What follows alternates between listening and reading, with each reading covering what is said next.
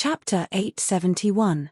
An 8-star battle saint and a 9-star battle saint were on completely different levels. For example, a sacred weapon. A 9-star battle saint could fully recover with the power of a single person. It could be said that a 9-star battle saint with a sacred weapon was invincible below the battle emperor level. An 8-star battle saint could not do that. Of course. An 8-star battle saint could forcefully recover, but he would definitely suffer a backlash. Therefore, seeing that Yang Wei had successfully become a 9-star battle saint, Qin Feiyang and the rest were very happy. Because in this way, their overall strength would increase by several times. Did I really succeed? However, Yang Wei felt the surging power in his body and felt as if he was dreaming. He was very clear about his own talent. If he cultivated as usual, it would take at least a few decades, or even 100 years to break through. However, he did not expect that he would be able to become a 9-star battle saint with just one elixir. This kind of breakthrough made him feel very unreal. After a while, he swallowed his saliva and looked up at Qin Feiyang and the rest, asking, "Is this really not a dream?" Qin Feiyang and the rest were stunned. The truth was right in front of them. It's not a dream. You have really become a 9-star battle saint now. Lu Hong smiled. It's true, Yang Wei muttered to himself. Swoosh. Suddenly, he got up and bowed deeply to Qin Feiyang, saying gratefully, "I'm really grateful. We're all on the same side, why are you so polite?" Qin Feiyang smiled faintly. "We're on the same side," Yang Wei murmured and could not help but feel a surge of warmth in his heart. "Don't be so excited. This is just an appetizer. The real sweetness is yet to come." Fatso chuckled. "What sweetness?" Yang Wei looked at him suspiciously. Fatso did not answer him directly. He turned to look at Qin Feiyang and said, now that he has broken through to become a 9-star battle saint, he should be able to unlock the door to his potential. Qin Feiyang nodded. Door of potential. Yang Wei's eyes trembled. In this world, the most tempting thing was undoubtedly the door of potential. Even the legendary divine items could not be compared to the value of the gate of potential. But there was a problem. Yang Wei was a 9-star battle sage and needed the assistance of the Emperor's aura to open the door to his potential. The massive central divine kingdom naturally had plenty of battle emperors, but none of them were trustworthy.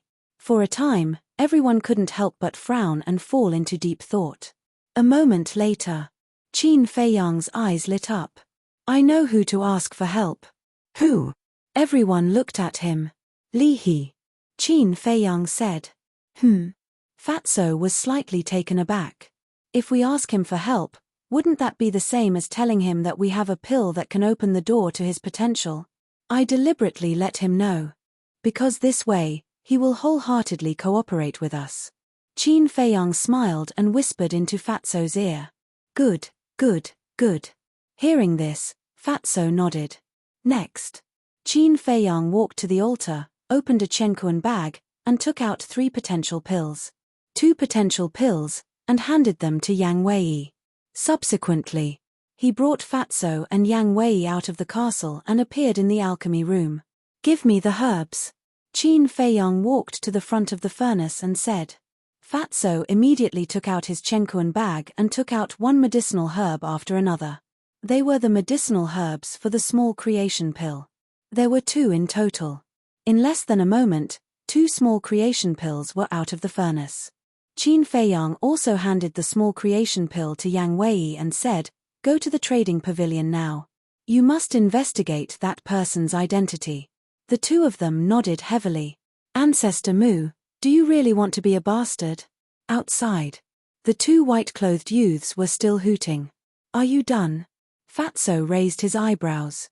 "Do you want me to go out and get rid of them?" Yang Wei looked at Qin Feiyang, a cold light flashing in his eyes. "No need." Qin Feiyang waved his hand, his face full of disdain. "Oh right, boss, why weren't you disturbed by them before?" Fatso asked curiously. Qin Feiyang laughed. As the saying goes, one learns from one's mistakes.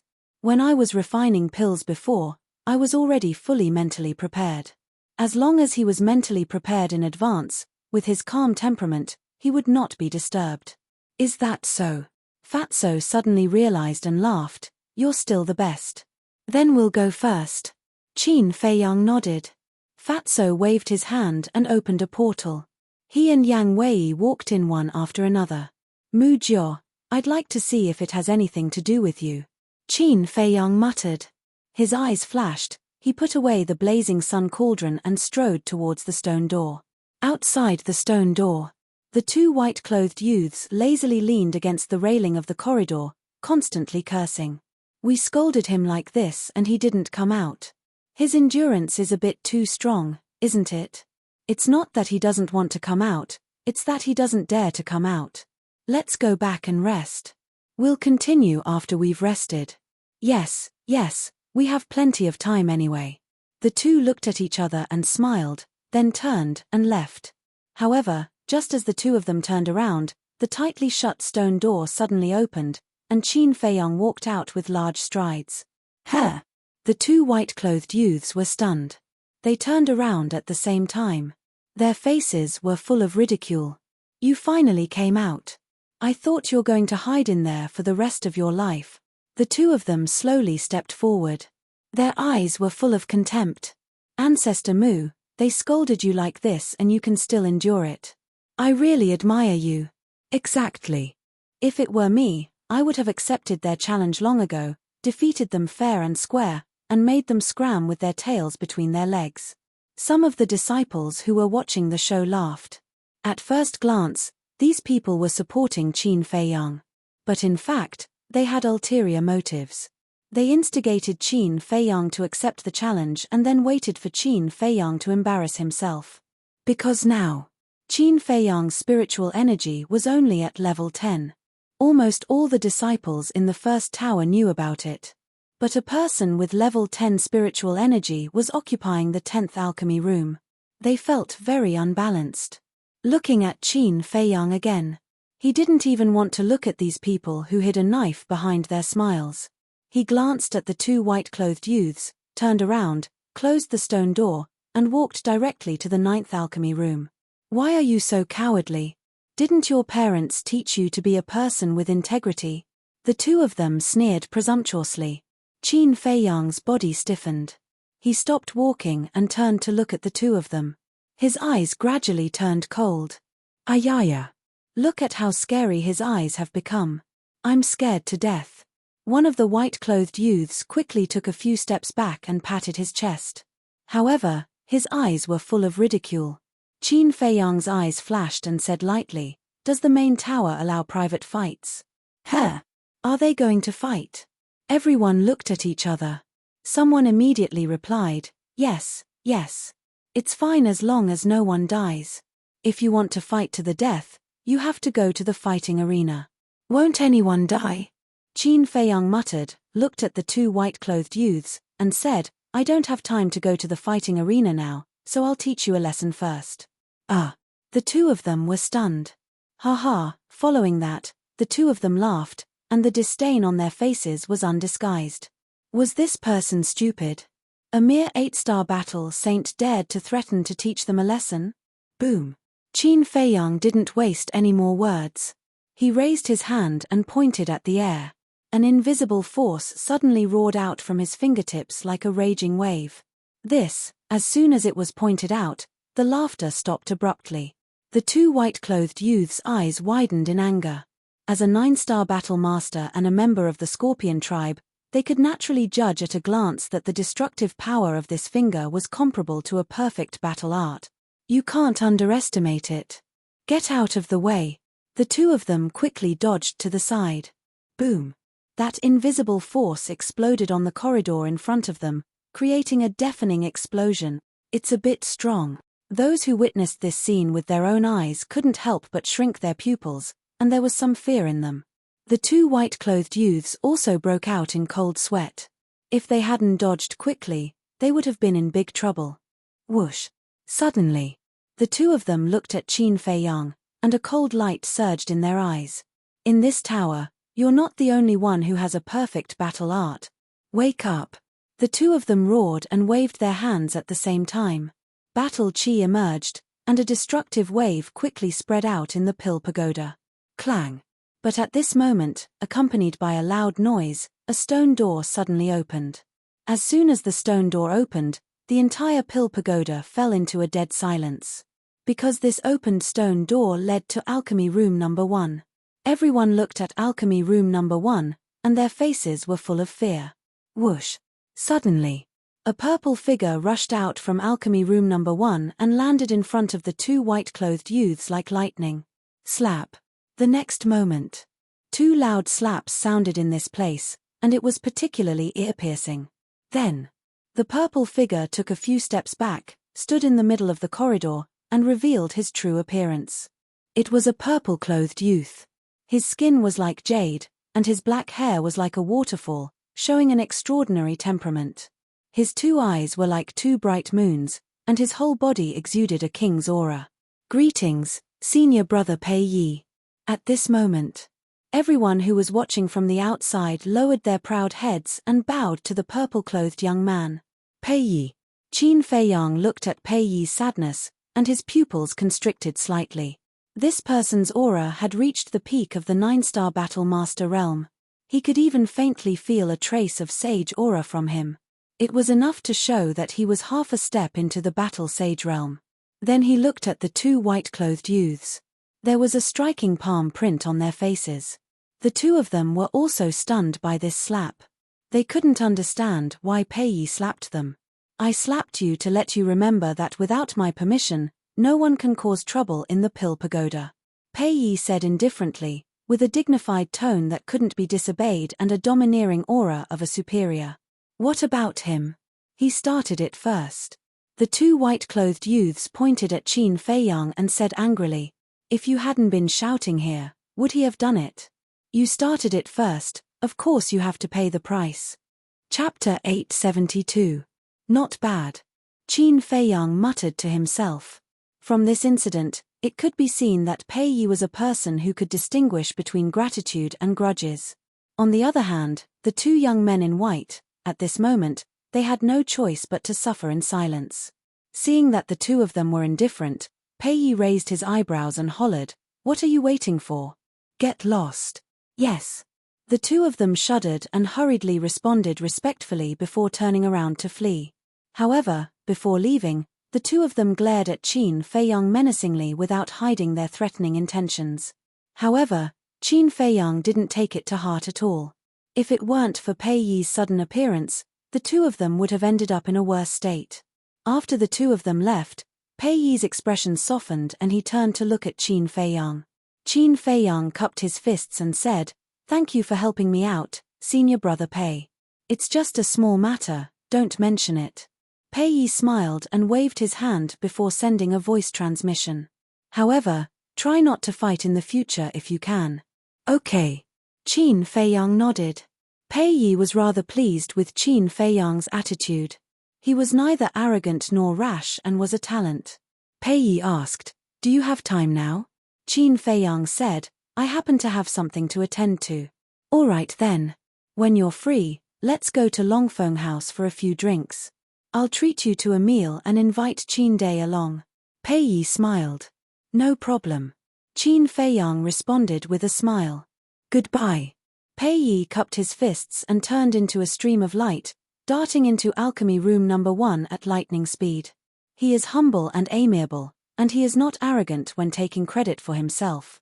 "I can try befriending him," Qin Feiyang murmured, then walked to the door of alchemy room number 9 and knocked hard on the stone door. At the next moment, the stone door opened automatically. Qin Feiyang strode in and saw Mu Qing recuperating in the lounge. Qin Feiyang glanced at him, turned around and closed the stone door, then walked straight into the alchemy room. On the alchemy platform, there was a bronze alchemy cauldron. It was about the same size as an ordinary alchemy cauldron. On the wall, there was a carving of a green bull.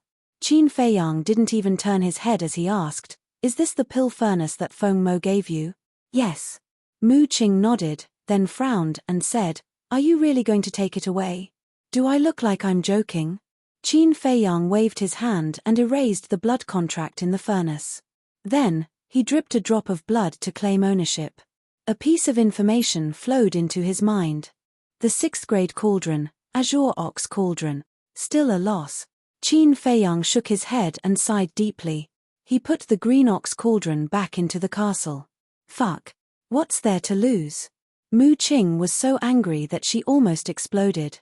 For a single cauldron explosion, he had paid the price of a Tier 6 cauldron and a Tier 6 cauldron. He had even been violently beaten up. If there was a loss, it should be him who had lost. This bastard was a typical example of taking advantage of others. It was too infuriating. You don't understand. Qin Feiyang shook his head, then turned to look at Mu Qing and said, "When do we set off?" "Now, right now, right now." Mu Qing roared. She was flustered and exasperated. Then, she got up and opened a portal. She walked in without looking back. Qin Feiyang smiled helplessly and followed her into the portal. The next moment, the two appeared in the sky above a mountain range. The mountain range stretched as far as the eye could see. Ancient trees were verdant and huge peaks towered into the sky, exuding a majestic aura. Be careful. This is the Sky Scorpion mountain range. It's possible to meet people from the Sky Scorpion tribe anywhere. Mu Qing scanned the mountain range. Her expression was full of vigilance. Qin Feiyang nodded. Follow me. After Mu Qing finished speaking, she turned into a ray of light and flew down the mountain stream. Qin Feiyang followed behind Mu Qing without saying a word. Soon, the two of them landed on a short mountain. At the peak of the mountain, the vegetation was lush. The two of them stood in the middle of a patch of grass and looked ahead. Mu Qing suddenly pointed to a certain place in front of them and said in a deep voice, "Do you see that? There are two people from the Sky Scorpion tribe over there." Qin Feiyang looked over and saw a clear river a few miles away. There were two middle-aged men dressed in black flying above the river. Their eyes swept back and forth across the river, as well as both sides of the river, as if they were looking for something. However, the strength of the two of them wasn't very strong. They were only war master. They should be looking for medicinal herbs. Should we go and get rid of them first? Mu Qing asked secretly. It's best not to go, so as to not alert the enemy. Qin Feiyang shook his head and said, "When will your second ancestor arrive?" "I'm not sure either. He only said that we should wait here." Mu Qing shrugged his shoulders. Qin Feiyang frowned and said, "My time is very precious, don't drag it out for too long. Can you stop acting cool?" Mu Qing turned his head and glanced at Qin Feiyang. Seeing Qin Feiyang's mature look, he wanted to rush up and beat him up. At the same time, trading pavilion. Why are you here again? In the lounge. Looking at Fatso and Yang Wei who appeared out of thin air, Li He, who was sitting in front of the desk, revealed a look of surprise. "Am I not welcome?" Fatso frowned. "Of course you're welcome. Quick, take a seat." Li He chuckled and quickly stood up to entertain the two. Fatso chuckled and waved his hand, "I'll sit down later. Right now, there's something I need your help with." "Why are you being so polite with me?" "Just say it." Li He said. Fatso glanced at the lounge and said, "It's best to find a more secretive place first." Li He was stunned and said in surprise, "What is it that needs to be so secretive?" "It's a very big matter." Fatso looked around vigilantly and said in a low voice. Li He immediately became interested and said, "There's a secret room under my trading pavilion that I usually use for seclusion. It's absolutely safe." Fatso thought for a moment and said, "There are too many people, forget it. Let's go out of the city and find a place where there are no traces of people." "Okay." Li He nodded and thought carefully. With a wave of his old hand, a teleportation door quickly opened. "Both of you, please." Li He retreated to the side with a smile. As long as one was not an idiot, one could see that he was trying to curry favor. Fatso and Yang Wei did not stand on ceremony and took the lead to enter the teleportation door. In the sky above a majestic mountain, the three of them appeared out of thin air. This place is called Fire Phoenix Mountain Range and is hundreds of thousands of miles away from the Divine City. Very few people come here. Follow me. Li He gave a brief introduction and flew towards a huge mountain on the left. Halfway up the huge mountain, there was a cave that was about 10 feet wide. It was pitch black inside. The three of them stopped in front of the cave. Li He smiled and said, I remember many years ago, I came here to look for an herb and was accidentally injured by a saint beast. At that time, I hid in this cave to recuperate. Fatso looked around and then at the cave. He nodded in satisfaction and said, This is it. Swoosh. The three of them flew into the cave one after another. The cave was very deep. The three of them flew for more than 10 breaths before reaching the deepest part. This was a stone cave that was very spacious. Although there was no sunlight shining in and it was pitch black, it did not affect the three of them. Can you tell me now? Li He looked at the two of them, his old eyes filled with curiosity. Fatso said mysteriously, Close your eyes first. This, Li He could not help but frown. Fatso said, Don't worry, we won't plot against you. Furthermore, you're so strong, we don't have the ability to plot against you. All right. Li He nodded helplessly and closed his eyes.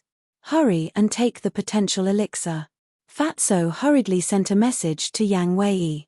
Yang Wei nodded and immediately took out 3 potential elixirs, stuffing them into his mouth. There's a medicinal fragrance. The medicinal fragrance of the potential elixir was extremely rich. After smelling it, Li's heart was filled with shock. Wait.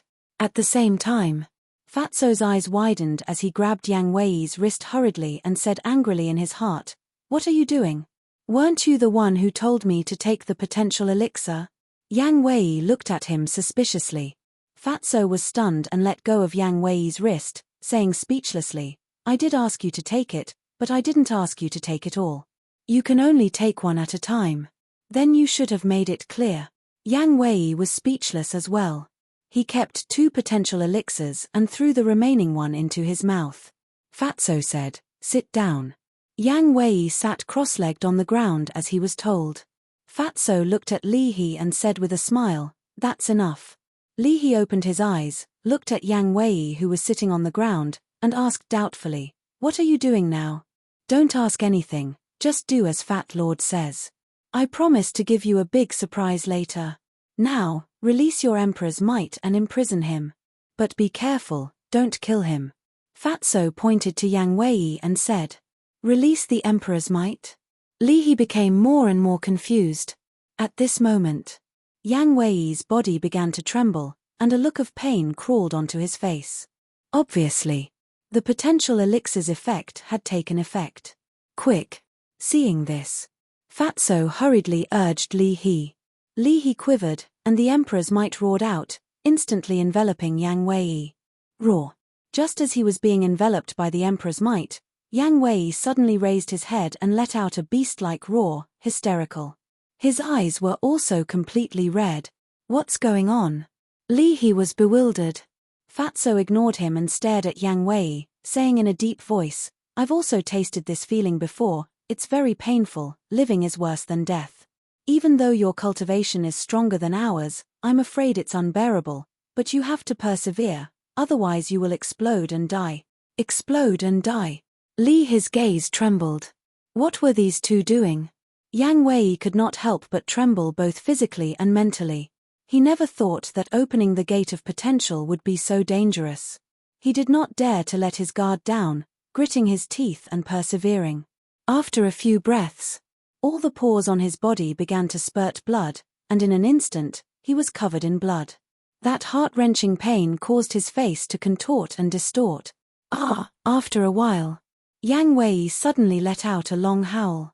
The loud howl turned into an invisible sound wave that rushed out of the cave, alarming all the ferocious beasts in the nearby mountains. They soared into the air one after another, looking at the giant peak where Fatso and the other two were, their fierce eyes filled with bewilderment. At the same time, Yang Wei's body also exploded with a dull bang, and the position of his heart also blossomed with a bright light. Good. Successfully opened the first level.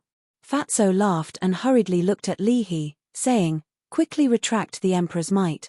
With a thought from Li He, the terrifying Emperor's might instantly disappeared.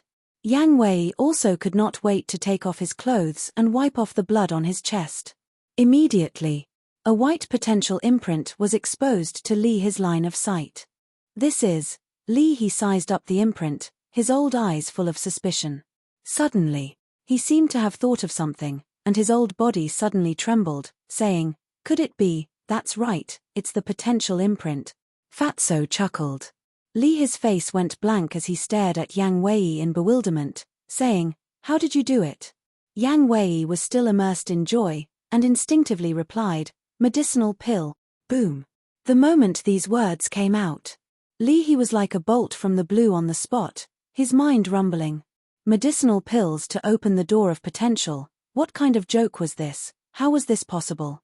But suddenly, he thought of the medicinal fragrance he smelled earlier. He swallowed his saliva with difficulty, looked at Fatso and asked, "Is it really a medicinal pill?" "Of course." Fatso nodded. He was completely stunned. After being in the transaction pavilion for so many years, what kind of medicinal pill had he not seen? But he had never heard of a medicinal pill that could open the door of potential in the world. This was completely beyond his imagination. What kind of background did this group of people have, to actually hide so many shocking medicinal pills? Fatso laughed. "How is it? Is this a surprise?" Yes, definitely." He nodded repeatedly, looking at Fatso and Suzimo with longing in his eyes. If he could get his hands on such a medicinal pill, coupled with the 9-melody yellow dragon pill, the position of Deputy Pavilion Master of the Transaction Pavilion would definitely belong to him. "My boss said that as long as we have a good cooperation, you'll definitely benefit a lot." Fatso chuckled. "Our cooperation has to be good. If there's anything in the future, feel free to tell me. As long as I can do it, I'll definitely do it." He patted his chest and vowed solemnly, as though he was dozens of years younger, looking hale and hearty. Fatso smiled smugly and looked at Yang Wei. "Hurry and heal your injuries. We'll continue to open the second level later." "All right." Yang Wei immediately took out a healing elixir and threw it into his mouth, closing his eyes to heal his injuries. "What? It can be opened continuously?" He was bewildered. "Of course." Fatso nodded. Chapter 873. Fire Phoenix Mountain Range. With the help of Yang Wei continued to open the door of potential.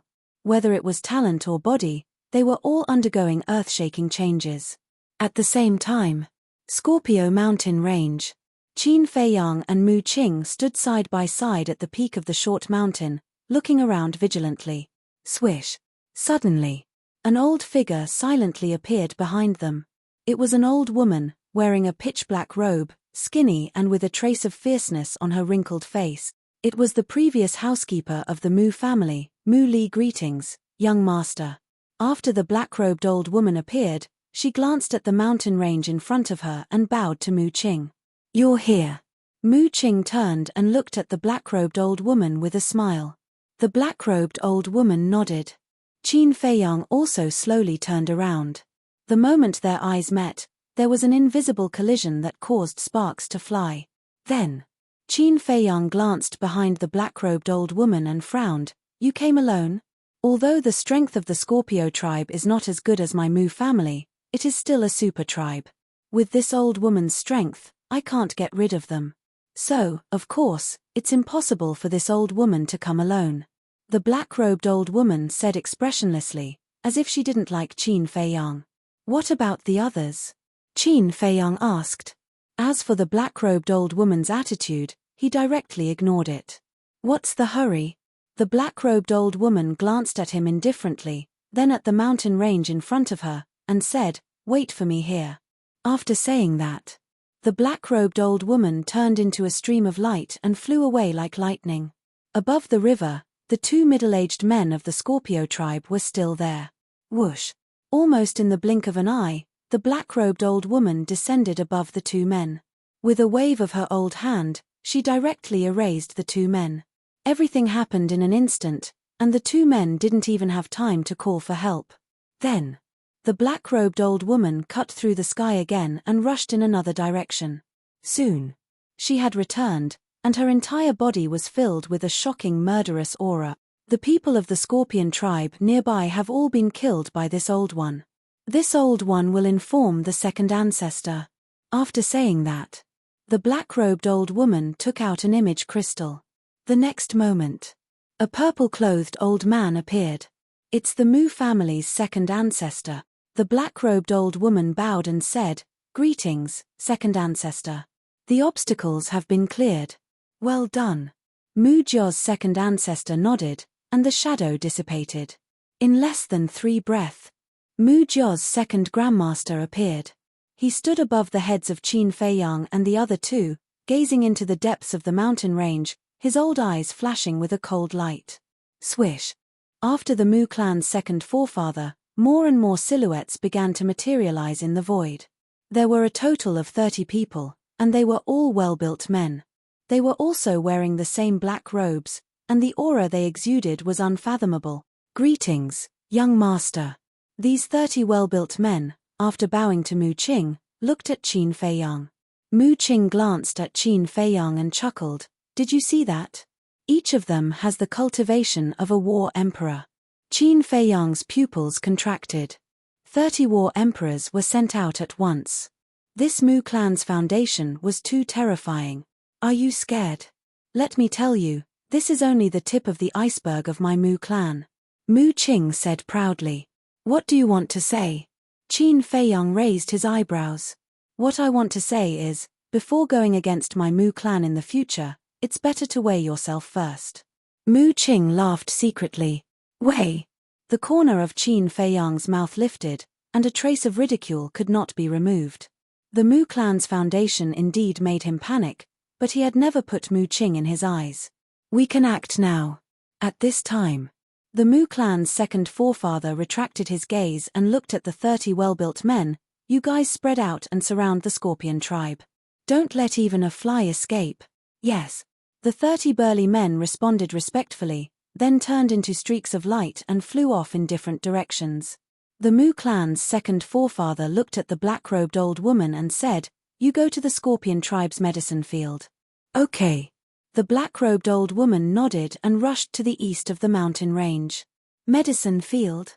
Qin Feiyang was stunned and secretly asked Mu Qing, "The Scorpion tribe has a medicine field?" Of course. Every tribe in the Central Divine Kingdom has its own medicine field. Among them, the top 10 tribes have the largest medicine fields and the most varieties. And most of them are 10,000-year-old herbs. Mu Qing said. After hearing this, Qin Feiyang immediately calculated in his heart. Mu Qing looked at him and suddenly a trace of vigilance crept up on her face, asking, "What do you want?" "Nothing." Qin Feiyang shook his head. One must know how to be content. Don't think about things you shouldn't think about. The Mu clan's second forefather also glanced at Qin Feiyang and said faintly with a clear threat in his tone. Then, he rolled up Qin Feiyang and flew straight to the depths of the Scorpion mountain range. Content. If I don't get some benefits, wouldn't this trip be in vain? Qin Feiyang's eyes flashed. Suddenly, he flickered and disappeared without a trace.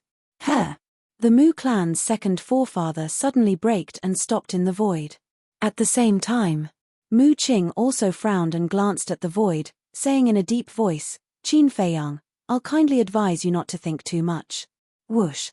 Qin Feiyang appeared in the void below and looked up at the two with a smile. "I can't help much even if I go, so it's better to walk around." Walk around? Don't treat us as fools. Do you think we don't know that you want to go to the medicine field too? Mu Qing sneered. You guessed it, I really want to praise you. Qin Feiyang laughed. Thank you, but no need. But I will never let you touch the medicine field. Mu Qing said very seriously. Then why do you want me to come? To watch you kill people?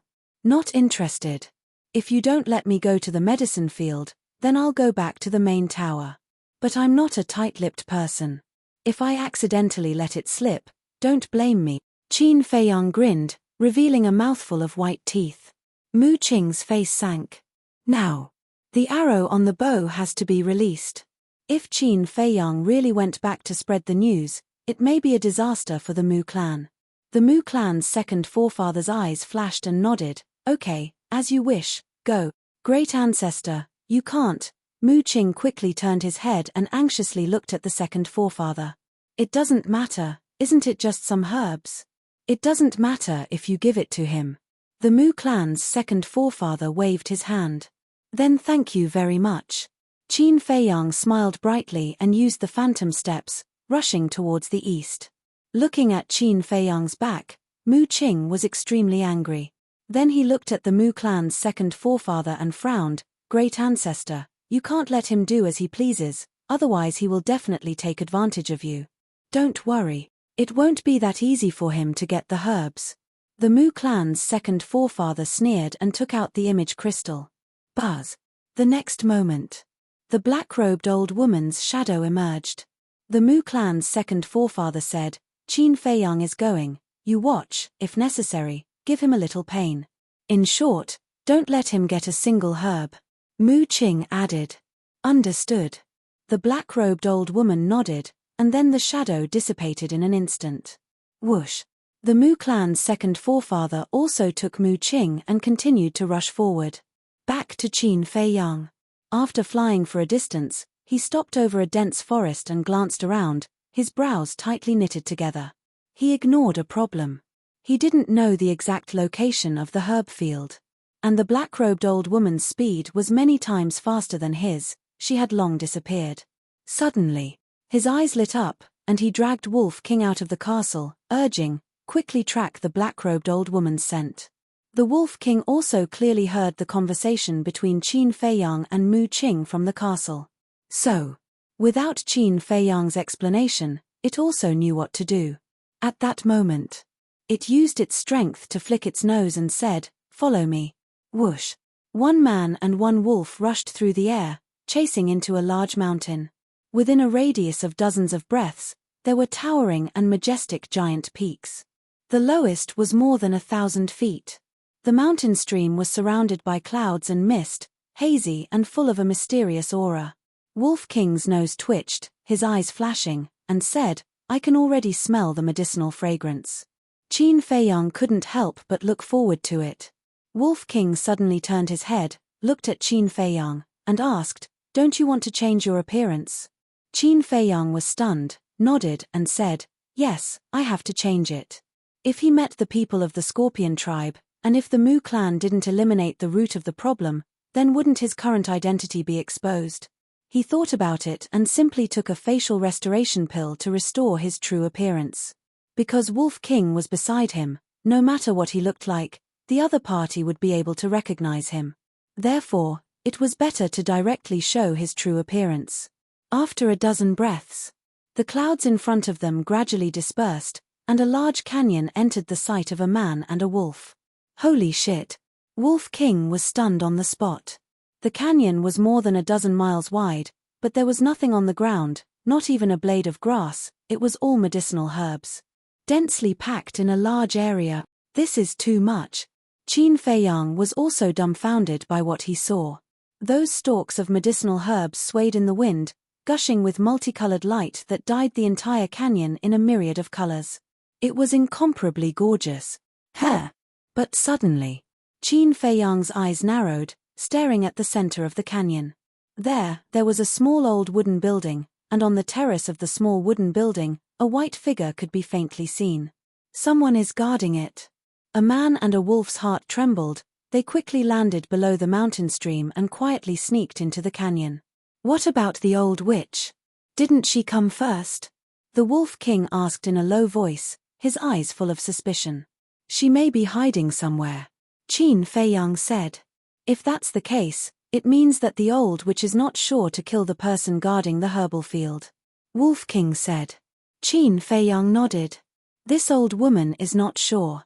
Before her voice faded, a cold voice suddenly sounded behind the man and the wolf. We've been discovered. Qin Feiyang and Wolf King looked at each other, stopped and turned their head. Sure enough, it was the black-robed old woman.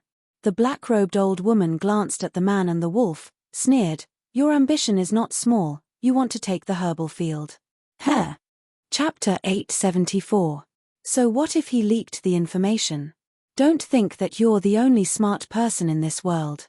The black-robed old woman smiled disdainfully. I really didn't realize that you're that smart. Qin Feiyang laughed. The black-robed old woman's eyes darkened slightly. What? You want to fight? Then you'd better think about it. Putting aside our cooperation, As long as you make a move, the person guarding the herb field will immediately sense your aura. At that time, not to mention the herbs, you might not even be able to keep your life. Qin Feiyang laughed, not nervous at all. Are you threatening me? The black-robed old woman's eyes flashed coldly. No, no, no. Qin Feiyang waved his hand and said, I'm not threatening you. I'm just giving you a piece of advice. Then I'll also give you a piece of advice. You'd better leave immediately, or you'll have to bear the consequences. The black-robed old woman said. What consequences? Don't scare me. I'm a very timid person. Qin Feiyang took a few steps back, his hands in front of his chest, looking at the black-robed old woman warily, but his face was full of ridicule. Little bastard, let me tell you, as long as I'm here, you won't get a single herb. The black-robed old woman gritted her teeth, her hands tightly clenched together. At this moment, she couldn't wait to rush up and kill Qin Feiyang. That's not necessarily true. Qin Feiyang pursed his lips and smiled, saying, I don't want to talk nonsense with you. The herbs here, we'll each take half. Why?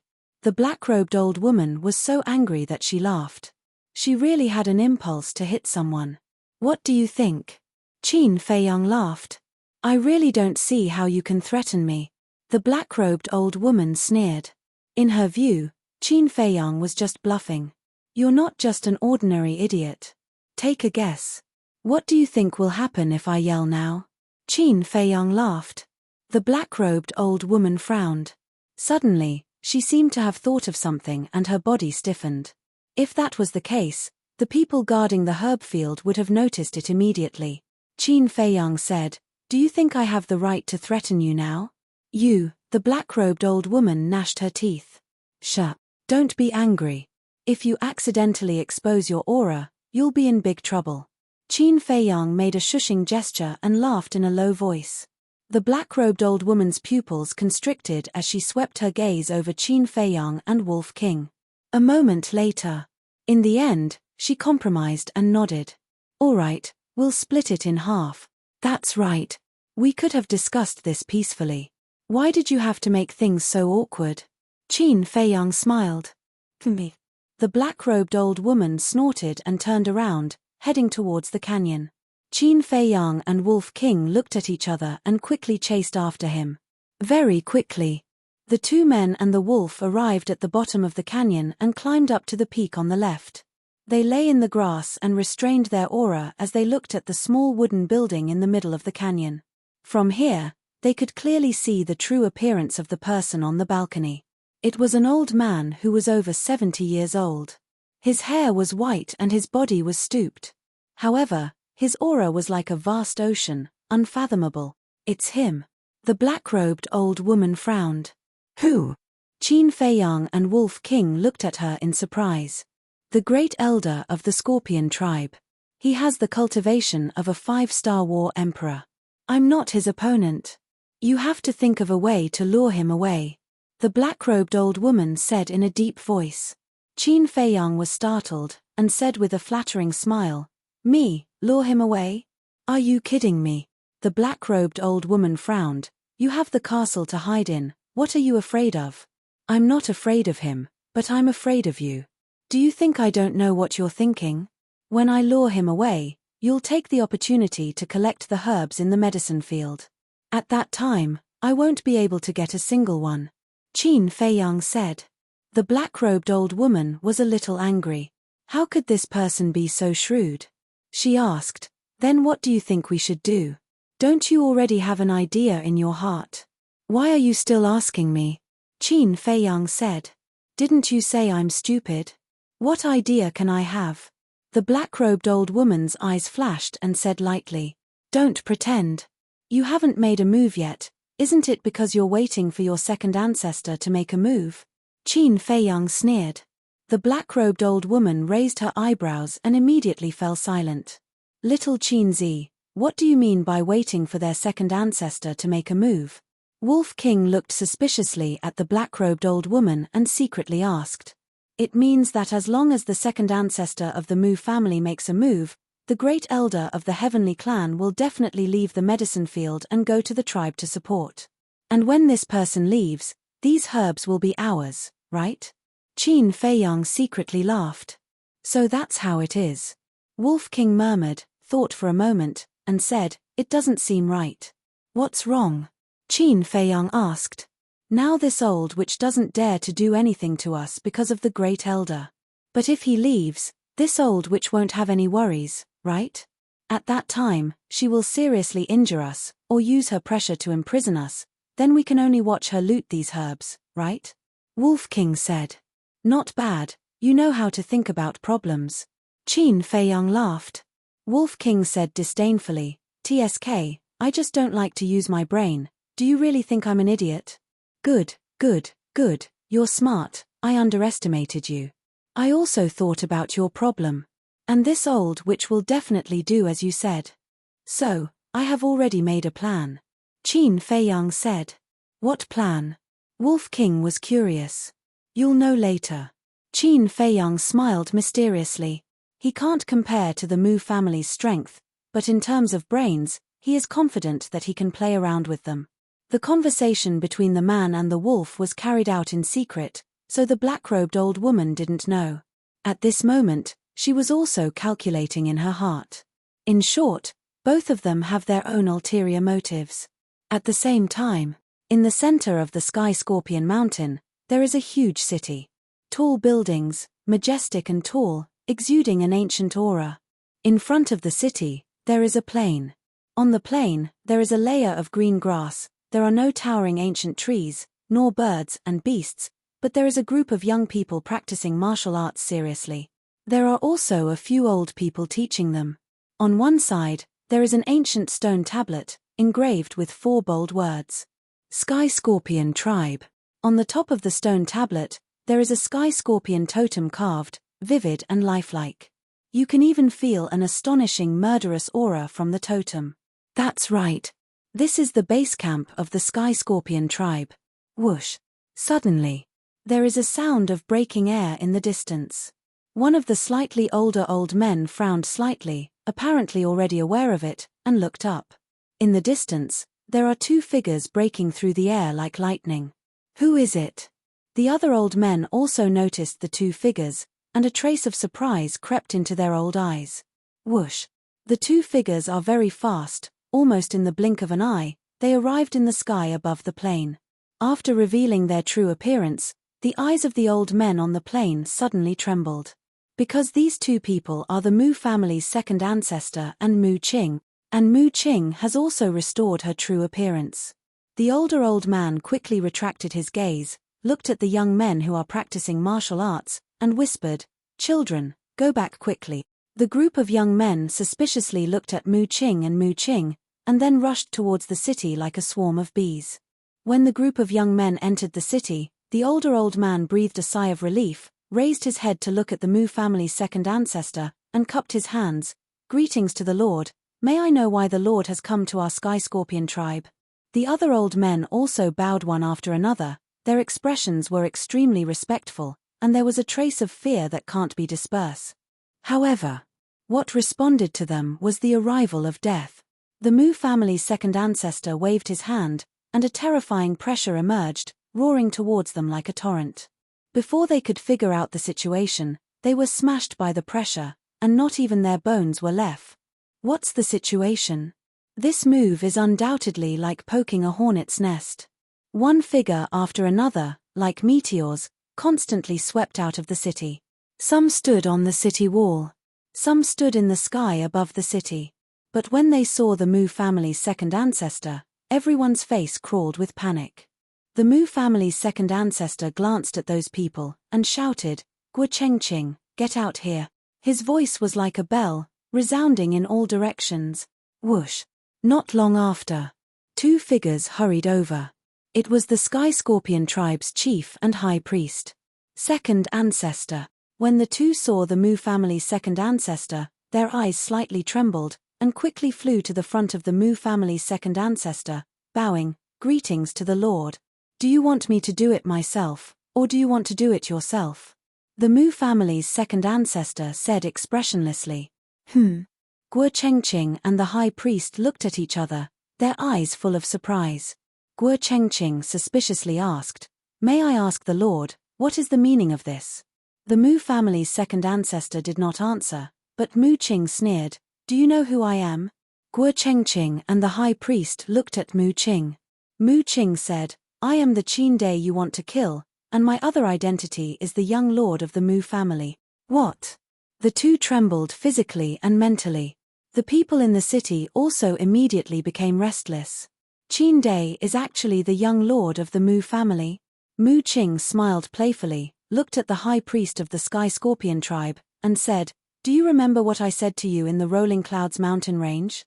The high priest's body suddenly trembled, and he quickly knelt in the void, saying, I didn't know Qin Dai was you, I was wrong, I won't dare to do it again, please be magnanimous, spare my life. Spare you? Ha. In the trading pavilion, you failed to kill, and set up a trap, letting Elder Wu trick us into going to the Rolling Clouds mountain range. At that time, you and Guoming destroyed my Qi Si, broke my heart, and almost killed me. For someone who wanted to kill me, I let him go. Do you think I will be so merciful? Mu Qing said playfully. I'm sorry. The high priest repeatedly kowtowed and apologized. That arrogant attitude of the past had vanished without a trace. At this moment, there was nothing in his heart, only regret.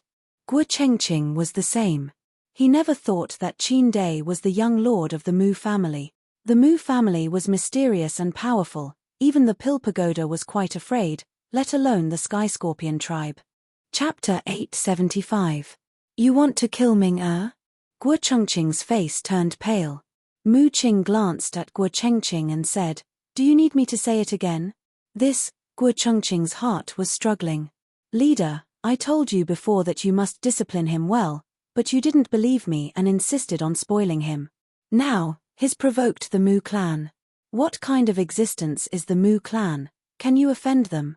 Hurry up and bring him here, otherwise it may be a disaster of extermination. Seeing this, the high priest transmitted his voice anxiously with a hint of reproach. Guo Chengqing's eyes trembled, and he bowed to Mu Qing and said, I'll bring him here right away, please wait a moment. My patience has its limits. Mu Qing laughed. I understand. Guo Chengqing nodded, turned into a stream of light, and sped towards the city. Boom. At the same time, a mighty emperor's aura rushed out of the Mu clan's second ancestor's body, like an invisible giant wave, rushing towards the city. Wherever it passed, the people of the Scorpion tribe, except for the high priest and Guo Chengqing, were all imprisoned. In just a moment, the pressure spread to the entire city. The high priest's face suddenly changed, and he hurriedly said, Lord, have mercy. Don't worry. I won't do it now, just to prevent some people from having crooked ideas.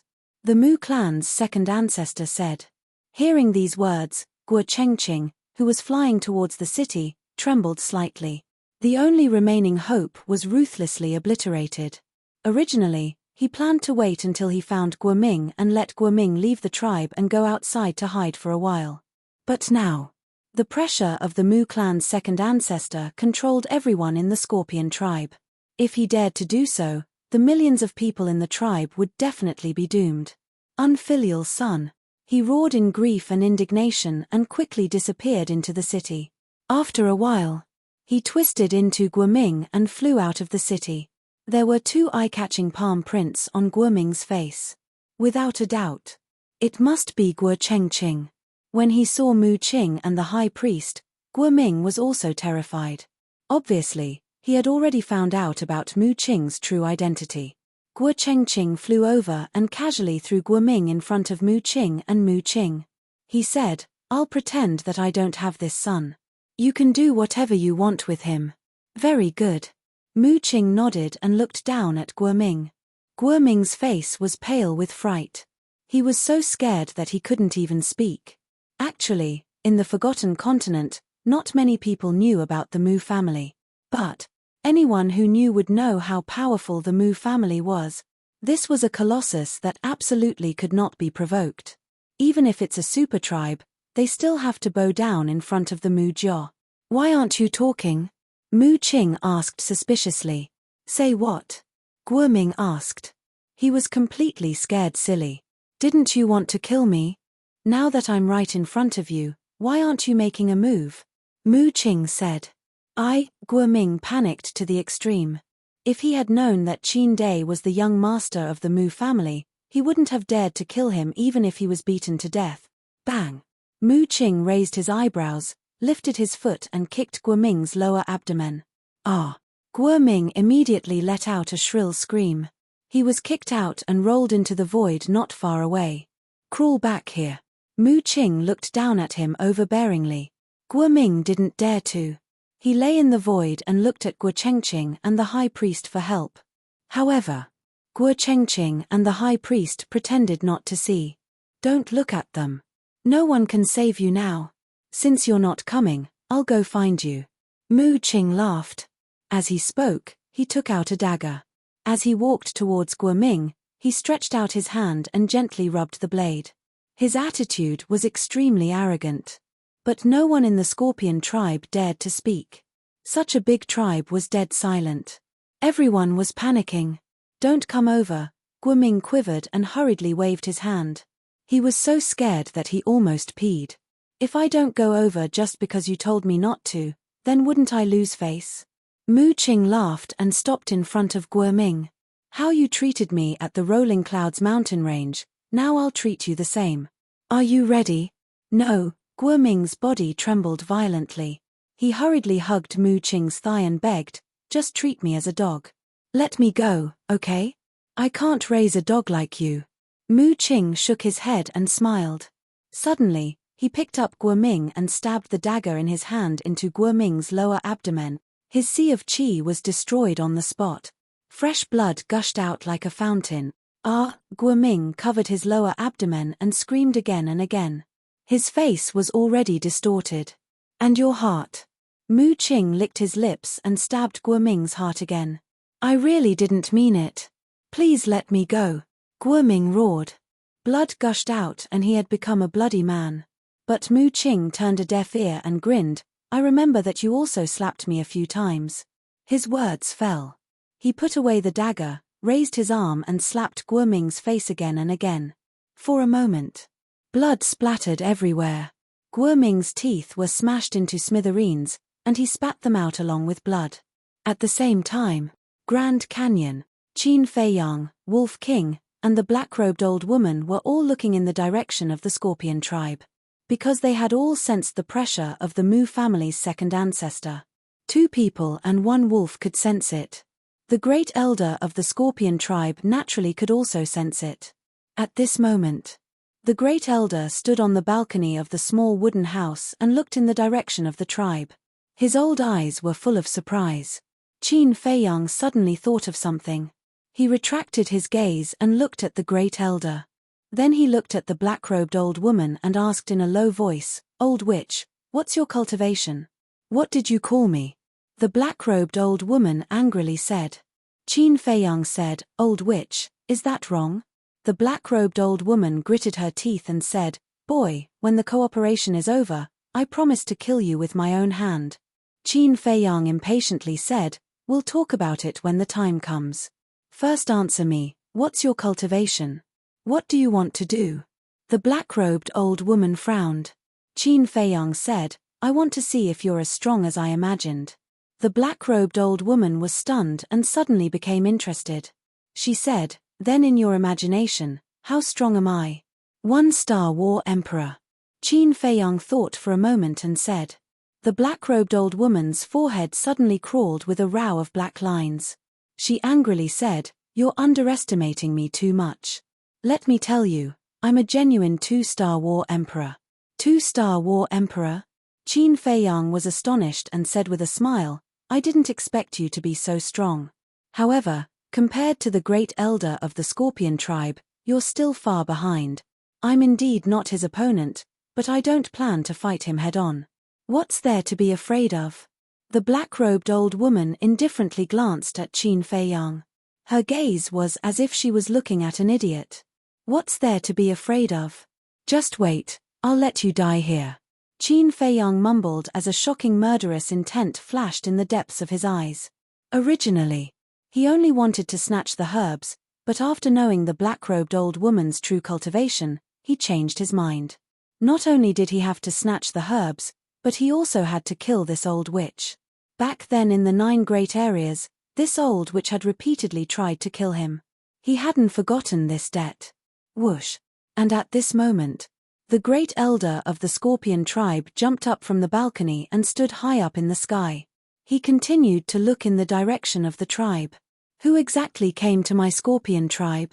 The pressure is so terrifying that I can even feel it from here. No, I have to go and take a look. The great elder muttered to himself for a while before turning into a stream of light and flying towards the tribe. He's finally gone. The black-robed old woman looked at the great elder's back with unconcealable joy in her eyes. Qin Feiyang's eyes were also surging with light. After the great elder disappeared, Qin Feiyang looked at the black-robed old woman and said with a smile, "Go quickly, I'll keep a lookout for you here." Keep a lookout? The black-robed old woman was stunned and said in surprise, "You're so kind. No matter what, we're in the same boat now. Of course we have to help each other. Go quickly, you can share half with me later." Qin Feiyang said. "Okay, I'll definitely share it with you." The black-robed old woman nodded with a smile, but when she got up, her eyes flashed with ridicule. "Share? Naive." Then, she jumped up and rushed towards the medicine field below. "Do you really think I'm so kind? Idiot." Looking at the black-robed old woman's back, Qin Feiyang's face also crawled with a trace of undisguised ridicule.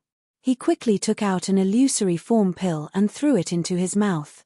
His appearance immediately began to change rapidly. Soon, an unfamiliar face appeared in front of Wolf King. "Whose appearance are you disguised as?" Wolf King was surprised.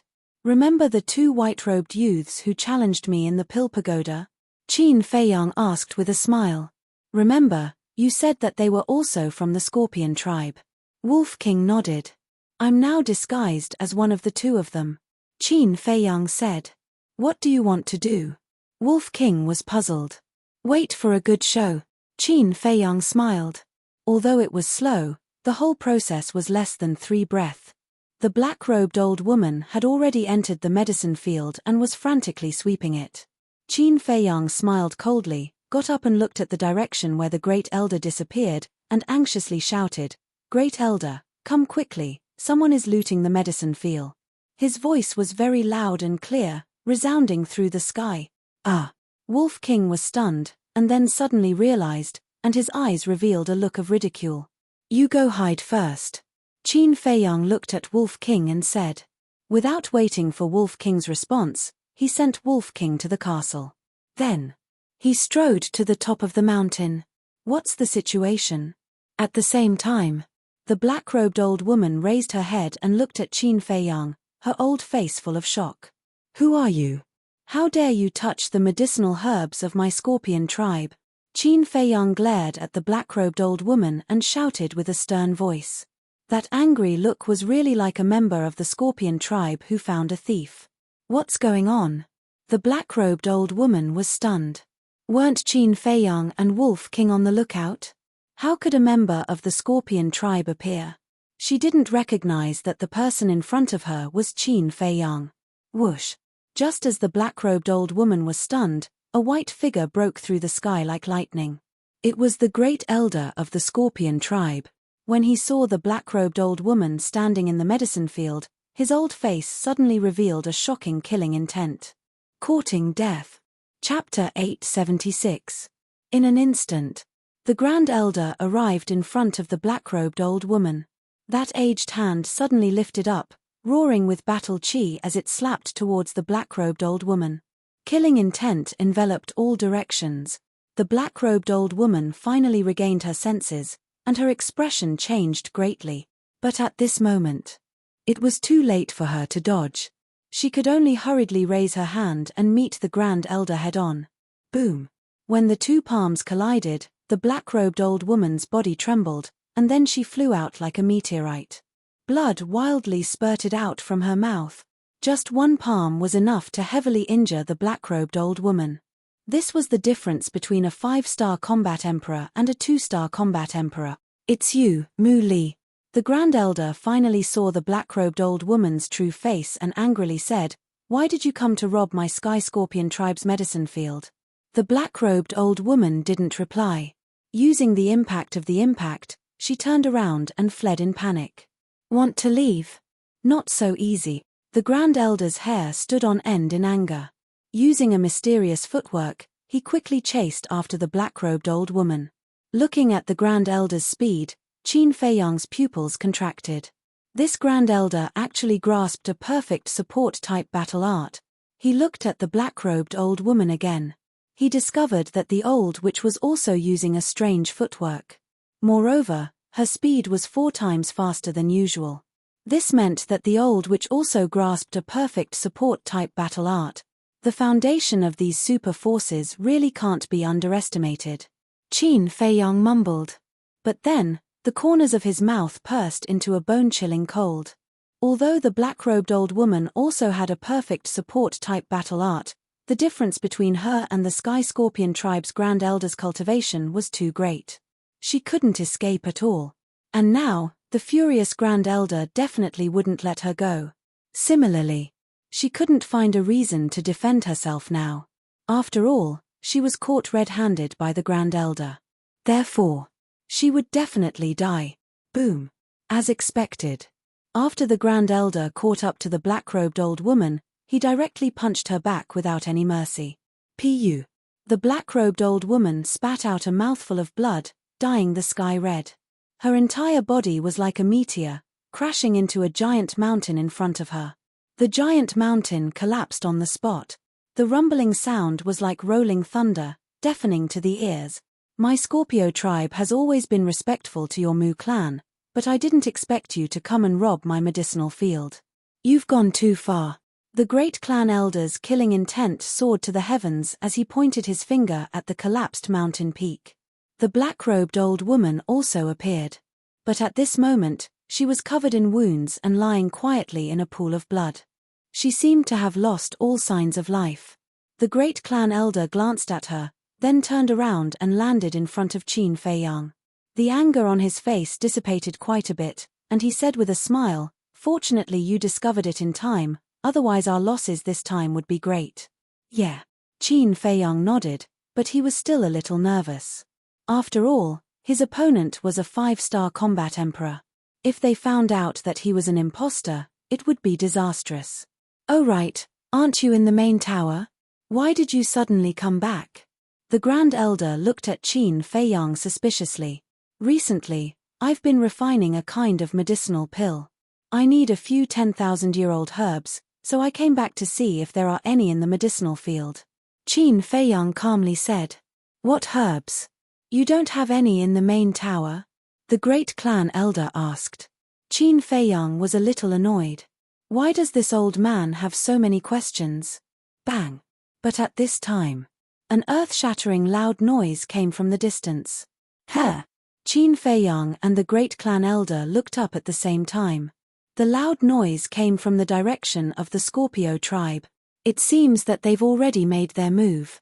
Qin Feiyang's eyes flashed, then he turned to look at the great clan elder and asked, "What's the situation?" This old man doesn't know. Just now, this old man has already felt a terrible pressure. The great clan elder said. "Pressure? Who dares to make trouble in my Scorpio tribe?" Qin Feiyang was surprised. "This old man will go and take a look. You find the herbs you need and immediately return to the main tower," the great clan elder said. "Okay." Qin Feiyang nodded, then he looked at the black-robed old woman's body and said, "What should we do with her?" "Don't touch her body. After dealing with the tribe's affairs, this old man will take her and personally go to the Mujio. Let the Mujio give this old man a reasonable explanation." The great clan elder's eyes flashed coldly, then he turned into a stream of light and quickly flew away. Phew. Looking at the great clan elder's departure, Qin Feiyang finally breathed a sigh of relief. Because he really didn't know how to answer the great clan elder's question. After the great clan elder completely disappeared, he waved his hand and Lu Hong, the pangolin, Wolf King, the winged snow eagle, and the black dragon snake all appeared. "Hurry up," Qin Feiyang said. Everyone looked at each other and immediately rushed to the medicinal field. Qin Feiyang also flew up and landed next to the black-robed old woman's body. Before The black-robed old woman had already swept away a lot of medicinal herbs, so he naturally couldn't let go of these. He squatted on the ground, reached out and fumbled in the black-robed old woman's clothes, and soon found a chenkuan bag. Cough. But just as he was about to check the chenkuan bag, the black-robed old woman lying motionless on the ground suddenly coughed. Not dead. Qin Feiyang's face changed, quickly stepped back a few steps, looking at the black-robed old woman in surprise. After a burst of coughing, the black-robed old woman's eyelids moved. She's really not dead, her life is so hard. Qin Feiyang was surprised. Suddenly, his eyes flashed coldly, took out the chang shui, rushed forward and stabbed the black-robed old woman's sea of qi.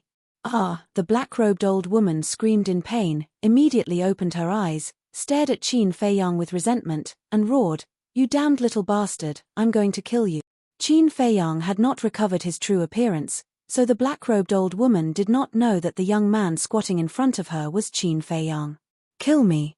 Qin Feiyang slowly got up and said, "Now that your sea of qi has been destroyed and the chenkuan bag is in my hands, what do you have to kill me?"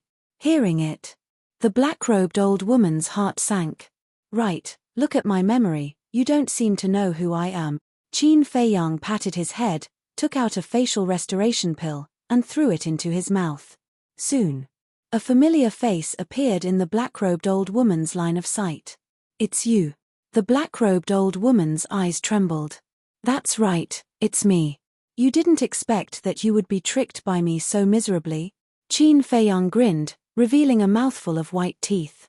"Damn it, we are now in a cooperative relationship," the black-robed old woman angrily said. "So what? Anyway, sooner or later, we will fall out, so it's better to find an opportunity now and kill one first. What's more, I also know that you will certainly not share the medicinal herbs with me. In that case, I can only rely on my own ability to rob. Now, all the medicinal herbs here are mine." Qin Feiyang laughed. The black-robed old woman glanced at Lu Hong and the others who were frantically sweeping the place, gritted her teeth and said, "The second ancestor will not let you go. Don't worry. Your second ancestor will not know that I killed you. When the time comes, I will tell him that the great elder of the Scorpion tribe killed you. Moreover, even if he knows, I don't care. Don't take yourself too seriously. You are just a housekeeper, the Mujio will not hurt me because of you." Qin Feiyang laughed, rubbing Chang Shui's blade, his eyes flashed with killing intent. "What do you want to do?"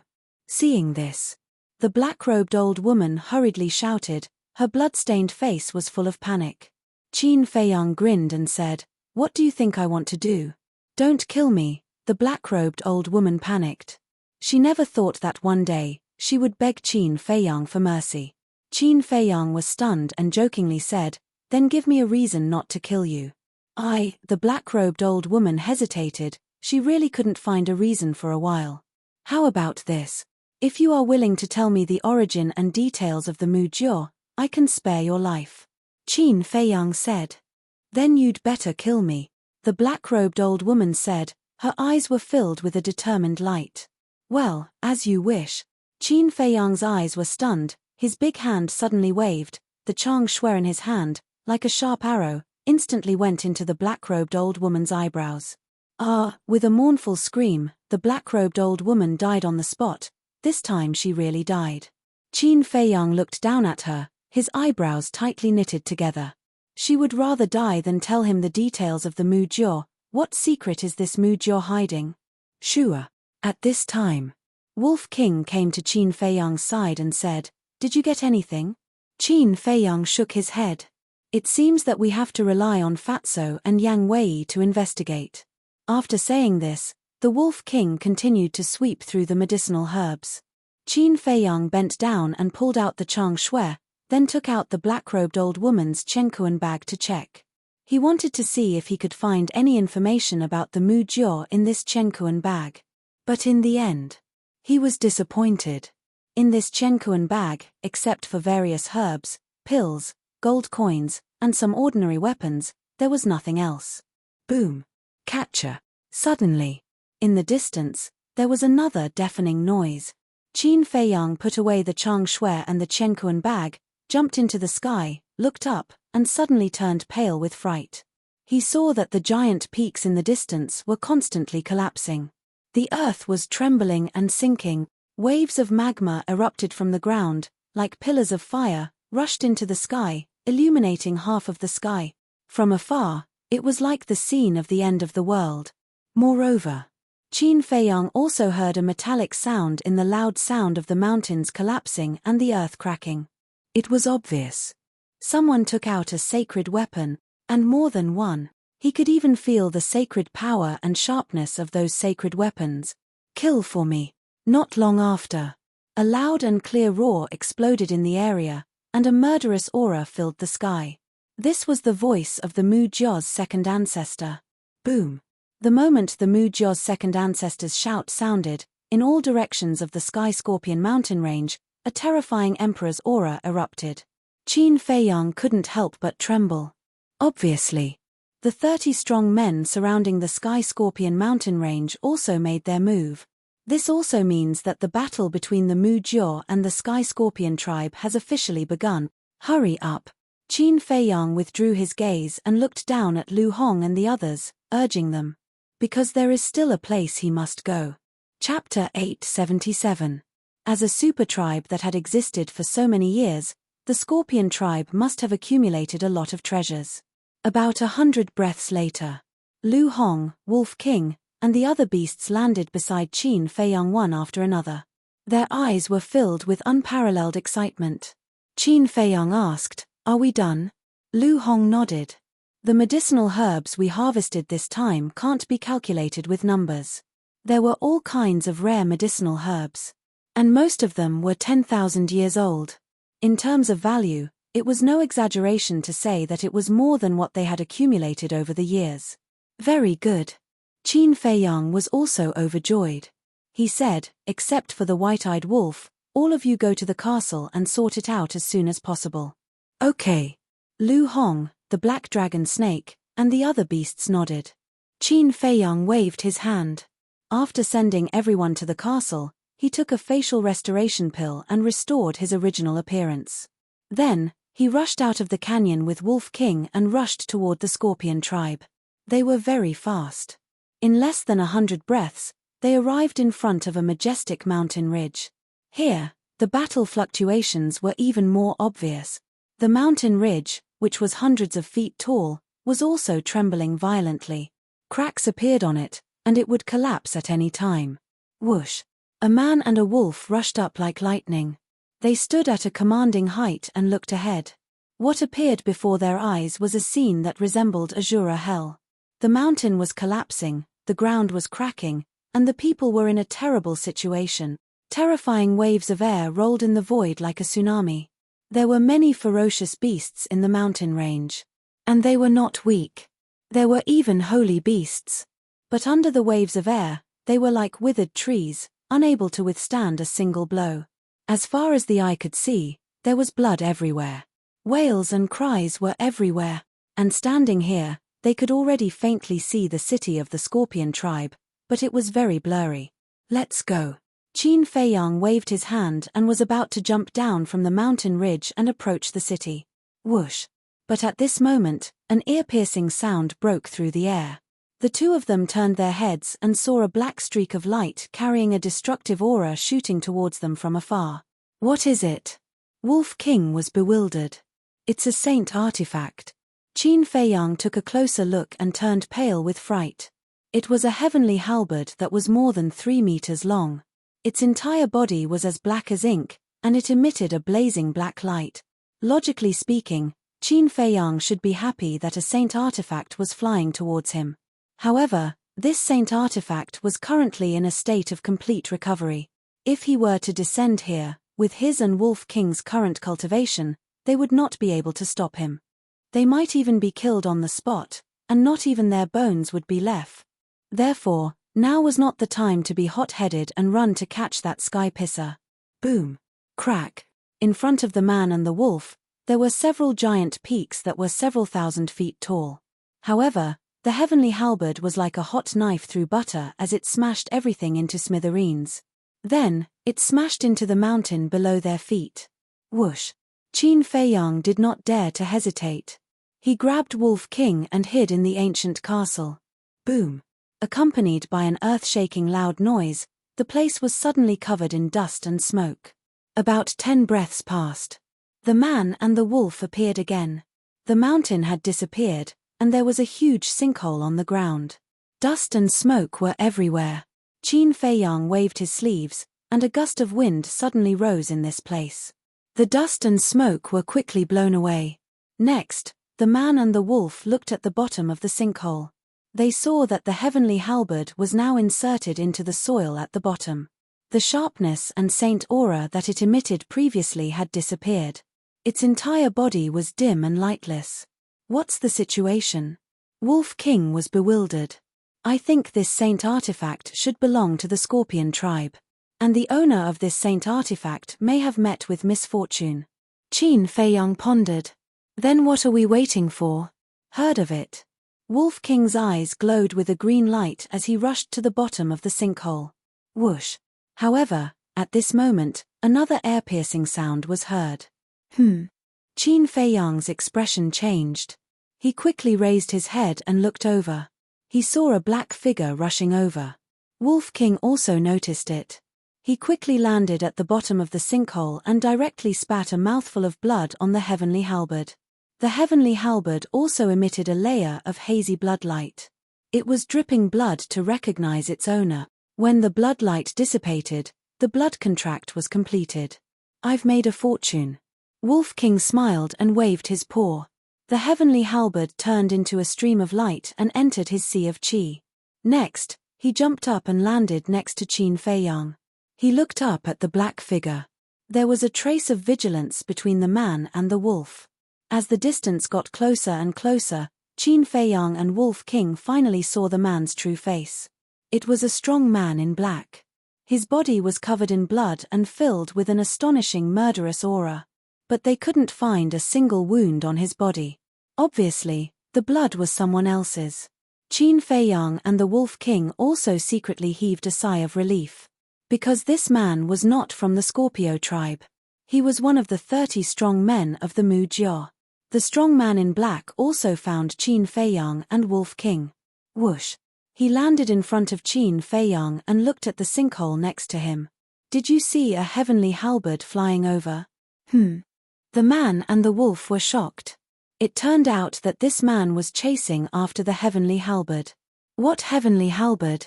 I didn't see it. The man and the wolf shook their heads at the same time. You didn't see it? But why do I feel the aura of a sacred tool here? The strong man in black was suspicious. He seemed to suspect that Qin Feiyang and Wolf King were lying. What? That heavenly halberd is a sacred tool? Wolf King pretended to be surprised and then angrily said, What do you mean? Are you suspecting that we stole your sacred tool? Then he added, Don't you know that we also have sacred tools? Don't be rude. Qin Feiyang reprimanded.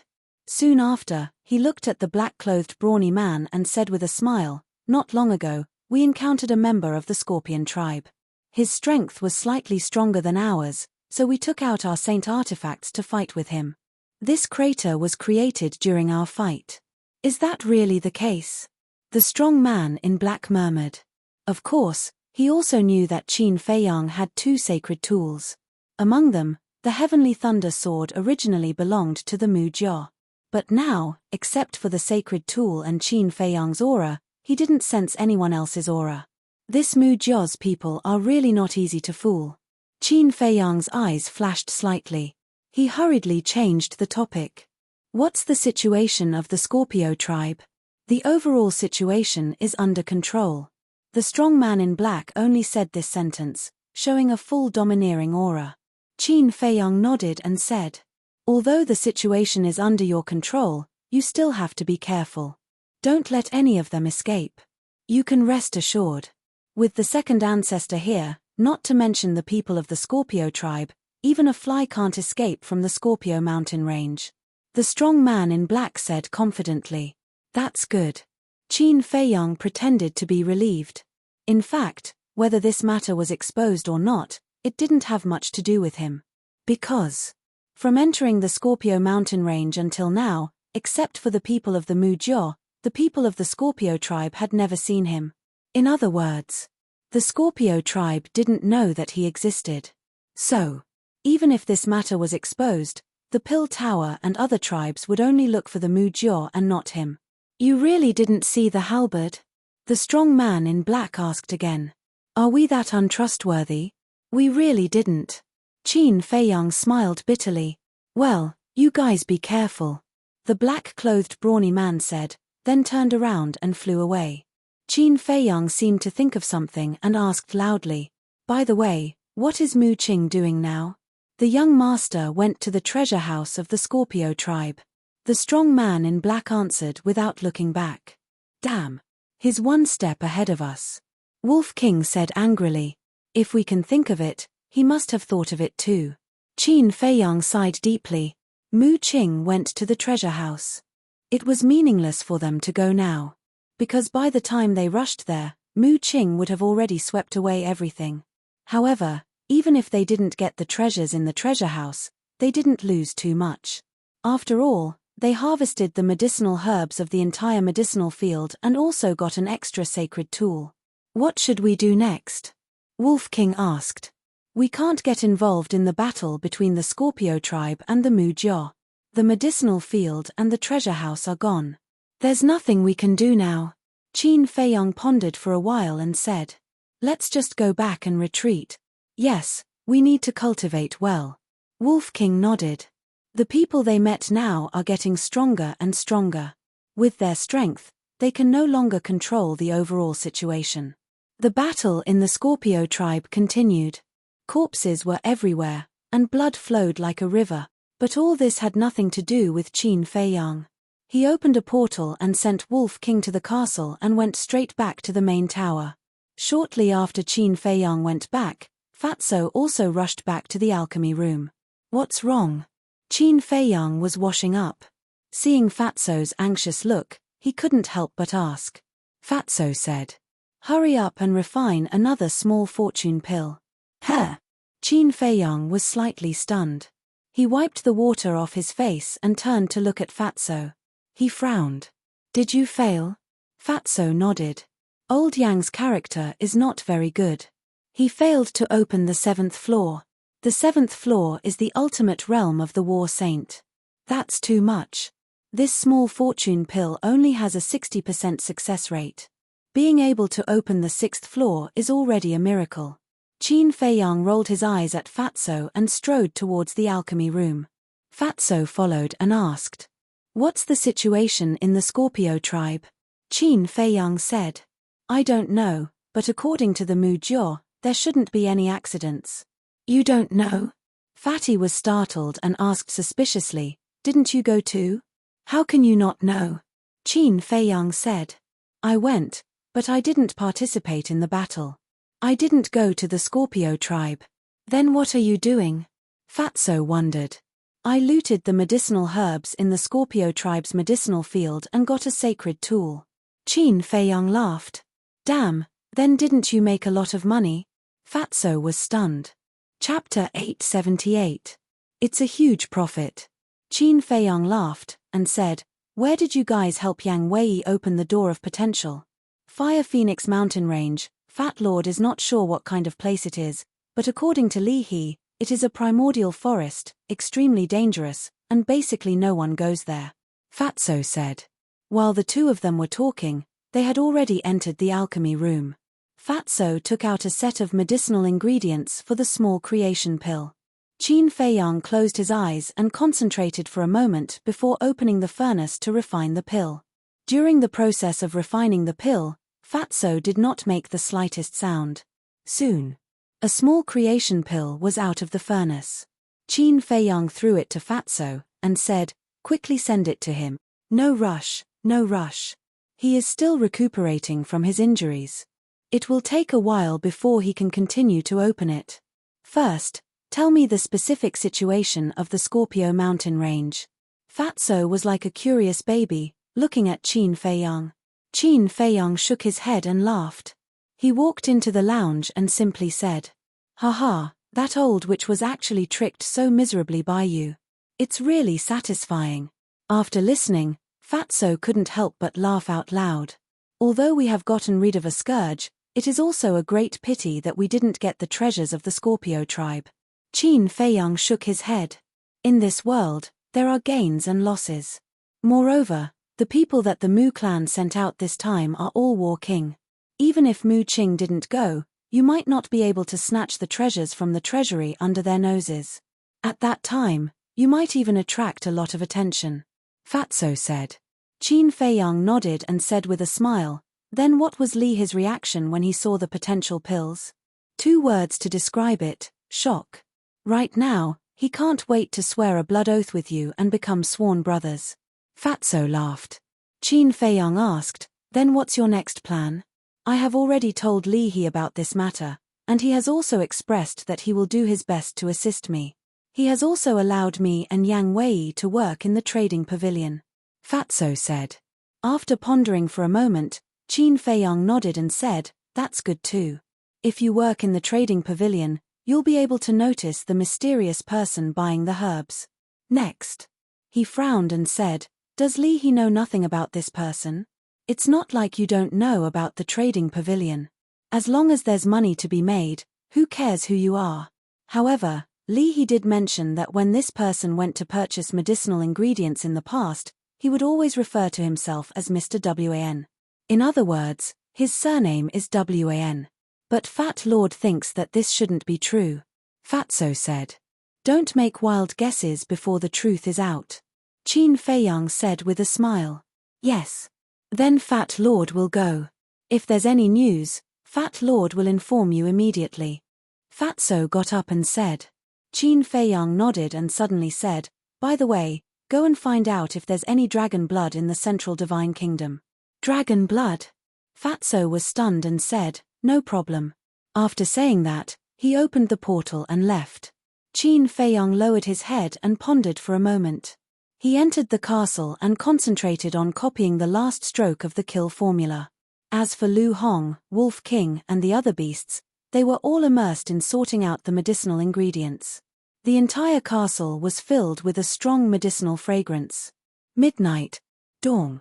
A series of rapid knocks on the door came into the castle. Qin Feiyang raised his eyebrows, took a disguise pill, and changed into the appearance of Ancestor Mu. Then he left the castle, walked to the door, and opened the stone door. A familiar face suddenly entered his line of sight. It was Mu Qing, but it was also Mu Qing in disguise. Mu Qing glanced at Qin Feiyang. Without waiting for Qin Feiyang to speak, she directly walked into the alchemy room. Her face was a little ugly. Qin Feiyang closed the stone door and turned to look at Mu Qing. He frowned and said, did an accident happen? No. The entire Scorpion tribe, except for the people outside, is dead. Mu Qing said. This is a good thing. It's worth being happy. Why do you still have a long face? Qin Feiyang was suspicious. Elder Li was killed. Mu Qing said in a low voice. Qin Feiyang's heart trembled. He nodded and said, I know. He was killed by the great elder of the Scorpion tribe.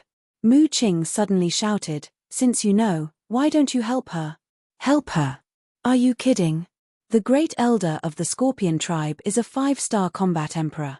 With my strength, it's not enough to fill the gaps between his teeth. Qin Feiyang said. I know you're not a match for the great elder of the Scorpion tribe, but you can take Elder Li and hide in the castle. Mu Qing said angrily. It's easy for you to say. The situation was critical. I didn't have time to take her to the castle.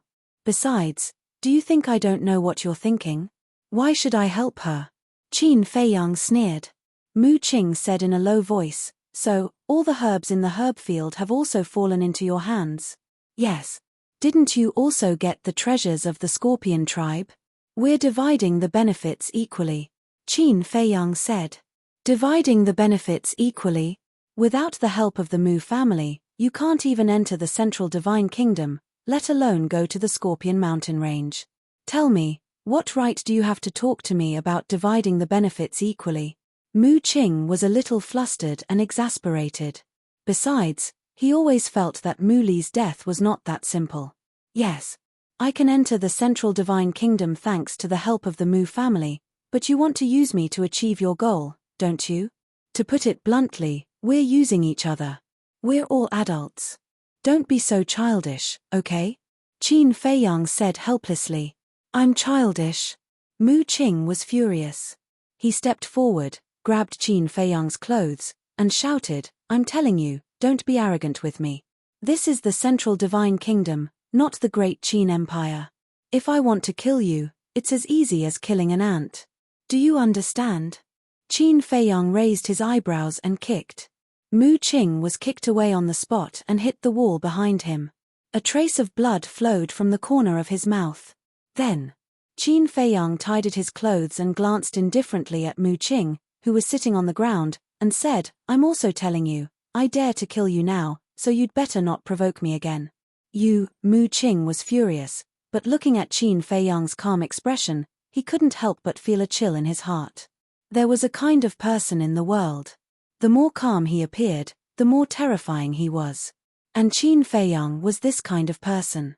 He suppressed his anger, got up, and said, Then tell me, did you deliberately set up Elder Li's death? Qin Feiyang couldn't help but feel a headache. This guy was a little too smart. Answer me, did you? Mu Qing shouted. Yes, it was me. I also took the divine artifact. Qin Feiyang nodded. He originally wanted to hide it from Mu Qing, but now he was really not in the mood. Even if Mu Qing knew, what could he do? It didn't matter. Okay, you win. Mu Qing gritted his teeth and glared at Qin Feiyang, then turned around and rushed out of the door. Naive. Qin Feiyang shook his head. After closing the stone door, he entered the castle and continued to copy the last stroke of the kill formula. However, from this point, it could be seen that the former housekeeper of the Mu family still had a high position in Mu Qing's heart. Alchemy Room Number 9. In the lounge.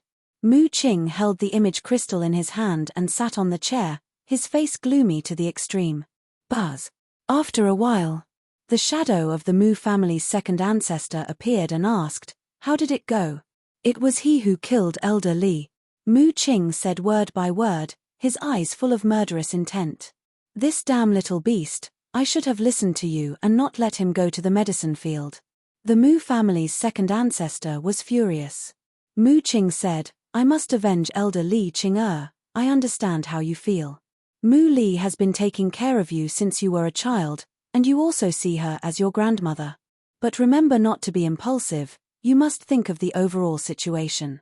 You can rest assured that when our partnership with him is over, I will find a chance to catch him and let you end his dog life with your own hands. The Mu family's second ancestor said. Good. Mu Qing nodded. Then have you thought about how to frame that mysterious woman? This is very simple, I will arrange it, don't worry about it, just focus on your cultivation, don't let the gap between you and Qin Feiyang get bigger and bigger. The Mu family's second ancestor said. I will. By the way, should we also get rid of the remnants of the Scorpion tribe in the main tower? Mu Qing asked. No need. These people are very young, they can't make any big waves. Of course. If there is a chance, we can get rid of them. The Mu family's second ancestor laughed. Not long after the conversation between the two ended, under the moonlight, an old man in purple clothes descended over a courtyard. It was the Mu family's second ancestor. This courtyard was very unique, it was located in the middle of a lake. The lake water was clear, and under the moonlight, it shimmered with layers of light. At this time, it was late at night, and the place was silent. However, in the attic of the courtyard, there were wisps of candlelight coming out from a window. The Mu family's second ancestor landed in front of the window and smiled. Brother Yu, this Mu has come to visit. Soon after, the window opened, and a middle-aged man stood in front of it. This person was about 30 or 40 years old, his body was thin, with long snow-white hair, and his body was also wearing a white robe, spotless. In his hand, he was holding an ancient book, and his whole person exuded a scholarly aura. Brother Mu? When he saw the Mu family's second ancestor, the middle-aged man was a little surprised, but then he smiled. Brother Mu, please come in. No need. This time, this old man came to tell you a bad news. The Mu family's second ancestor said, his face gloomy. What news can make Brother Mu come to me in person? The middle-aged man was curious. The Mu family's second ancestor said in a deep voice, the Scorpion tribe was exterminated. Third. The ancient book in the middle-aged man's hand suddenly fell to the ground. Who did it? He asked. His whole body's temperament suddenly changed. If it was before, he was like a scholar. But at this moment, he was like the incarnation of a sharp sword, exuding a shocking sharpness. A woman.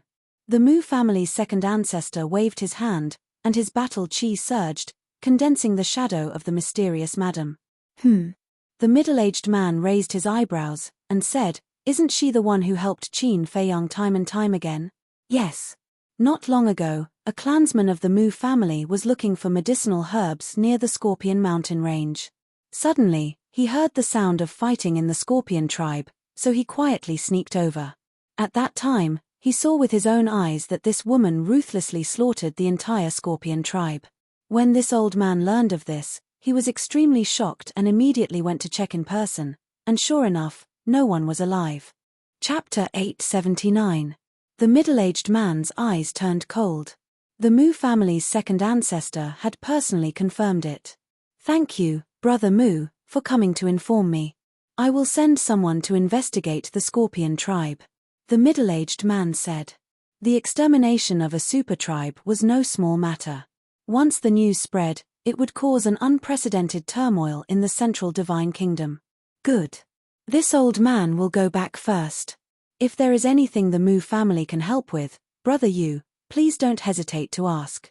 Although my Mu family is not a native of the Forgotten Continent, we will not tolerate this kind of crazy criminal. The Mu family's second ancestor's words were powerful and righteous. The middle-aged man didn't know the truth, otherwise he would have laughed in his heart. The middle-aged man cupped his hands and smiled. Thank you, then I won't send you off. Goodbye. The Mu family's second ancestor also cupped his hands and said a few words. He then turned around and opened the portal, quickly leaving. Who is this mysterious woman? And why did she want to exterminate the Scorpion tribe? After the portal disappeared, the middle-aged man lowered his head, his brows tightly knitted together. Gongsun Bei, quickly come see me. A moment later, he looked at the dark void outside the window and shouted. In less than 10 breaths, a graceful young man in purple holding a jade flute flashed through the night sky like lightning and landed in front of the middle-aged man. Greetings, Chief Tower Master. The young man in purple bowed, but there was a cynical smile on his face. That's right. This elegant middle-aged man was the ruler of the Forgotten Continent, the Chief Tower Master. It could even be said that he was the ruler of the Forgotten Continent. The Chief Tower Master said, go to the Scorpion tribe immediately. Gongsun Bei was confused. Why are you going to the Scorpion tribe so late at night? Just now, the Mu family's second ancestor came to find me and told me that the Scorpion tribe was exterminated. The Chief Tower Master said in a deep voice. What? Gongsun Bei's expression changed. Who did it? According to the Mu family's second ancestor, it was the mysterious woman who repeatedly helped Qin Feiyang. The Chief Tower Master said. This, Gongsun Bei raised his eyebrows. Sir, there is something I don't know if I should say. Speak your mind. The Chief Tower Master looked at him suspiciously. Although the Mu family has been in our Forgotten Continent for many years, they are still outsiders. Furthermore, none of us know their true origins. Thus, you can't completely trust their words. Gongsun Bei said. Chief Pagoda Master said with a frown, you mean, no. Sir, please don't misunderstand. I'm not saying this because I'm suspecting that the Scorpion tribe was destroyed by the Mu Jia. I'm just reminding you to guard against them in the future. Gongsun Bei hurriedly waved his hands. Chief Pagoda Master pondered for a moment, then nodded and said, all right, I will remember it. Hurry up and go. Gongsun Bei opened a portal, but then he thought of something and asked, if the Scorpion tribe is really annihilated, should we seal the news? How can such a big matter be sealed? Moreover, there are still many clansmen of the Scorpion tribe outside. The Chief Pagoda Master smiled bitterly. I understand. Gongsun Bei nodded, then turned and stepped into the portal, quickly disappearing. Qin Feiyang, Just who are you? Why are all the things that have happened recently related to you? Chief Pagoda Master looked up at the waning moon in the sky and muttered to himself. For a moment, his mind was in a mess. Time flew by. Early morning. The sun rose, full of vigor. Everything in the world that had slept for a night gradually woke up at this moment. Have you heard? The Scorpion tribe was annihilated. What? How is this possible? It's true. Before the sun rose, I heard that the Scorpion tribe was annihilated. At first, I didn't believe it either, but when I went to the Scorpion mountain range myself, I was completely shocked. The entire Scorpion tribe was covered in broken corpses, and the ground was stained with blood. I also went to take a look. The Scorpio tribe, which was originally glorious and prosperous, turned into an Azura hell overnight. Yes, the city is gone, and not a single survivor is left. Only a sea of corpses is left. It's too terrifying. Early in the morning, the news of the Scorpion tribe being annihilated spread throughout the divine city. Without a doubt. People were boiling. At the same time, hearing this shocking news, the world was also horrified. One must know. The Scorpion tribe was one of the top 10 super tribes. How could it be annihilated? How sensational was this news? In less than half an hour, this news spread to every corner of the divine city. Where there were people, they were discussing this matter. Moreover, this news was like a plague that was unstoppable and spread outside the divine city. Half a day later, whether it was those large and small tribes or other cities, they all knew about this and were all shocked. It was too shocking. In history, this was the first time a super tribe was annihilated, and it was annihilated by one person. I really didn't expect it to be related to this Qin Feiyang again. What is this person trying to do? Could it be that he has already sneaked into the central divine kingdom? Will he still deal with other super tribes? A companion by his side can annihilate a super tribe. How terrifying is his background? There was no suspense. When this news spread, the central divine kingdom fell into chaos. Everyone was in danger, especially the other 9 super tribes. They were all afraid of becoming Qin Feiyang's next target. And because of the relationship between the mysterious lady and Qin Feiyang, everyone also thought that it was Qin Feiyang's idea to annihilate the Scorpion tribe. In the end, although it was to frame the mysterious lady, this black pot still had to be carried by Qin Feiyang.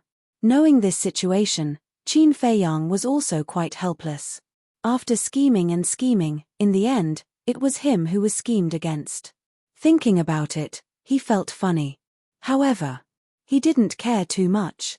Anyway, his original intention was to drag the mysterious lady down, and now he had achieved it. In the assessment hall. As usual, Elder Wu was sitting alone on the armchair, closing his eyes to recuperate. Although the heavenly Scorpion tribe isn't anything good, that mysterious woman killed all of their clansmen. Her actions are a bit too extreme. Yes, I don't know how the Scorpion tribe offended that woman. You're wrong. To be exact, how did they offend Qin Feiyang? Because this must be Qin Feiyang's idea. This guy not only took away the alchemy fire of our 9 regions, but also annihilated the Scorpion tribe. What is he planning? To be honest, I really want to see him in person and see if he has 3 heads and 6 arms. Several disciples passed by the square and kept talking. What? The Scorpion tribe was annihilated? The discussion was heard by Elder Wu. He was slightly stunned, then suddenly stood up, took a step, and instantly landed in front of those disciples. Greetings, Elder Wu. The disciples were stunned for a moment before they hurriedly bowed in greeting. You just said that the Scorpion tribe was annihilated. Is it true? Elder Wu asked, looking a little nervous. Yes. It is said that no one escaped. Those disciples nodded. This, Elder Wu was in a daze and asked, it was said? When did it happen? It happened last night. There are rumors that it was the mysterious lady beside Qin Feiyang. But no one has come out to confirm whether it was her or not. Those disciples said. Last night, Elder Wu's eyes trembled slightly. He remembered that he went to Qin Feiyang and asked for their help yesterday, and the Scorpion tribe was annihilated last night. Was this a coincidence? If it was not a coincidence, the identity of these two people, thinking of this, he couldn't help but shiver, and cold sweat was already dripping under his clothes. Elder, is there anything else? Those disciples looked at him suspiciously. After Elder Wu came back to his senses, he waved his hand absent-mindedly and said, "Nothing, you can go." After those disciples left, Elder Wu lowered his head and pondered for a moment, then rushed into the sky, turned into a stream of light, and rushed into the depths of the main pagoda. At the same time, Qin Feiyang, bitch, if I, Guofeng, don't kill you, I'm not human. On the third peak of the warrior mountain range, an angry roar resounded. I, Guoyun, swear that even if I have to go to heaven or hell, I will find you and bury you with the millions of people of the Scorpion tribe. The third pagoda of the Pill Pagoda also exploded with an angry roar. Guofeng was the king of the third peak of the warrior mountain range. Guoyun was the king of the third pagoda of the Pill Pagoda. Mo Feng had said before that these two people were also from the Scorpion tribe. Millions of their tribesmen died in vain. Naturally, they couldn't accept it. Not only these two, but all the disciples of the Scorpion tribe seemed to have gone crazy at this moment. Everyone of the Scorpion tribe, gather at the combat arena immediately, soon. Guoyun's voice sounded again, spreading in all directions. Whoosh! Immediately, one figure after another flew out from the 10 Pill Pagoda S, as well as the 10 main peaks, and gathered towards the fighting arena. There were men and women, all of them looking young with outstanding temperaments. However, at this moment, there was an unresolvable sadness between their brows. Fighting arena. Located between the martial artist mountain range and the Pill Pagoda, it occupied an area of several miles. It was the place where the disciples of the main pagoda sparred with each other or settled their personal grudges. Swish! Two purple-clothed youths were the first to appear in the fighting arena. Both of them were as handsome as jade, outstanding and peerless. Their cultivations were both at the peak of the 9-star war sect. They stood side by side in the air above the fighting arena, their bodies emitting an awe-inspiring aura of a king. After the two of them, the others also rushed over and gathered in the fighting arena. Finally, there were thousands of people gathered here. Guoyun scanned the thousands of people and said, "Everyone, you should all know about this bad news." Thousands of people nodded at the same time. Their entire bodies were filled with grief and a monstrous killing intent. "Guoyun, Guofeng, what are you trying to do?" Accompanied by a loud shout, a white-haired old man descended into the air above the fighting arena. Chapter 880. The old man was Elder Wu. He happened to pass by and saw Guoyun and Guofeng gathering the disciples of the Scorpion tribe. He realized that something was wrong and hurried to stop them. Guoyun and Guofeng turned to look at Elder Wu. "Elder, we don't want to do anything. We just want to go back and collect the corpses of our people. Yes, they are our closest relatives. Our parents are also here. We can't just let their corpses be exposed in the wilderness." Their eyes were bloodshot, and they were practically roaring out these words. Elder Wu glanced at the two, then at the thousands of Scorpion tribe members below. In the end, he retracted his pressure and waved his hand. "Go, but remember, don't do anything rash." "Thank you, Elder." The thousands of people bowed in unison, then opened the portals and stepped in one after another. Sigh. Elder Wu sighed deeply as he stared at the departing figures before he continued to head deeper into the forest. There were some things he had to understand. A moment later, he entered the sacred land and landed in front of the Chief Tower Master's courtyard. He bowed and said, "Wu Dapping requests an audience with the Chief Tower Master." "Come in." A calm voice could be heard coming from the pagoda. Elder Wu pushed the door open and strode into the pavilion. In the guest hall, the Chief Tower Master leaned back in his chair with his eyes closed. There was a trace of worry between his brows. "Greetings, Lord." Elder Wu walked to the Chief Tower Master and bowed. "Is there something you need from me?" The Chief Tower Master asked without opening his eyes. "I just heard that the Scorpion tribe was wiped out last night. The culprit was the mysterious woman by Qin Feiyang's side. Is this true?" Elder Wu asked respectfully. The Chief Tower Master was silent for a while before saying, "I can't be sure about this." Elder Wu was suspicious. When the incident happened last night, only the Mu family was present. However, I don't dare to fully believe the Mu family's words, so we still need to investigate. The Chief Tower Master said. The Mu family? Elder Wu was stunned and frowned. Since the Mu family happened to be at the Scorpion tribe, why didn't they help? That mysterious woman is very powerful. Would ordinary people dare to stop her? However, I have already asked Gongsun Bei to search the Sky Scorpion mountain range carefully to see if there are any other witnesses. That's not right. Why are you so concerned about this? Could it be that you have some kind of relationship with the Scorpion tribe? Chief Tower Master asked suspiciously.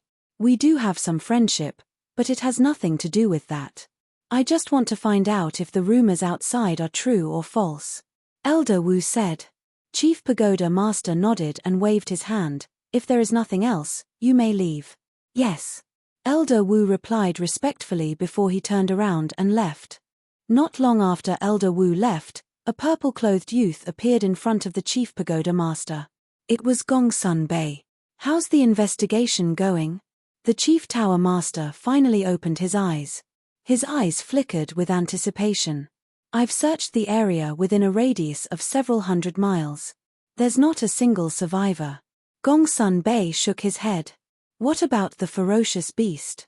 I remember that the ferocious beasts of the Sky Scorpion mountain range are all very strong. There are even saint beasts. Their intelligence won't be lower than ours. Have you asked them? The Chief Tower Master frowned. Of course, I thought of this, but let alone a ferocious beast, there wasn't even a bug.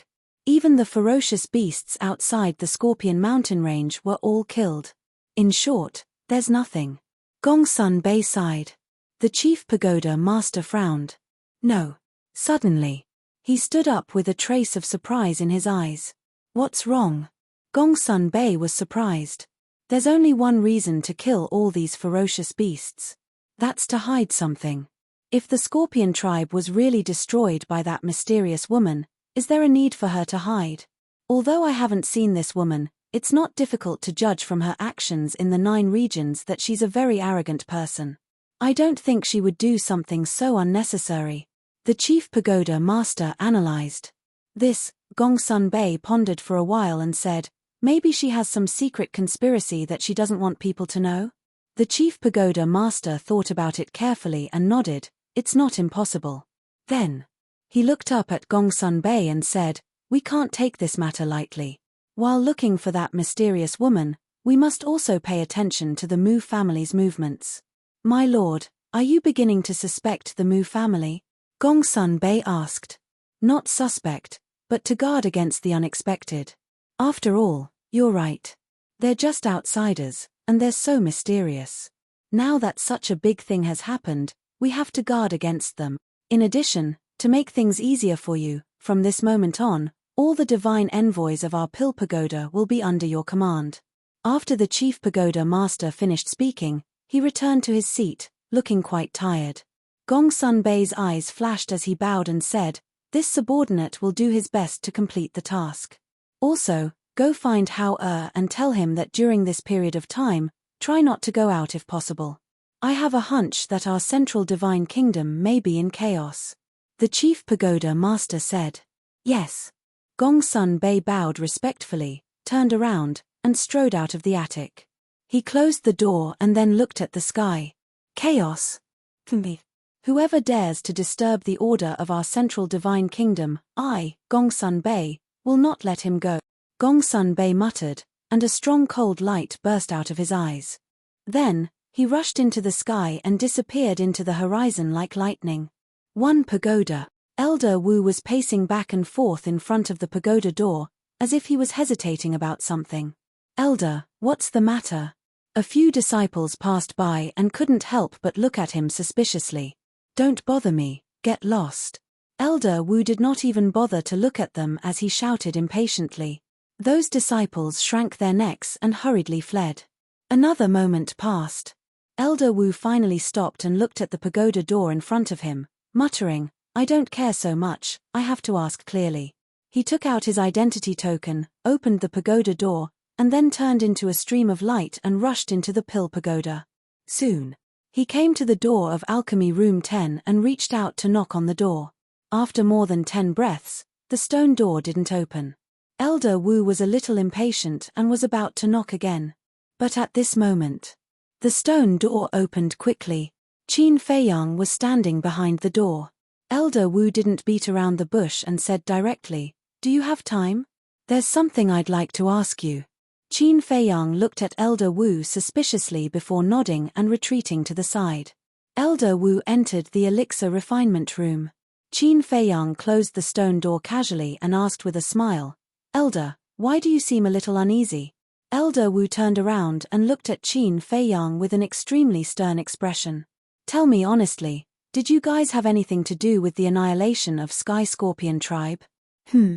Stunned, Qin Feiyang asked in surprise, "You're saying that Sky Scorpion tribe was annihilated? You don't know?" This time around, Elder Wu was the one who was at a loss. After all this time, this guy didn't know. Furthermore, Qin Feiyang's first reaction didn't seem like he was faking it. "I don't know. I've been cultivating all this while. I just came to the main pagoda and I don't have any friends. That's why no one told me."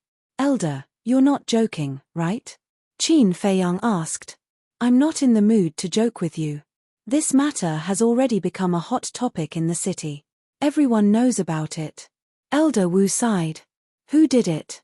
So powerful that even the Sky Scorpion tribe was annihilated. Awesome." Qin Feiyang was extremely surprised, but at the same time, there was a hint of admiration on his face. "I just went to the main pagoda to inquire about the situation. It's said that the culprit is Qin Feiyang's accomplice, that mysterious woman. Moreover, when that woman massacred the Sky Scorpion tribe, the people of the Mu clan saw it with their own eyes." Elder Wu said. "I see." Qin Feiyang suddenly understood and smiled. "I've also heard of Qin Feiyang's deeds in the 9 regions.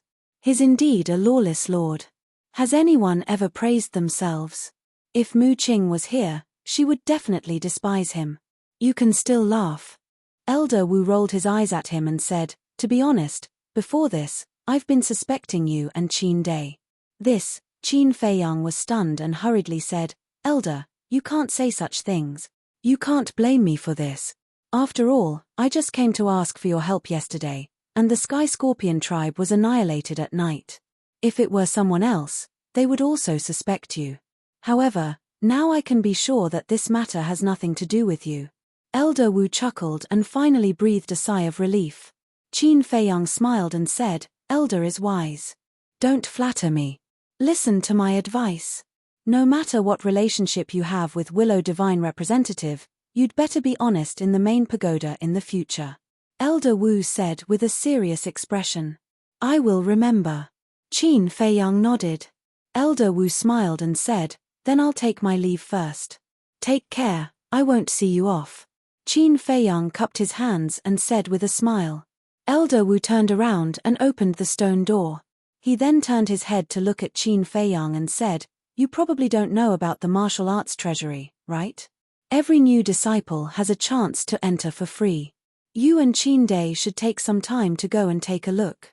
If you are lucky, you might even find a perfect battle art." "Okay." Qin Feiyang nodded. Elder Wu smiled and then left with his hands behind his back. "I didn't expect that old man to be so suspicious." Qin Feiyang mumbled and waved his hand to close the stone door, then entered the ancient castle again. "That Elder Wu seems to care about you." Inside the ancient castle, Lu Hong looked up at Qin Feiyang with a charming smile on her face. "He's indeed a good person. However, I can also see that he's very loyal to the main pagoda. If he knew that I had something to do with all this, he definitely wouldn't have such an attitude. Let's not talk about this person. Anyway, he's just a passerby in my life. We won't have much interaction. But I really need to find time to take a look at the martial arts treasury," Qin Feiyang said with a smile. Lu Hong said with a smile, "Then I'll congratulate you in advance for finding a perfect battle art. How can a perfect battle art be so easy to find? Even if I find it, it might not be suitable for me to cultivate." Qin Feiyang shook his head and smiled. He walked to the altar and calmed his heart to copy the kill formula. Chapter 881. Just a month after Qin Feiyang went into seclusion, Li He finally announced the auction of the Juku Yellow Dragon Pill. The name Juku Yellow Dragon Pill was very unfamiliar in the Central Divine Kingdom, so everyone was very confused. What kind of pill was this? But when Li He announced the effect of the Juku Yellow Dragon Pill, there was no suspense, and people were excited again. Even the extermination of the Scorpion tribe was temporarily suppressed by this matter. Everyone knew that warriors, martial artists could use the red fire glass pill to increase their realm. But the War Emperor and War King needed to cultivate by themselves, and there was no shortcut. So, the appearance of the Juku Yellow Dragon Pill completely broke the world's understanding of pills. So, there were also people who voiced their doubts. But when Li He said that he had already found someone to test the Juku Yellow Dragon Pill, there were no more doubts. Because the trading pavilion would not lie. Since Li He said it was possible, then it must be possible. On the day of the auction, all the major tribes and disciples of the main tower rushed into the trading pavilion in the North City. The 4 major districts of the Divine City were originally very prosperous. But now the North City was more than many times more prosperous than the other 3 districts. Every street was basically packed to the brim. And the stewards of the trading pavilion in the other 3 districts, after hearing this news, immediately sent a message to Li He, asking him the source of the Juku Yellow Dragon Pill. Of course, Fu Anshan was also included. But in the face of their inquiry, Li He did not say anything. This caused the 3 stewards to become anxious. The effect of the Juku Yellow Dragon Pill was really too amazing. If they did not quickly think of a solution, the position of Deputy Pavilion Master would probably be Li He. Because, when the Pavilion Master was selecting a Deputy Pavilion Master, the first thing he looked at was whether or not he could bring more benefits to the trading pavilion. And the appearance of the Juku Yellow Dragon Pill to the trading pavilion not only brought wealth, but also quickly raised the status of the trading pavilion in the Forgotten Continent. So, because of this Juku Yellow Dragon Pill, Li He would change from the person with the lowest chance to the person with the highest chance. Fu Anshan and the other 2 stewards would not agree to this kind of thing. They were also determined to get the position of Deputy Pavilion Master.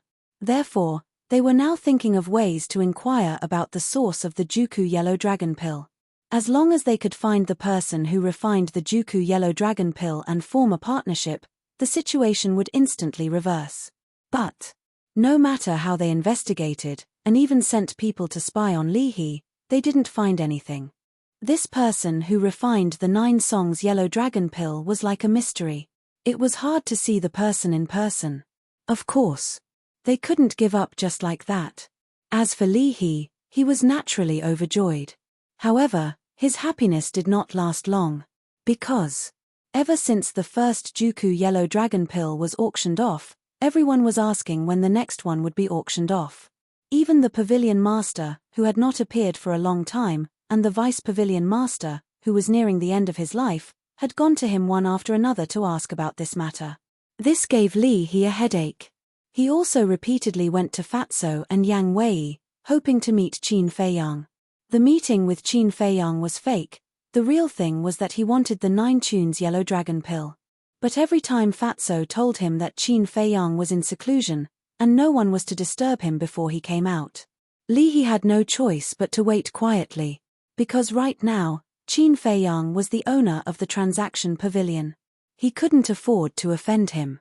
And after the 2nd month of Qin Feiyang's seclusion, the Chief Pagoda Master also issued an order. He ordered Liu Xingfeng, who was stationed in the 9th area, to lead people back to the Chief Pagoda. Because in his opinion, if the Scorpion tribe was really exterminated by the mysterious woman, then Qin Feiyang must have already sneaked into the Central Divine Kingdom, and there was no point in continuing to guard. After Liu Xingfeng returned, he also went to the first pagoda to find Qin Feiyang, wanting to get his identity token back. But when he learned that Qin Feiyang was in seclusion, he did not disturb him. Although Qin Feiyang and the Mu family had an irreconcilable hatred, but to snatch the heavenly star flame, he still had to rely on Qin Feiyang. And to snatch the heavenly star flame, the first condition was to enter the Holy Land. So, he also hoped that Qin Feiyang could concentrate on cultivation and break through to the Battle Saint realm as soon as possible. Half a year after Qin Feiyang's seclusion, in the most remote place of the central divine kingdom, there was a majestic mountain range. In the mountain, ferocious beasts ran rampant. There was even the aura of emperor beasts. This was a forbidden area of the central divine kingdom, and even battle emperors did not dare to casually step into this place. And at the end of the mountain range was an endless sea. Boom! Splash! Above the sea, the wind whistled, and huge waves covered the sky and the earth, hitting the shore with deafening sounds. This was the endless sea, a place of death that made people tremble in fear. But at this moment, an old man in white came riding the wind and waves. He had white hair and a white beard, and he looked like an immortal, exuding an otherworldly aura. Not long after, he flew out of the endless sea, stood above the shore, and turned to look at the rolling waves of the sea. It's just SOSO. A moment later, he muttered to himself, with a trace of disdain for the endless sea in his eyes, then he turned and flew toward the mountain range. Boom! As soon as he entered the mountain range, a terrifying emperor aura erupted from the mountain stream. Then, a huge beast rushed into the sky, blocking in front of the old man in white. It was a dragon. Its body was as big as a mountain, and its body was covered with scales. Its ferocious aura was unparalleled. Get lost. The old man in white raised his eyebrows. How dare you? The dragon was full of hostility, and its emperor aura covered all directions. You don't know what's good for you. The old man in white's eyes turned cold. He raised his hand and pointed in the air, and an invisible force immediately rushed toward the dragon. It actually has a divine aura. Are you a deity? The dragon's eyes widened, and it was extremely surprised. The old man in white did not speak, and his eyes were cold and piercing. That invisible force surged and directly killed the dragon, and blood splattered in the sky. A warlord-level beast was killed just like that. This was simply unheard of. When the other beasts hiding in the mountain range saw this scene, they all crawled on the ground and trembled. After killing the dragon, the old man in white did not stop. He streaked across the sky and quickly disappeared at the end of the mountain range. In the blink of an eye, a whole year passed. In the ancient castle, early in the morning, Qin Feiyang, who was concentrating on copying the kill word technique, trembled his arm, and the last stroke blossomed with a resplendent bloodlight, dyeing the entire castle. At the same time, a powerful aura rushed out from Qin Feiyang's body. His aura soared crazily. In the blink of an eye, his cultivation had broken through the shackles and reached the 9-star War Master. Finally done. Lu Hong, Wolf King, and the other beasts all opened their eyes at the same time and looked at Qin Feiyang. In this year's time, Qin Feiyang had only done 2 things. Refining battle chi pills. Copying the kill word technique. It could be said that this was the most hard-working Qin Feiyang had ever been, and also the longest time that Qin Feiyang had been in seclusion. The heavens did not disappoint those who were willing. He had finally grasped the kill word technique. Buzz. Rumble. On the Iron Book, the word kill was like an iron hook and silver stroke, emitting a terrifying killing intent. Enveloped by this killing intent, Lu Hong and the others couldn't help but feel a chill run down their spines.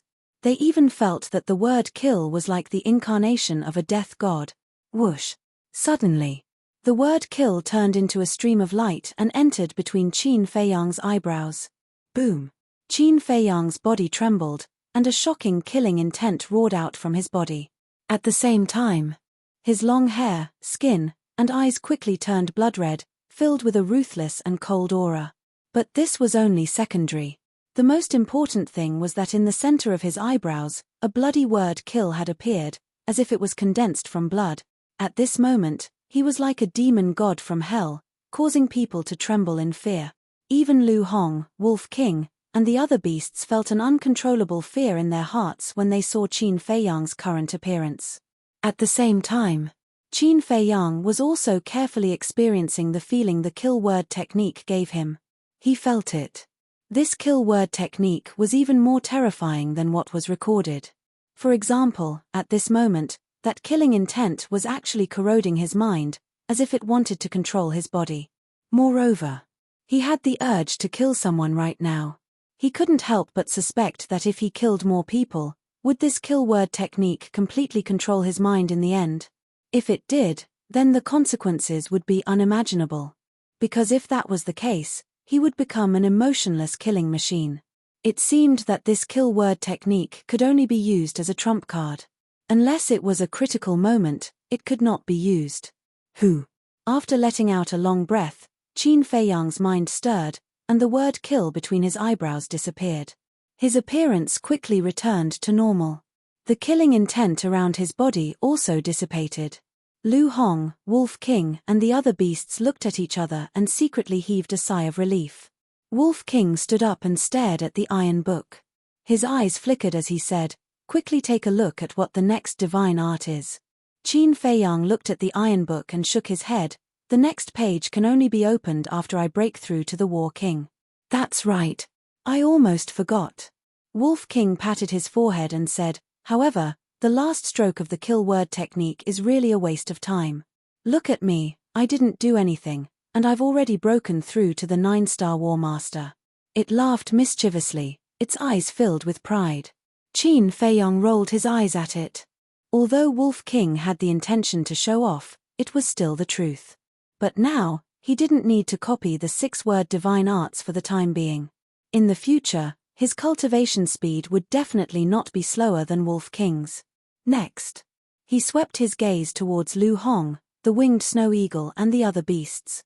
Lu Hong's cultivation had already broken through to the 3-star War Master. The winged snow eagle had already reached the 2-star War Saint.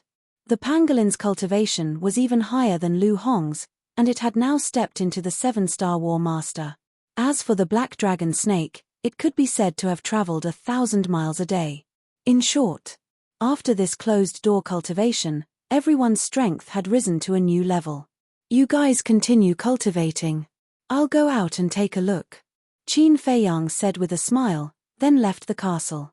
A year had passed, and there was already a little dust in the pill refining room. Qin Feiyang waved his hand, and the stone door opened. Following that, gusts of wind blew. Not long later, the huge alchemy room was spotless. Qin Feiyang was about to close the stone door, but at this moment, a black-clothed youth appeared outside the door. This person's body was slender, his eyebrows were like swords, and his body emitted an astonishing sharpness. It was Mo Feng. As soon as you entered the main tower, you went into seclusion for an entire year. Junior brother Mu, you're really hardworking. Mo Feng sized up Qin Feiyang with a hint of astonishment in his eyes. With his eyesight, he could naturally tell that Qin Feiyang's aura was even stronger than before. Chapter 882. There's nothing I can do about it. The main pagoda is filled with talents and experts. With my talent, if I don't work hard, I will be eliminated sooner or later. Qin Feiyang smiled faintly. Mo Feng walked into the alchemy room and said, "Junior brother Mu, there's no need to be so polite. With junior brother Mu's current strength, you are already strong enough to dominate the disciples." "Dominate? I'm afraid you're still far from it." Qin Feiyang shook his head and sighed, and asked suspiciously, "I wonder why senior brother Mo is looking for me." "It's nothing important. It's just that a while ago, senior brother Pei Yi wanted to invite you to the Dragon Phoenix house for a drink. Seeing that you have been in seclusion, he didn't want to disturb you." Mo Feng said. "Look at my memory, I actually forgot about this. Senior brother Mo, please help me tell senior brother Pei Yi that we're really sorry." Qin Feiyang said. "Senior brother Pei Yi knew that you were in seclusion and didn't say anything, but now that you're out, you should have time, right?" Mo Feng smiled. Yes. Qin Feiyang nodded repeatedly. Mo Feng said, "Then how about we go to the Dragon Phoenix house tomorrow?" Qin Feiyang hesitated for a moment, then nodded and smiled, "Sure." Actually, he was not interested in the Dragon Phoenix house at all. However, the other party had invited him repeatedly, and if he still refused, then he would not know how to be a human being. Moreover, Pei Yi was the king of the One Tower and also a member of the Divine Python tribe. If he could build a good relationship with this person, it might be of help to him in the future. "All right, I won't disturb you anymore. See you tomorrow. Mo Feng smiled and turned to leave. Qin Feiyang walked to the door, watched Mo Feng leave, then closed the stone door and took out the image crystal. Buzz. A moment later, Fatso's shadow appeared. After sizing up Fatso for a moment, Qin Feiyang asked in surprise, "You've also broken through the 9-star War Master?" "Of course," Fatso said proudly. "That's not right, aren't you investigating? Why do you still have time to cultivate?" Qin Feiyang was suspicious. "Even if we want to investigate, that person has to show up first. But in the past year, that person has not appeared even once," Fatso said. This, Qin Feiyang frowned. "I asked Li He as well. In the past, this person would come once every half a year. But now, he hasn't come for an entire year." Fat Lord feels like, at this point, Fatty's brows furrowed into a knot. "Feel what?" Qin Feiyang asked. "Something doesn't feel right. Do you think this person knows that we're investigating him?" Fatso said. "Impossible." Qin Feiyang shook his head resolutely. They were the only ones who knew about it. Furthermore, Li He would never leak the news, so how could the other party know? Fat Lord was also thinking that it was impossible. But after thinking about it carefully, Fat Lord felt that it was not impossible. Fatso pondered. "What do you mean?" Qin Feiyang asked. "Think about it. If this person knows that we're in the Central Divine Kingdom and that we're in disguise, what will he do? He must be afraid of being investigated by us, so he won't come to buy herbs anymore." Fatso guessed. "Why don't you just say that it's the Mu family? Why are you beating around the bush?" Qin Feiyang rolled his eyes at him. "Because only the Mu family knew that they had entered the Central Divine Kingdom. Fat Lord is getting more and more convinced that the Mu family is the descendants of Mu Tianyang." Fatso said. "Let's continue to wait. If this person doesn't appear after a while, we can target the Mu family." Qin Feiyang pondered for a while and said, "Okay." Fatso nodded. Qin Feiyang said, "Did anything else happen during this time?" "No." Fatso shook his head and said, "If you want to talk about it, there's a man named Gongsun Bei in the central tower. He's looking for the whereabouts of the mysterious lady. Of course, he's also looking for you. That's not important." Qin Feiyang smiled faintly. "By the way, the remnants of the Scorpion tribe are also looking for you like crazy. And Li He, I haven't seen you for a year. That old man is going crazy now." Fatso smiled. Qin Feiyang shook his head and laughed. "Then come here now. I'll give you a few Juku yellow dragon pills." "Okay." Fatso smiled and opened a portal, directly appearing next to Qin Feiyang.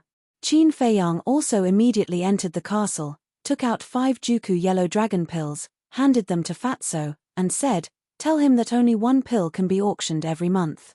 "Understood." Fatso nodded. After putting away the Juku yellow dragon pills, he looked at Qin Feiyang again, showing a hesitant look. "What's wrong?" Qin Feiyang looked at him suspiciously. Fatso hesitated for a while, then summoned his courage and said, "I want to enter the central tower." "Huh?" Qin Feiyang was stunned and puzzled. "Why do you want to enter the central tower?" That, Fatso seemed to have something that was hard to say and couldn't say it for a long time. But Qin Feiyang noticed that Fatso's expression was a little awkward. "Forget it if you don't want to say it." Qin Feiyang said lightly, I'll say it. Fatso quickly looked at Qin Feiyang and said, "Do you remember the woman we met when we first came to the Central Divine Kingdom?" "I remember." Qin Feiyang nodded, then looked stunned and said with a smile, "I understand, you want to enter the Central Tower because of her?" "Yes. This year, I've been asking about her. According to my inquiries, she's the daughter of the Heavenly Spiral Tribe's leader, called Chu Xian. She's also a disciple of the Warrior Mountain." Fatso said. "Ah." Qin Feiyang was stunned. He had already investigated her family background. This guy was quite attentive. Qin Feiyang asked, "Is the Heavenly Spiral Tribe also a super tribe?" "No, it's just a small tribe in the Central Divine Kingdom. Her parents are only 9-star battle saints." Fatso said. "They're still stronger than you, why aren't you worthy of her?" Qin Feiyang was speechless. Fatso's face darkened, and he said angrily, "Are you still my brother? Do you have to hit me like this? If you say this again, I'll be angry." Okay, it's my fault." Qin Feiyang quickly waved his hand, and his face suddenly became serious, and said, "Then did you find out who she used to be with?" "Yes. You must be very interested in this person. It's the king of the third peak of the warrior mountain, Guofeng," Fatso said with a cold light in his eyes. "So it's him." Qin Feiyang suddenly understood, and said, "Then why did they break up?" "According to my inquiries, it's because Guofeng fell in love with a woman in the divine python tribe. This woman is called Pei Yu, and it's said that she's Pei Yi's cousin. When I was investigating this matter, I also heard that Guofeng didn't like Pei Yu at all. It's just because the divine python tribe behind her is a super tribe like the scorpion tribe." Fatso sneered. "Pei Yi's cousin? That's interesting." The corners of Qin Feiyang's mouth curled up slightly. "I also heard that Pei Yu has never agreed to Guofeng's pursuit, and it's said that she doesn't like him at all. She even hates him," Fatso said. "Got it. After you're done with the matters at hand, go and look for Elder Wu for the assessment. When the time comes, don't come to the Pill Pagoda, go directly to the Warrior Mountain," Qin Feiyang said with a smile. "Thank you, boss." Fatso was overjoyed. "Let's go back to the transaction pavilion. When you're free, you have to work hard to cultivate." Although the scorpion tribe was annihilated, Guofeng is definitely not a simple character since he can become the king of the third peak. He's not that easy to deal with, Qin Feiyang said with a faint smile. "Him? Fat Lord is nothing in his eyes." Fatso smiled in disdain, and then opened the teleportation gate. "By the way, how far have Chu Xian and Guofeng progressed?" Qin Feiyang suddenly asked. If they had already developed to the point of intimate contact, he would persuade Fatso to let go. "Don't worry about that, she's not the kind of woman who would mess around. She's still chaste even now." Fatso chuckled. Qin Feiyang nodded and waved his hand. "Go." After Fatso left, Qin Feiyang felt a headache coming on. Fatso's current talent was definitely top-notch. After all, he had opened the door of potential. In terms of that alone, he was more than enough to be a good match for Chu Xian. However, his physique was the only thing that no one dared to compliment. It seemed that Fatso would have to put in a lot of effort to win Chu Xian's heart. Of course. As a brother, he definitely wouldn't stand by and watch. But in the end, whether the two of them could be together or not would still depend on fate. North City, Transaction Pavilion. In the lounge, Li He sat in front of the desk weakly, his old face full of worry. Swoosh. Suddenly, a beautiful white figure appeared out of thin air. It was Li He's granddaughter, Li Yang. "Grandpa, you can't be like this. You're listless all day. If the pavilion master sees you, he'll definitely be angry." Li Yang walked to the desk and lowered her head to look at Li He. Her white forehead wrinkled slightly.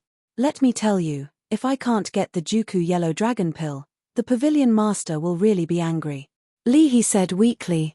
Li Yang said helplessly, "You can't be anxious.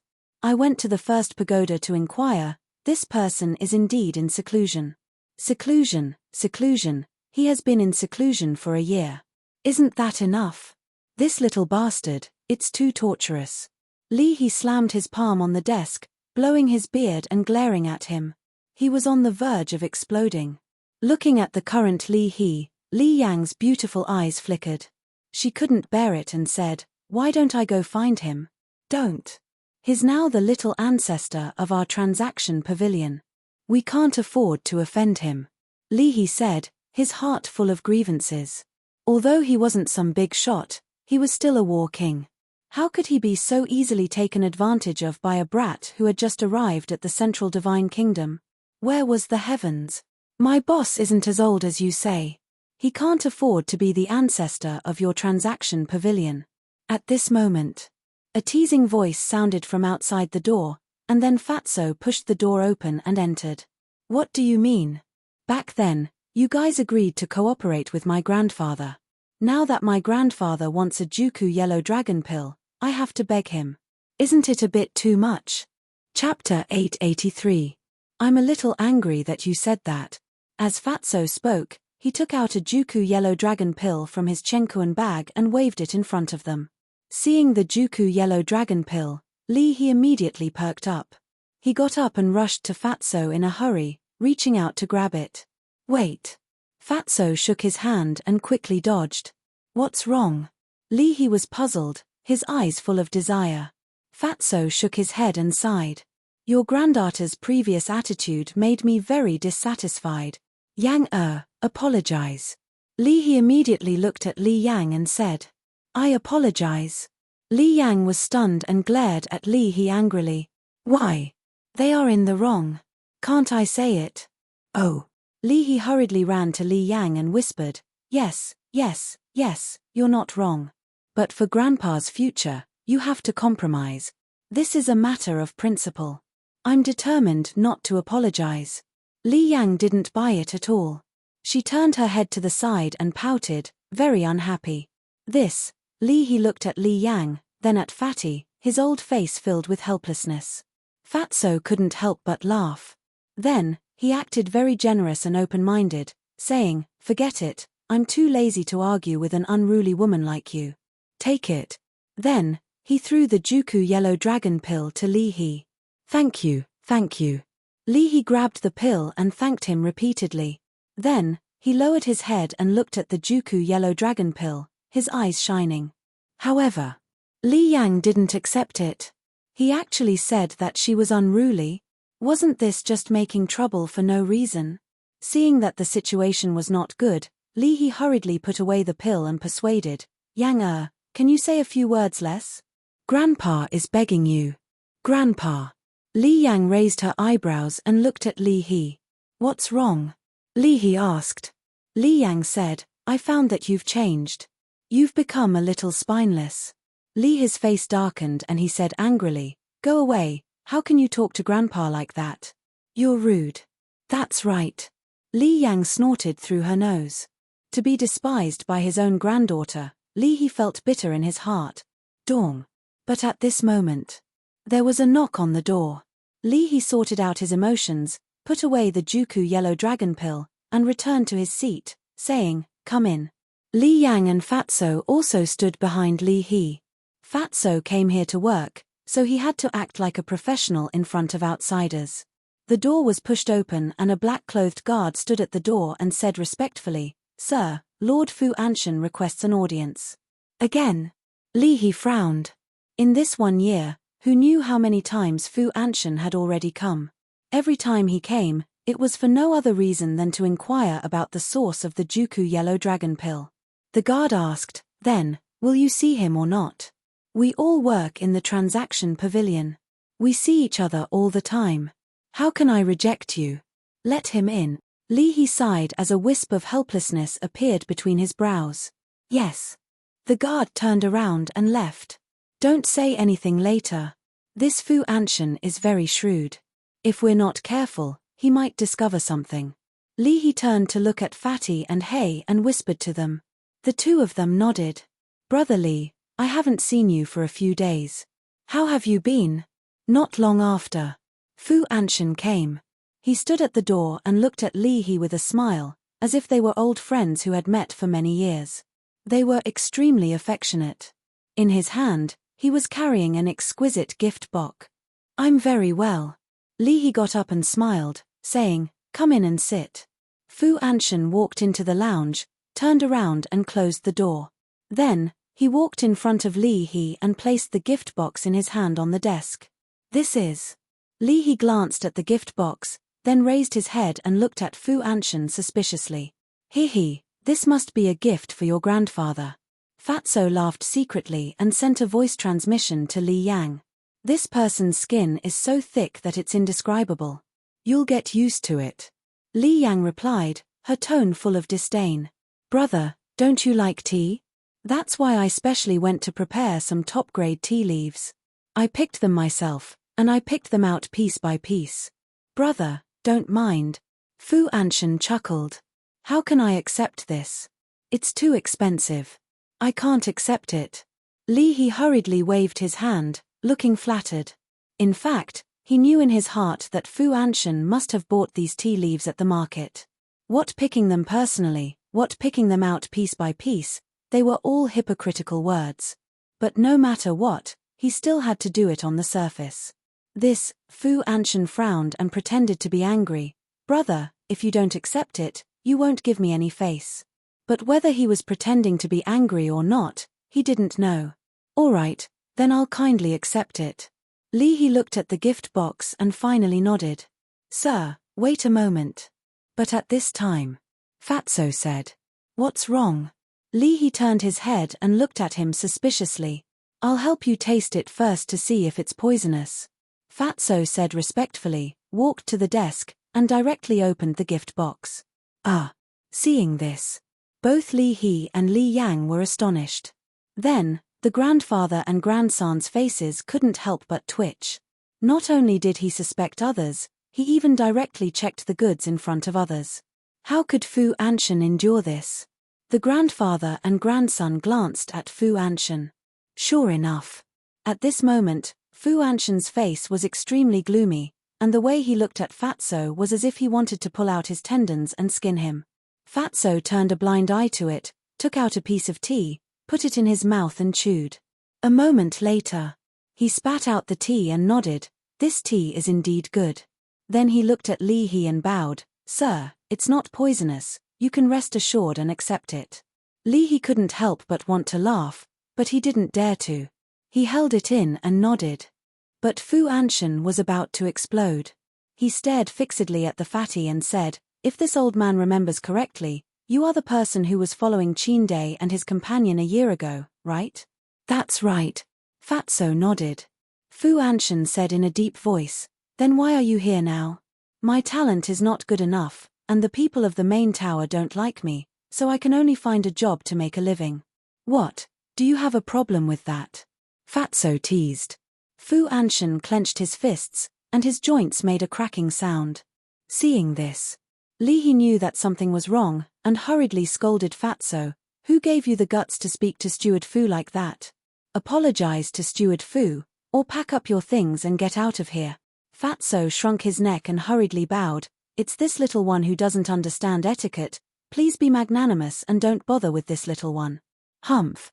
Fu Anshan snorted and looked at Li He. Old Li, let's not beat around the bush. I don't have any other purpose. I just want to know who refined the Juku yellow dragon pill. When I worked with that person, I agreed in advance that I couldn't reveal his identity to anyone. Even when the Pavilion Master and Deputy Pavilion Master came to ask me, I didn't say anything. So, I can only apologize to you. Li He said.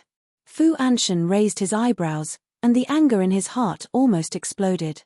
But he endured it and said, then when are you going to auction the second Juku yellow dragon pill? This, Li He hesitated. He wanted to tell Fu Anshan that he hadn't thought about it yet. But before he could speak, Fu Anshan said, don't tell me you haven't gotten the second Juku yellow dragon pill from him. You can't be this efficient. Li He narrowed his eyes and said, what are you trying to say? With the Juku yellow dragon pill, the next Deputy Pavilion Master will definitely be you. However, if you don't accumulate enough points, you might become the same as before. Fu Anshan said indifferently. Anyone who knew what was going on would be able to tell that there was a hint of mockery in his words. Thank you for your concern. But in my opinion, it's not a big deal to become the same as before. In short, I won't be like some people, showing a humble face all day long to curry favor with this and that. Li He said with a faint smile. What did you say? Fu Anshan's face darkened, and there was a fierce light in his eyes. He turned hostile. Fatso laughed secretly. You can't be nice to people like Fu Anshan, do you understand? Li Yang sneered secretly. In the face of Fu Anshan's fierce eyes, Li He only smiled indifferently and said, you know what I'm talking about. Okay. We'll see. I'd like to see how you climb to the position of Deputy Pavilion Master without the Juku yellow dragon pill. Fu Anshan smiled coldly and left in a huff. Wait. I really don't have the fortune to enjoy this gift of yours. You'd better take it back. Let me show you something else. You'll definitely be surprised. Li He waved his hand, and the gift box on the table flew toward Fu Anshan. Fu Anshan stopped and turned to catch the gift box. Then, He looked at Li He and immediately saw Li He take out a pill from his cosmos bag. What? Juku yellow dragon pill. Fu Anshan froze on the spot.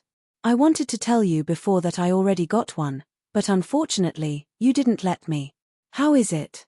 How do you feel after seeing this Juku yellow dragon pill? Li He said playfully. This was the real-life version of a slap in the face. Fu Anshan's face was extremely interesting. Alright, I won't send you off. If you have time in the future, don't come here. Because it won't help you in any way. You'd better go and curry favor with the pavilion master.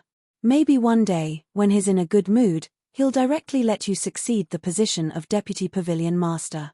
When that time comes, I hope you'll take care of me. By the way, I have to thank you properly. Li He put away the Juku yellow dragon pill and said with a smile. There was a reason for him to say thank you. Because back then, the first person Qin Feiyang looked for was not him, but Fu Anshan. If Fu Anshan's attitude was better at that time and he was not so arrogant, then the person who was cooperating with Qin Feiyang now would definitely be Fu Anshan, and naturally, Li He would have nothing to do with it. Therefore, Li He was extremely grateful to Fu Anshan. But Fu Anshan did not know this. He only thought that Li He was mocking him. You're good. After saying this, he grabbed the gift box and turned to leave angrily. Of course. Chapter 884. Haha, your face slapping is really satisfying. After Fu Anshan left, Fatso immediately gave Li He a thumbs up and laughed. Li He was also full of smiles. If it was in the past, even if he knew that the other party did not come with good intentions, he would not fall out with them like today. But now, he had the confidence and was not afraid. Suddenly, Li He frowned and said, Say, when Fu Anshan sees you working here, will he think that it was you who gave me the 9-chew yellow dragon pill? Would he be so smart? Fatso looked down on him. That's true. Li Yang nodded. You guys, don't underestimate him. Although he is a little arrogant, to be able to become the manager of the North City Trading Pavilion, it is enough to show that he is not a stupid person. Li He shook his head and smiled, but there was still a trace of worry between his brows. Don't worry, he looks down on us so much, he won't suspect us at all. Fatso said confidently. That makes sense. Li He nodded, feeling much more relieved. Li Yang looked at Li He, then at Fatso, her eyes flickering. Why are you looking at me like that? When Fatso noticed Li Yang's abnormality, he immediately became vigilant. Li Yang did not say anything. Fatso swallowed his saliva and said, Don't tell me you've taken a fancy to me. Let me tell you, I'm already a man with a famous flower. Don't be greedy for my beauty. Scram. Li Yang's face darkened on the spot. She had never seen such a narcissistic person. She asked, Has your boss come out of seclusion? Do you still need to ask? If he hasn't come out of seclusion, where am I going to find the 9-chew yellow dragon pill? Fatso looked at him as if he was looking at an idiot. Li Yang raised her eyebrows and said angrily, Can't you have a better attitude when you speak? Is there a problem with my attitude? Fatso looked at her seriously. I don't want to talk nonsense with you. I'm going to find your boss. Li Yang snorted, turned around and opened a teleportation gate. Ooh! Fatso was stunned. He chuckled and said, So you've taken a fancy to my boss. Let me tell you, my boss is also taken, and there are more than one. So you don't have to waste your time. Then, he added, Besides, with your looks, my boss wouldn't even fancy you. You, Li Yang stared at him angrily, her eyes spitting fire. Why was this bastard's mouth so cheap? It was simply infuriating. Meanwhile, Li He shook his head helplessly as he looked at the two of them. Back to Qin Feiyang. After Fatso left with the Juku yellow dragon pill, he also left the alchemy room. Senior brother, how do I get to the martial arts treasury? After walking out of the first pagoda, he grabbed a young man and asked with a smile. It's you. The young man was a little angry at Qin Feiyang's rudeness, but when he saw Qin Feiyang's face, he became polite. Because now, everyone knew that Qin Feiyang had the oracle token in his hands. He also truthfully told Qin Feiyang the location of the martial arts treasury. Qin Feiyang thanked him, then rushed into the sky and rushed into the depths. According to the young man, The martial arts treasury was near the fighting arena, adjacent to the resource hall. And the guardian of the martial arts treasury was an old man surnamed Wang, whose strength was unfathomable. Everyone called him Elder Wang. A moment later, a tall stone pagoda entered Qin Feiyang's sight. The stone pagoda was mottled with a total of 10 floors. The door of the pagoda was closed, and Elder Wang was sitting cross-legged in front of the stone door. When he saw Elder Wang in person, Qin Feiyang was quite surprised. Which of the disciples and elders of the main pagoda wasn't dressed in bright clothes? However, this old man was dressed in shabby linen clothes, and his white hair was messy. Not only did he look ordinary, but he also gave people a sense of sloppiness. Greetings, Elder Wang. In front of the stone pagoda, there was a small square. Qin Feiyang landed on the square, walked in front of Elder Wang, and bowed. Although this old man looked ordinary, he didn't dare to underestimate him in the slightest. Because if he was just an ordinary person, why would the main pagoda master let him guard the martial arts treasury? One had to know. No matter where, the martial arts treasury was the most important place. Elder Wang slowly opened his eyes, looked at Qin Feiyang a few times, and stretched out his hand. Give me the identity token. His tone was very calm, and his attitude was also very cold. Qin Feiyang took out the identity token and handed it to Elder Wang with both hands. Elder Wang looked at it, then returned it to Qin Feiyang, and said, "You only have half an hour." Qin Feiyang nodded. Elder Wang waved his hand, and the stone door behind him slowly opened. Qin Feiyang glanced at Elder Wang, then strode into the stone pagoda. Boom! The stone door also closed. Qin Feiyang turned his head to look at the stone door, then turned back to look at the front. In front of him was a completely sealed stone room, about a few feet in size. The 4 walls were neatly lined with black shelves. These shelves were not made of iron, but of stone, exuding an ancient aura. On the stone shelves, there were grey stone boxes, many of which were covered with a layer of dust. At this moment, there was a woman standing in front of one of the stone shelves, glancing at the grey stone boxes on the shelf, but her back was facing Qin Feiyang, so he couldn't see her face. Apart from these stone shelves and that woman, there was nothing else, and no one else. It seemed very empty and cold. Qin Feiyang glanced at them one by one, then turned his head to the side. Just beside him, there was a staircase. The staircase was also made of stone, leading to the 2nd floor. But at the entrance of the 2nd floor, there was a closed stone door. "Can't I go to the 2nd floor?" Qin Feiyang whispered. "Yes, you can't go up." At this moment, the woman said without turning her head. Qin Feiyang was stunned, walked to the woman's side, and looked at her face. At this moment, he froze. This woman, fair and beautiful, wore a snow-white dress, and had a tall and exquisite figure.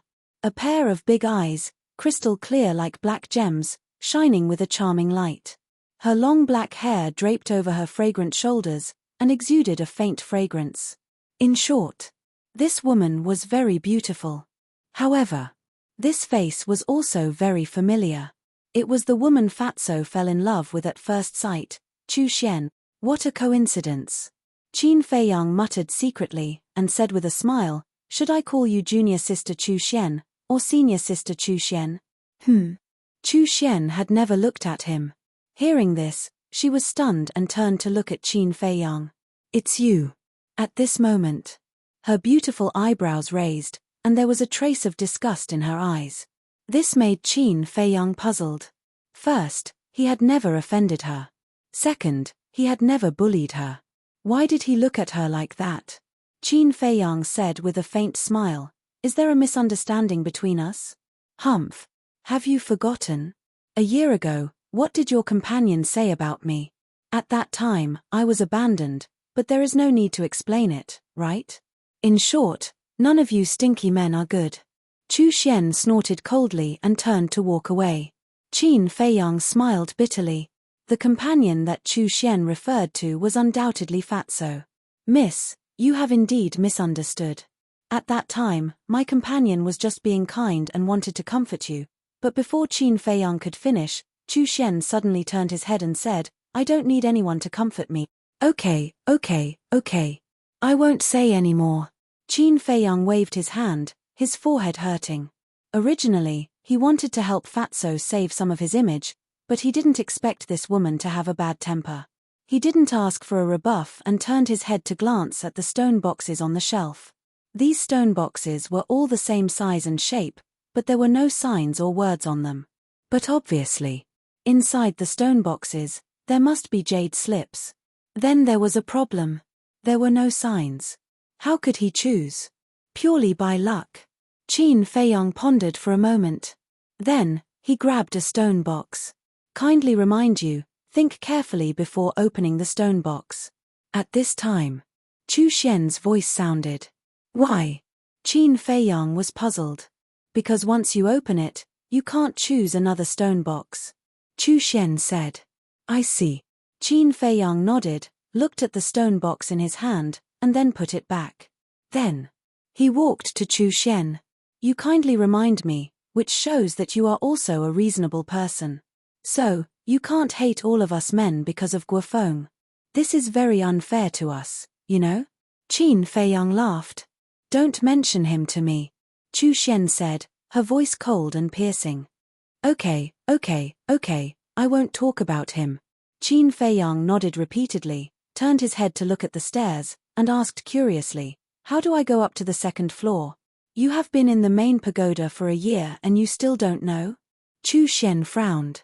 Qin Feiyang smiled faintly. I have been in seclusion for a year and didn't inquire about this situation. Seclusion for a year. Chu Xian looked at him in surprise and explained, there are a total of 10 floors in the martial arts treasure house. Except for the first time, which is free, you need contribution points to enter. What is contribution points? Qin Feiyang was stunned and asked. Chu Xian said, contribution points are a virtual number, similar to the form of currency. Then how do you get contribution points? Qin Feiyang asked. Go outside and capture beasts alive. Beasts of different cultivation levels can get corresponding contribution points. Chu Xian said. There is such a thing. Qin Feiyang was stunned and asked again, why do you have to capture them alive? Can't they be dead? What's the difference? Of course there is a difference. Capturing them alive can prove that you captured them with your own ability. And those who died may be killed by you, but others may also help you kill them. Most of the disciples in our main pagoda are people with family backgrounds, so the higher-ups have to guard against this. The reason why you need contribution points to enter the martial arts treasure house is that the higher-ups use an alternative method to stimulate the fighting spirit of us disciples, as well as to cultivate our actual combat experience and combat awareness. Meng Xian explained. I see. Qin Feiyang suddenly understood. Indeed. Chapter 885. Because without actual combat experience, there is no chance of winning against people of the same level. In fact, even someone with a lower cultivation base than you could possibly kill you. On this point, the head pagoda was very thoughtful. Qin Feiyang asked, is it true that the higher you go, the better the battle art? It's not that the better the battle art, but the higher the chance of getting a perfect battle art. However, even if you go to the 10th floor, the chance of getting a perfect battle art is estimated to be 1 in 10,000. Chu Xian said. 1 in 10,000? Qin Feiyang was dumbfounded. The chances of that happening were extremely slim. Although many of our head pagoda disciples have perfect battle arts, their perfect battle arts are basically passed down from their own tribes. It can be said that people who can get a perfect battle art in this martial arts treasure house are very rare. Just like me, over the years, I have entered the martial arts treasure house, if not 100 times, at least 90 times, but the best battle art I got was only a superior auxiliary battle art. Chu Xian sighed. Then have you been to the upper floors? Qin Feiyang asked. I have been to the 2nd floor. As for the 3rd and 10th floor, the contribution points required are too much, so I have never been there. Chu Xian shook her head. Qin Feiyang smiled, then in the future, if you don't mind, let's go hunting together. Just you. Chu Xian looked him up and down and shook her head after a while. Forget it, I'm afraid you will drag me down. I'll drag you down? Qin Feiyang's expression stiffened. He originally thought that since Fatso liked this woman, he would help her, but he didn't expect to be ridiculed. Chu Xian didn't say anything more, turned around and walked around before finally choosing a stone box. Qin Feiyang went up and looked at it curiously. But when the stone box was opened, Chu Xian, who was standing in front of him, disappeared without a sign. Qin Feiyang was shocked and quickly looked around. But in such a big first floor, Chu Xian's figure was nowhere to be found. Where did she go? Qin Feiyang was surprised and also grabbed a stone box and tried to open it. Immediately, he sensed a mysterious power enveloping him. Then, his vision blurred, and he appeared in a small square. Qin Feiyang hurriedly looked up and saw an ancient pagoda in front of him. Below the ancient pagoda, an old man sat cross-legged. It was Elder Wang. Chu Xian was there as well. At this moment, she was holding the stone box and standing beside Qin Feiyang. It's out already? Qin Feiyang was stunned. I forgot to tell you that once you open the stone box, the martial arts treasury will immediately send you out. Chu Xian whispered. Qin Feiyang's face twitched, and his heart was filled with bitterness. Previously, he had thought that something bad might have happened to Chu Xian, so he casually took a stone box. But he didn't expect this to be the case. Qin Feiyang looked at Chu Xian helplessly and asked, "Then what battle art did you get?" "Low-grade battle art." Chu Xian said disappointedly and walked to Elder Wang. She took out her identity token and handed it to Elder Wang together with the jade slip and the stone box. What's going on? Qin Feiyang was stunned. Although it was a low-grade battle art and was useless, it could be given away or sold. Why did she give it back to the martial arts treasury? After Elder Wang put away the jade slip and the stone box, he waved his hand again and a stream of light entered Chu Xian's identity token. Then, he returned the identity token to Chu Xian. Chu Xian took the identity token and didn't stop. She turned around and walked to Qin Feiyang's side. Looking at Qin Feiyang's suspicious face, she explained, "The main pagoda has another rule. If you encounter a battle art that you don't like, you can return it to Elder Wang. In this case, Elder Wang will return 1/10 of the contribution points. For example, I used 100 contribution points to enter the first floor. If I return the jade slip to Elder Wang, I will return 10 contribution points." I see. Qin Feiyang nodded in realization. This kind of rule was quite humane. At least he wouldn't lose money. Good luck. Chu Xian said coldly. She then turned into a beam of light and flew towards the warrior mountain range. This woman is cold on the outside but warm on the inside. Qin Feiyang looked at Chu Xian's back with a faint smile on his face. Although they had been together for less than an hour, he knew a little about Chu Xian's character. She wasn't as bad as he first thought. Then, he retracted his gaze and opened the stone box. He saw a grey jade slip lying inside.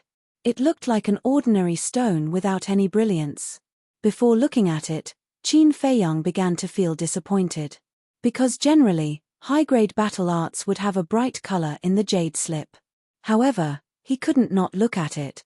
He took out the grey jade slip and immersed his mind into it. A stream of information flowed into his mind. Battle art name, soul tampering skill. Level, no grade. What's with no grade? Qin Feiyang was confused. As everyone knew, whether it was martial arts or battle arts, they were divided into 4 grades. Upper, middle, lower, and perfect. But he had never heard of a gradeless skill before. With a stomach full of doubts, he continued to read. In the end, he found that he couldn't understand this soul-tampering skill at all. Overall, it felt like a complete paragraph had been erased so that people would not know what was written. It was the first time he encountered such a situation. He took the jade slip and walked to Elder Wang. He cupped his hands and said, "I have doubts in my heart. Elder Wang, please answer. Speak." Elder Wang spoke with his eyes closed. Qin Feiyang asked, "Is there a gradeless battle art in the world?" As soon as this question came out, Elder Wang's eyebrows twitched, but he didn't open his eyes. He said, "Did you get the soul-tampering skill?" "How do you know, Elder Wang?" Qin Feiyang was surprised. Elder Wang said, "Because in the entire martial arts treasure house, only the soul-tampering skill has no grade." "Then what level does this gradeless skill represent?" What kind of battle art is the soul-tampering skill? Qin Feiyang was puzzled. A gradeless skill means that it's inferior to an inferior battle art. As for what battle art it is, you'll have to comprehend it yourself. Of course, a gradeless battle art is definitely not very strong. You have to know whether to keep it or not. Elder Wang said. Hearing this, Qin Feiyang's face was full of bitter smiles. His luck was too good. He actually got a battle art that was inferior to an inferior one. If this were to spread, he would be mocked by countless people. After pondering for a moment, Qin Feiyang asked, if I return it to you, will I have to return the contribution points? Then let me ask you, did you ask for contribution points when you went in? Elder Wang asked. No. Qin Feiyang shook his head. That's right. You'll have to use your contribution points to return the contribution points. Elder Wang said. Forget it then, I'll keep it. Qin Feiyang put away the grey jade slip and handed the stone box to Elder Wang. Then, he sighed and got ready to leave. Get lost. But at this moment, an angry shout came from afar. Qin Feiyang looked over and saw two figures standing opposite each other in the void half a mile away. One of them was Chu Xian. The other person was a young man in purple. He was quite handsome, but very unfamiliar. The two of them seemed to be arguing about something. Qin Feiyang observed for a while. Seeing that the two of them had not stopped arguing, he turned into a stream of light and flew over. At the same time, Elder Wang opened his eyes and looked at Qin Feiyang's back. Two rays of light burst out of his eyes. Then, he took out the image crystal and poured his battle qi into it. Soon, a middle-aged man's shadow appeared. It was the chief pagoda master. Another little guy has obtained the soul refining technique. Elder Wang said, but he did not get up, nor did he bow to the chief pagoda master.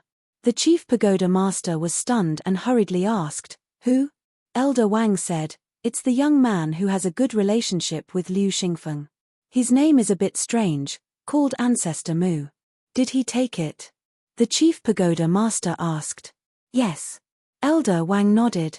The chief pagoda master pondered for a moment and sighed, I only hope that he won't be like those people in the past and not know how to cherish it. Not necessarily. After so many years, there have been many people who have obtained the soul refining technique. Among them, there is no lack of talented geniuses, but none of them have been able to comprehend the true meaning of the soul refining technique. In short, it's best not to have too much hope. Elder Wang said. That's true. The chief pagoda master nodded and smiled, but we still have to pay attention. What if he comprehends it? Slim. Elder Wang said casually, then turned off the image crystal and closed his eyes. The place fell into dead silence again. Chu Xian, I was really wrong. Can you forgive me? I swear, I will treat you well in the future and never let you down again. Swear. Guofeng, do you think I'm a 3-year-old child? So easy to fool. Let me tell you, I don't want to have anything to do with you now, because you don't have the qualifications. Get lost immediately, as far as you can. And then there was Qin Feiyang. As the distance gradually shortened, he finally heard the content of the dispute between Chu Xian and the purple-clothed youth. It turned out that the purple-clothed youth was Guofeng. But wasn't Guofeng pursuing Pei Yi's cousin now? Why was he pestering Chu Xian? Qin Feiyang frowned, thought carefully, and soon understood what was going on. Swoosh! The corners of his mouth lifted slightly, and he sped up and landed beside Chu Xian. Seeing his arrival, Chu Xian and Guofeng also stopped arguing. Chu Xian looked at Qin Feiyang, raised her beautiful eyebrows, and did not say anything. However, Guofeng's face darkened, and he said, I know who you are, and I also know that you are related to Divine Emissary Liu, but you'd better stay out of our business. Sorry. This person has nothing wrong with him, except for one bad habit. I can't stand seeing others bully women, especially such a beautiful woman. Qin Feiyang grinned. So, you're here to find trouble? Guofeng said, his eyes flashing with a shocking cold light. Find trouble? There's no need for that. I'm just curious, haven't you already abandoned Chu Xian to pursue Pei Yu? Why are you now back to beg for Chu Xian's forgiveness? Qin Feiyang chuckled. His face was also filled with ridicule. Chapter 886. If you don't say it, then I'll guess. Is it because Pei Yu doesn't like you at all? Qin Feiyang laughed. Guo Feng still didn't say anything, but a trace of killing intent had already appeared in his eyes. Qin Feiyang didn't care at all, and continued, thinking about it, when your scorpion tribe was still around, Pei Yu didn't like you, let alone now that your scorpion tribe has been exterminated. Have you said enough? Guo Feng's eyes immediately turned blood red. Don't be angry, I'll just say one more thing. As a person, you have to have some conscience. Since you've already abandoned Chu Xian, then don't harass her anymore. Qin Feiyang said. Harass? With my status, it's her fortune to take a fancy to her. Guo Feng roared, somewhat hysterical. Chu Xian was also angry. However, Qin Feiyang reached out to stop her and looked at Guo Feng with a smile. If it was in the past, I wouldn't dare to deny what you said. After all, Chu Xian's family is only a small tribe. But now, other than the title of the King of the Third Peak, what else do you have? So get it straight, it's not that Chu Xian isn't worthy of you, it's that you aren't worthy of her. Qin Feiyang said with a smile. Guo Feng was about to explode. Don't deny it, it's the truth. All right, stop pestering me. If others see you, where will you put your face in the future as the King of the Third Peak? Qin Feiyang waved his hand as if he was chasing away flies. Boom. The infuriated Guo Feng's aura suddenly erupted as he threw a punch at Qin Feiyang. Qin Feiyang shook his head and grabbed Guo Feng's fist. He smiled faintly and said, Don't ask for trouble. Although Guo Feng had already stepped into the peak of the 9-star war sect, he had also stepped into the 9-star war sect. He was confident that he could easily take down this person. Guo Feng was also very astonished that Qin Feiyang was able to easily block his punch. He glanced at Qin Feiyang, then glanced at Chu Xian. In the end, he withdrew his arm and said, You will regret this sooner or later. With that, he left angrily. Regret. The corners of Qin Feiyang's mouth curled into a meaningful arc. In the meantime, Chu Xian also heaved a sigh of relief.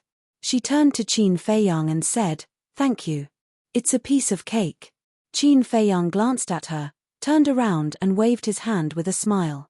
Then, he walked away. Back to Tower 1. Qin Feiyang happened to meet Mu Qing. But Mu Qing didn't say a word to him. She didn't even look at him. She just brushed past him. Obviously, Mu Qing was still brooding over what happened a year ago. Qin Feiyang naturally wouldn't use his hot face to stick to Mu Qing's cold butt.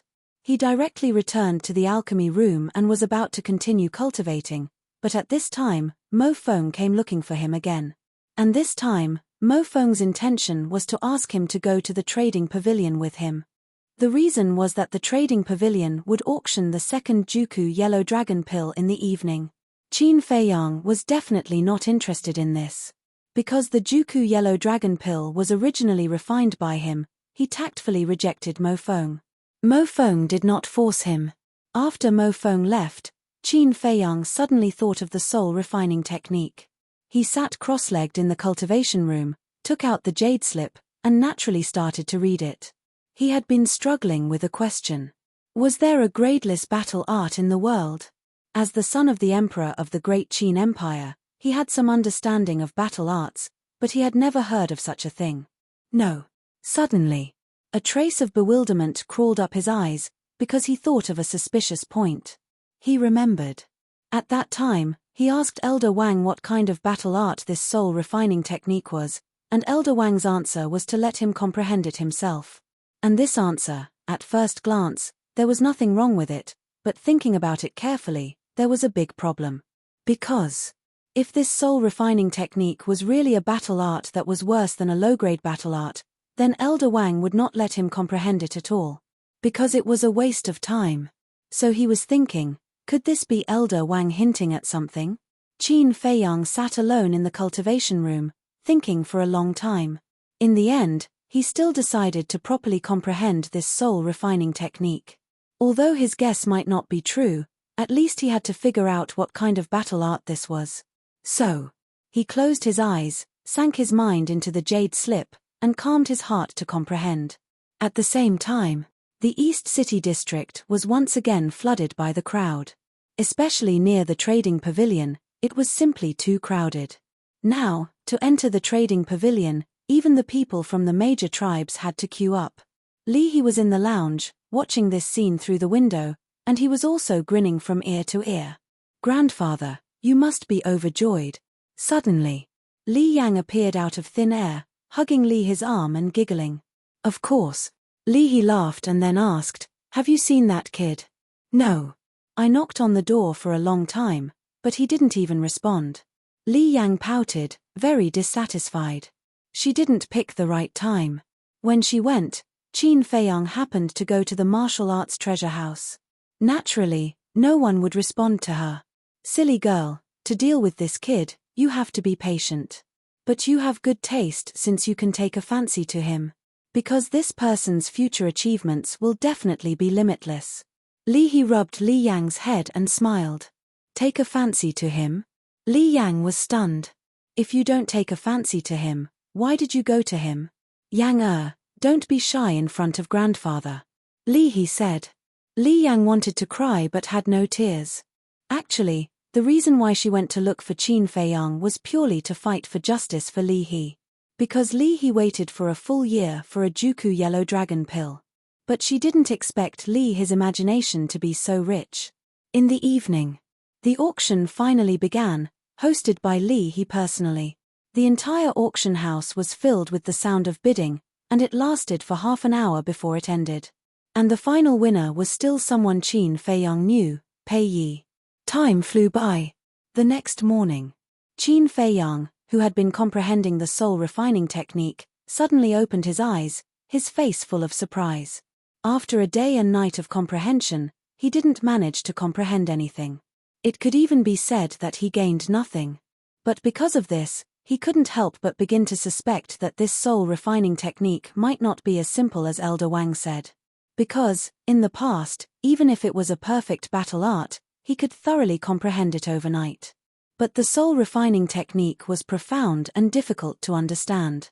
This meant that it might be a very amazing battle art. However, he didn't continue to comprehend it. Because he had already told Mo Feng that he would go to the Longfeng house today. He put away the jade slip and got up to wash up. The alchemy rooms here all had a special place to wash up in the lounge. After washing up, he took out a brand new white robe and changed into it. This was the uniform of the disciples of the main tower. Immediately after, he walked out of the lounge, opened the stone door, and happened to see Mo Feng and Pei Yi walking out of their respective alchemy rooms. The moment the three of them looked at each other, they were a little stunned. Then, Qin Feiyang and Pei Yi smiled at the same time. As for Mo Feng, there was also a trace of a smile on his face, but it was still very stiff. For someone like him who didn't like to smile, it was too forced to smile. The three of them turned around at the same time and closed the stone door. Then, Pei Yi and Mo Feng took a step forward and landed beside Qin Feiyang. Pei Yi smiled and said, "Where's Qin Day? He should still be cultivating, I'll go call him." Mo Feng walked to the door of the number 9 alchemy room and knocked hard on the door. After a while, Mu Qing came out. However, when she saw the three of them, she only nodded at Pei Yi and Mo Feng with a smile, ignoring Qin Feiyang at the side. Pei Yi noticed this subtle change immediately and looked at the two of them suspiciously, but he didn't ask much. A proud person like him would not casually pry into other people's private affairs. Under Pei Yi's instructions, Mo Feng opened a portal and the four of them walked in one after another. Longfeng Pavilion. On the street in front of the door, there was an endless stream of people. Among the crowd, Qin Feiyang and the other three appeared out of thin air. Qin Feiyang looked around with a surprised expression on his face. It was still early in the morning. Why were there so many people rushing into Longfeng Pavilion? The people rushing in from all the streets basically all entered Longfeng Pavilion. There were rich tycoons. There were people from the various tribes. There were also many disciples of the main tower. In short, those who entered Longfeng Pavilion now were all people of a certain status. As Pei Yi walked towards the restaurant, he smiled and said, "You guys don't know, but today is the day to sell Longfeng wine. Longfeng wine? Qin Feiyang was stunned. Now that he said that, he remembered that Longfeng Pavilion would sell a jar of Longfeng wine every month. It seemed that these people were all here for the Longfeng wine. Mu Qing glanced at Pei Yi and Qin Feiyang and secretly said to Qin Feiyang, "Come with me, I have something to say to you." Qin Feiyang glanced at him and sent a voice transmission. "If you have anything to say, can't you just send me a voice transmission? Cut the crap, just go." Mu Qing's gaze turned cold as he said impatiently. Qin Feiyang frowned and looked at Pei Yi and Mo Feng. He cupped his fists and smiled.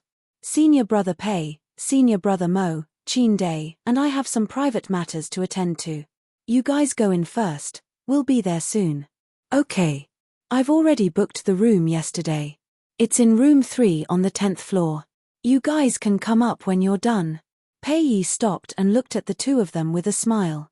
"Okay." Qin Feiyang nodded and then blended into the crowd with Mu Qing. Soon, they disappeared from their sight. "What is it that you have to hide from us?" Mo Feng asked with a frown. "Everyone has secrets that they don't want others to know. Why bother so much? Let's go."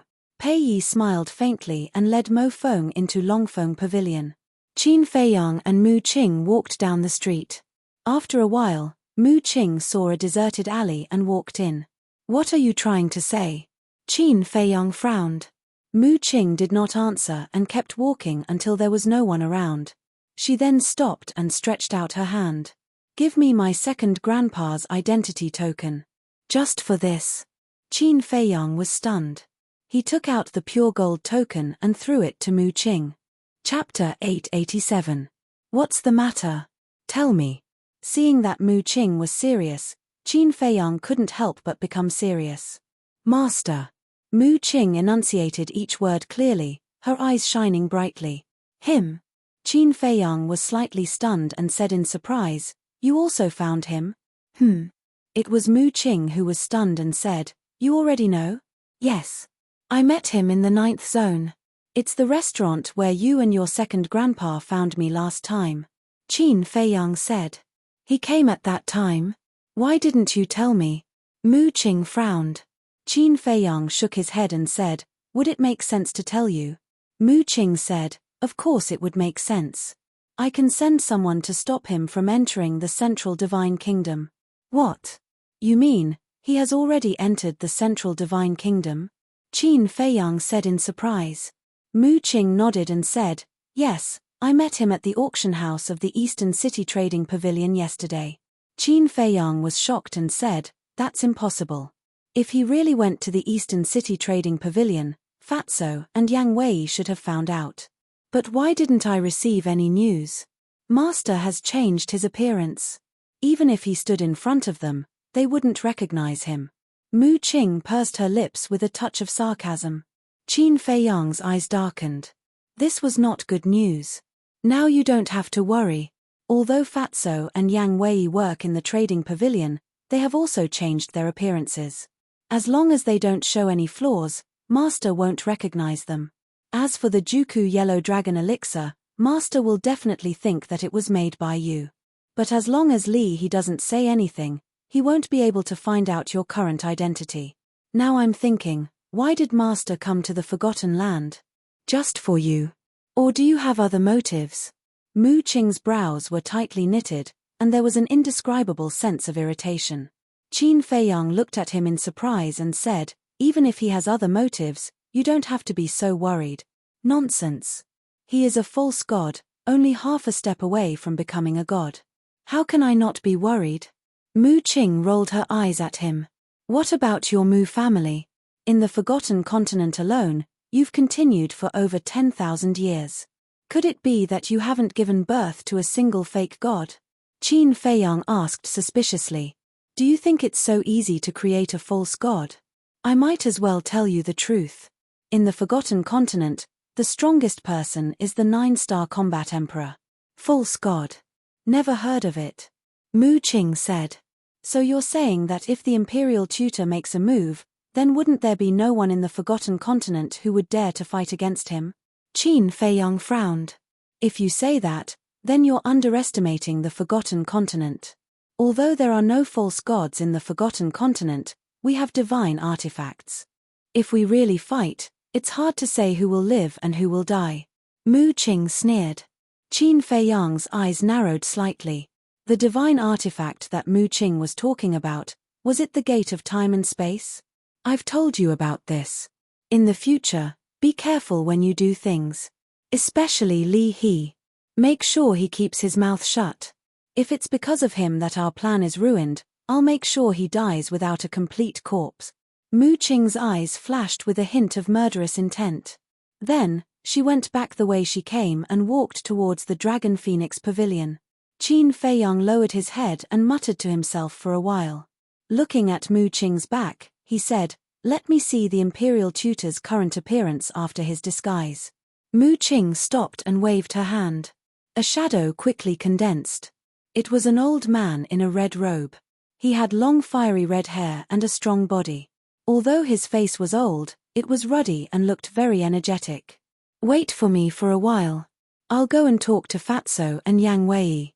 Qin Feiyang looked at the shadow, then entered the castle and immediately took out the image crystal. At this time, Wolf King said, "Little Qin Zi, I feel that Mu Qing is lying." Qin Feiyang was stunned and turned to look at Wolf King suspiciously. "What I mean is that the content of his lie is not the Imperial Tutor, but a false god. I'm sure that there must be a false god in the Mu family." Wolf King said. "What do you mean?" Qin Feiyang was curious.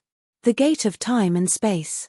If the Real Gate of Time and Space is really a divine artifact, then it must be a god or a false god to awaken it." Wolf King said. "Heard it." Qin Feiyang's eyes flickered and nodded. "You're right. We can't take the Mu family's heritage lightly." Buzz. As soon as his voice fell, Fatso's shadow appeared. "Boss, do you want to have a drink?" Fatso smiled. At this moment, he was sitting in an empty room. There were 2 pots of wine on the table in front of him and a few delicious dishes. Yang Wei was also sitting opposite Fatso. The two were eating and drinking, and their days were quite comfortable. Qin Feiyang rolled his eyes at Fatso and said, "If I were Li He, I would have fired you. Unfortunately, you're not. What's more, Li He can't wait to curry favor with us. How can he fire us? Tell me, what's the matter?" Fatso smiled and asked. Qin Feiyang said, "Do you know that the state preceptor also went to the auction house yesterday?" "What?" The two were clinking glasses. When they heard this, their arms trembled and the wine spilled all over the floor. Qin Feiyang waved his hand and the state preceptor's appearance appeared in the void. "This is what he looks like now. Pay attention to it. By the way, tell Li He and Li Yang that they can't mention the Juku Yellow Dragon Pill to anyone. Also tell them to be careful. I'm worried that the state preceptor may use extreme means to force them to reveal my identity." Qin Feiyang said in a deep voice. "Understood." The two looked at the state preceptor's shadow and nodded heavily. Their faces were also extremely heavy. They didn't expect the state preceptor to enter the central divine kingdom so quickly. For a moment, they didn't even have the mood to drink. "Be careful." Qin Feiyang exhorted the two of them again before turning off the image crystal and leaving the ancient castle. Together with Mu Qing, he walked towards the Longfeng Pavilion. Soon, they came to the front door of the restaurant. But as soon as they entered the restaurant, Qin Feiyang saw a familiar figure. It was a young man wearing a purple robe. He had a tall figure and exuded an extraordinary aura. The young man in purple walked to a waiter and asked with a smile, "Which private room is Pei Yi in?" The waiter looked up at the young man in purple and said with a smile, "Oh, it's young Master Guo. Young Master Pei is in private room number 3 on the 10th floor. I'm a little busy now, so you can only go up by yourself. Please forgive me for not serving you well." "It's okay." The young man in purple waved his hand and walked upstairs. "So it's Guo Feng," Qin Feiyang muttered. Although the Dragon Phoenix house was very noisy at the moment, he still heard Guo Feng's voice clearly. Looking at Guo Feng's back, the corners of his mouth gradually curled into a mocking smile. In the past, no matter how busy he was, this waiter would definitely bring Guo Feng up personally. But now, although the waiter was rather polite, Anyone with a discerning eye could tell that he didn't like Guofeng. Oh. Young Master Mu. Young Master Qin. What a rare guest. The waiter soon saw Qin Feiyang and Mu Qing and hurriedly scurried towards them with a fawning smile on his face. Back then, the feud between Qin Feiyang and Guo Ming started there. Hence, the waiter of the restaurant had a deep impression of the two of them. At the same time, Guofeng also heard the waiter's voice and turned to look at Qin Feiyang, after which a shocking and icy cold gaze flashed past his eyes. However, he didn't say anything and continued to walk upstairs. Mu Qing glanced at Guofeng suspiciously and secretly asked, "Do you guys have a feud with each other?" "We do have some personal feuds." Qin Feiyang expressed assent calmly. At this moment, the waiter asked, "Young masters, did you make a reservation in advance?" "Yes, we can go up by ourselves." "You may go ahead," Qin Feiyang said with a smile. "All right then. Feel free to let me know if you have any instructions." The waiter nodded and bowed before turning around and scurrying away. His attitude was completely different from when he saw Guofeng. Qin Feiyang and Mu Qing also headed upstairs. However, Qin Feiyang kept wondering, why did Guofeng go to look for Pei Yi? Soon, Guofeng walked to the door of the third private room on the 10th floor and reached out to knock on the door gently. Mo Feng was the one who opened the door. However, when she saw that it was Guofeng, she immediately raised her brows and asked, "What's the matter?" "Yes." Guofeng nodded. Mo Feng said, "Senior brother Pei Yi is entertaining a guest right now. Let's talk another day." "Mo Feng, let him in." As soon as Mo Feng finished speaking, Pei Yi's voice sounded from the private room. Mo Feng frowned and retreated to the side. Guofeng strode in. Just as Mo Feng was about to close the door, she suddenly saw Qin Feiyang and Mu Qing walking up to the 10th floor and was about to greet them. "Shh." Qin Feiyang gestured for her to keep quiet and shot Mo Feng a glance. Mo Feng was stunned for a moment before she understood what he meant. She turned around and half closed the door before walking towards the tea room. In the tea room, Pei Yi sat in front of the coffee table with a calm expression on his face. His actions were steady and he exuded a domineering aura. Guofeng walked towards Pei Yi and said with a smile, "You really know how to enjoy life. Life is short. I naturally have to enjoy it when I have the chance. Please take a seat." Pei Yi smiled calmly. Guofeng walked toward Pei Yi and took a seat opposite him before scanning the room. The private room was not very luxurious, but it was simple and elegant. There was a separate dining room, bedroom, and tea room. However, at this moment, apart from Pei Yi and Mo Feng, there was no one else. Guofeng asked suspiciously, "Mo Feng, didn't you say that you were entertaining a guest?" "They haven't arrived yet." Mo Feng, who had just entered the tea room, heard Guofeng's question and said expressionlessly, "May I know who these guests are? They actually made Brother Pei host a banquet personally." Guofeng's eyes lit up and he asked with a smile. Pei Yi smiled and said, "Let's talk about the purpose of your visit first." Hearing this, Guofeng fell silent, seemingly unsure of what to say. Pei Yi was not in a hurry. He picked up the teacup and slowly tasted it. A moment later, Guofeng gritted his teeth and looked at Pei Yi before saying, "To be honest, Brother Pei, I'm here for Pei Yu." Hearing this, Pei Yi was not surprised at all. Clearly, he had already known the purpose of Guofeng's visit. Chapter 888. Guofeng said, "Pei Yu hasn't accepted me yet, but I genuinely like her. She doesn't have to like you back just because you like her. Both parties have to like each other." Pei Yi smiled. "You're right, Brother Pei. However, feelings can be nurtured slowly. Give me some time and I'll definitely be able to move her," Guofeng said. Pei Yi looked at him in bewilderment and asked, "Since you're so confident, what are you here for?" "I want you to put in a good word for me in front of Pei Yu, Brother Pei. Everyone knows that you and Pei Yu are the closest to each other and she listens to you the most. As long as you're willing to help, things will be much easier." Guofeng stood up and said with a pleading tone, cupping his fists. "Ha!" Pei Yi laughed. Mo Feng, who was beside him, had a faint trace of ridicule on his face. Seeing this, Guofeng's eyes turned gloomy and he frowned. "Don't get me wrong, I'm not looking down on you. The heavenly scorpion tribe may have been exterminated, but I believe that you'll definitely be able to make a name for yourself in the future. Pei Yi said with a smile. Hearing his words, Guofeng's face finally relaxed. Pei Yi said, I'm just thinking that since Yue doesn't fancy you, we'd better let fate take its course. Don't force it. Guofeng frowned and said, Brother Pei, you know me well. I've never asked anyone for help before. This is the first time. Then, you should know that I, Pei Qinghan, will never help anyone.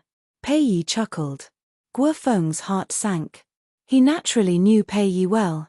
He had long expected that to happen.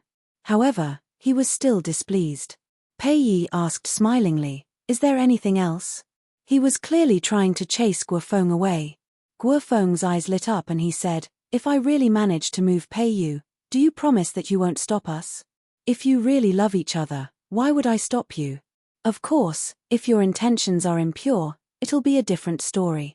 For example, you might want to use the divine python tribe to fulfill your ambitions or plot something else. Pei Yi smiled.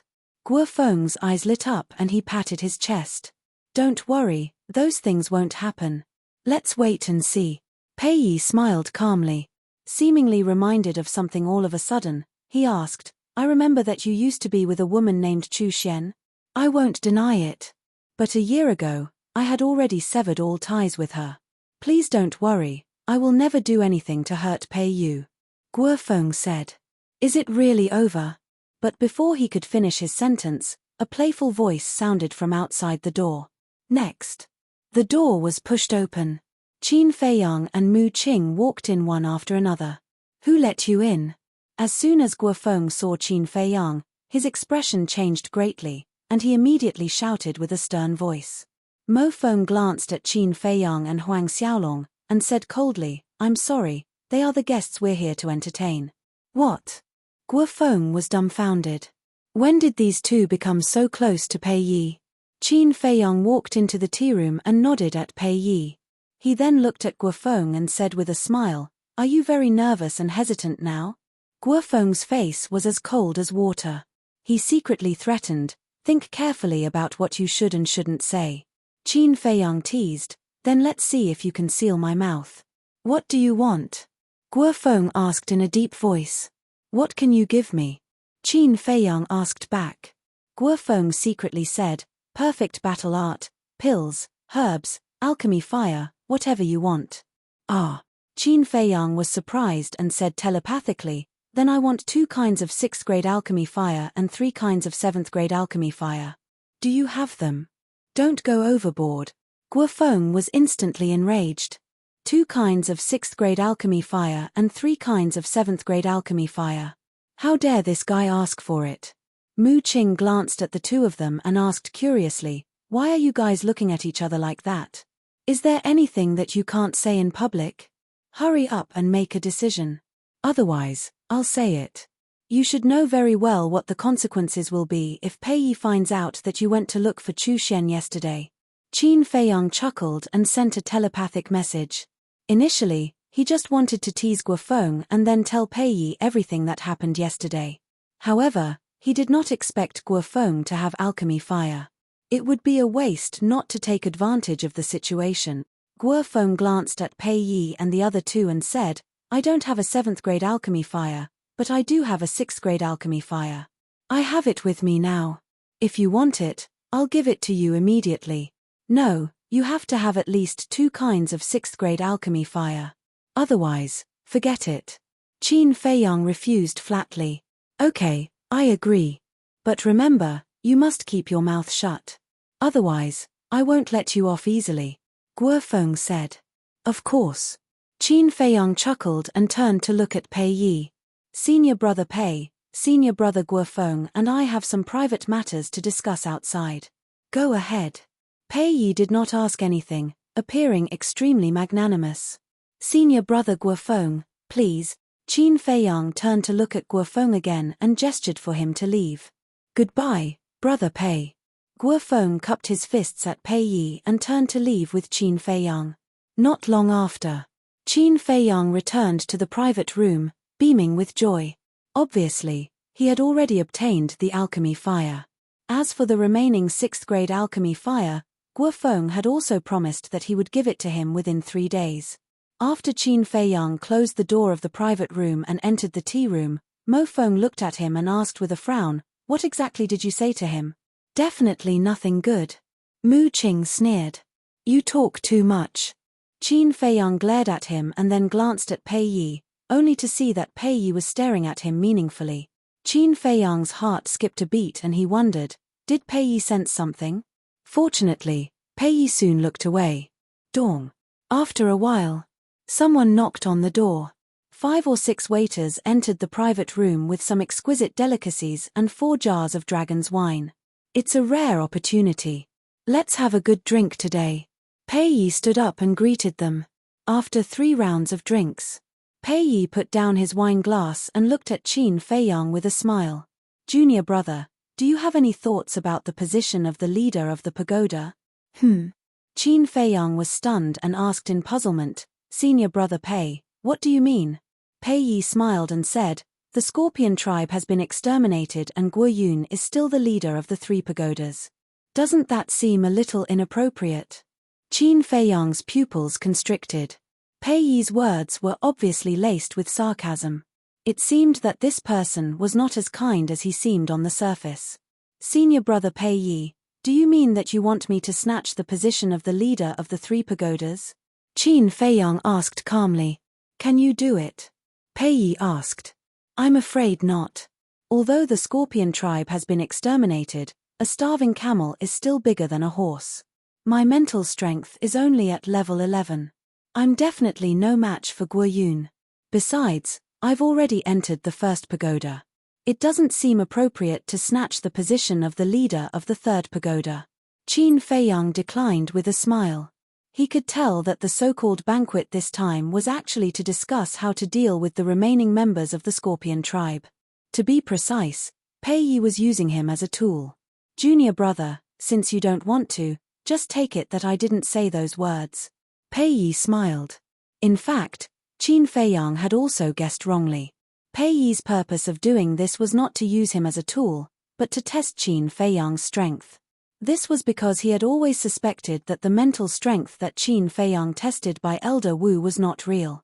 And if, now that Qin Feiyang had agreed to snatch the position of the leader of the 3rd pagoda, his guess was confirmed.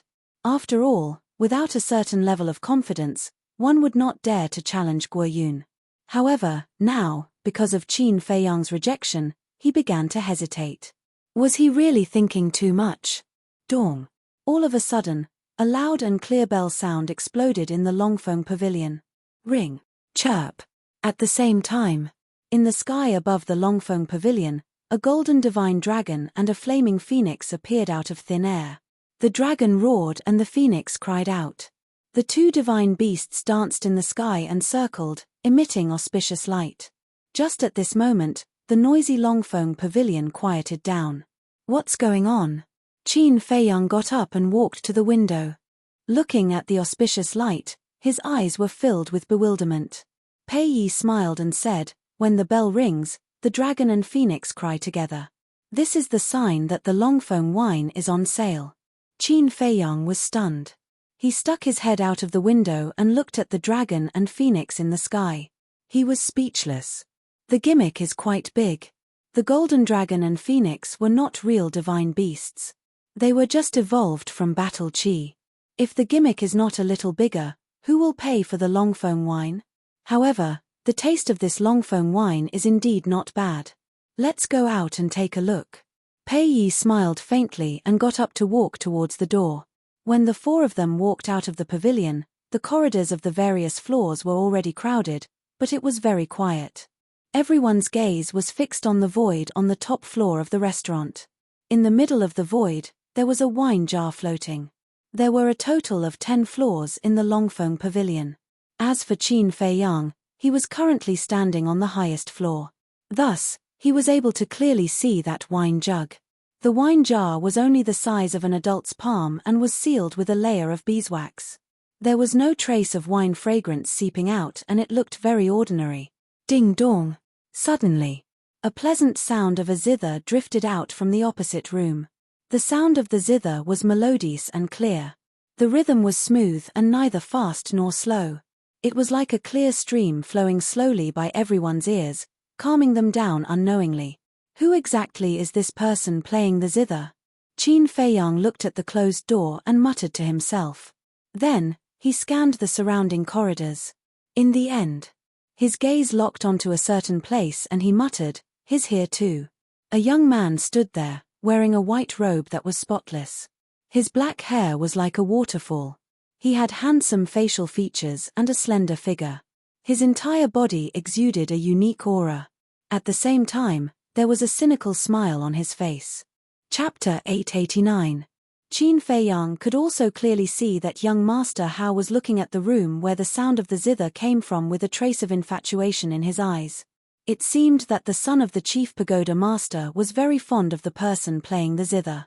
Not long after the sound of the zither came out, a slightly plump middle-aged man in black walked out from the back hall on the first floor. Then, he soared into the air and stood in front of the jar of Dragon Phoenix wine. Next, he glanced at everyone in the Dragon Phoenix house and said with a smile, "I believe everyone can't wait any longer. But this time, this jar of Dragon Phoenix wine will not be auctioned." Not auctioning. The Dragon Phoenix house was in an uproar. What do you mean? Qin Feiyang also looked at Pei Yi in confusion. In the past, the Dragon Phoenix wine was sold in an auction. The highest bidder would get it. And this time, the rules should have been changed. Pei Yi said in a low voice with a trace of suspicion in his eyes. "Everyone, quiet down." The slightly plump man reached out and gently pressed the air. The Dragon Phoenix house quieted down again. Next, the slightly plump man took out a scroll from his cosmos bag.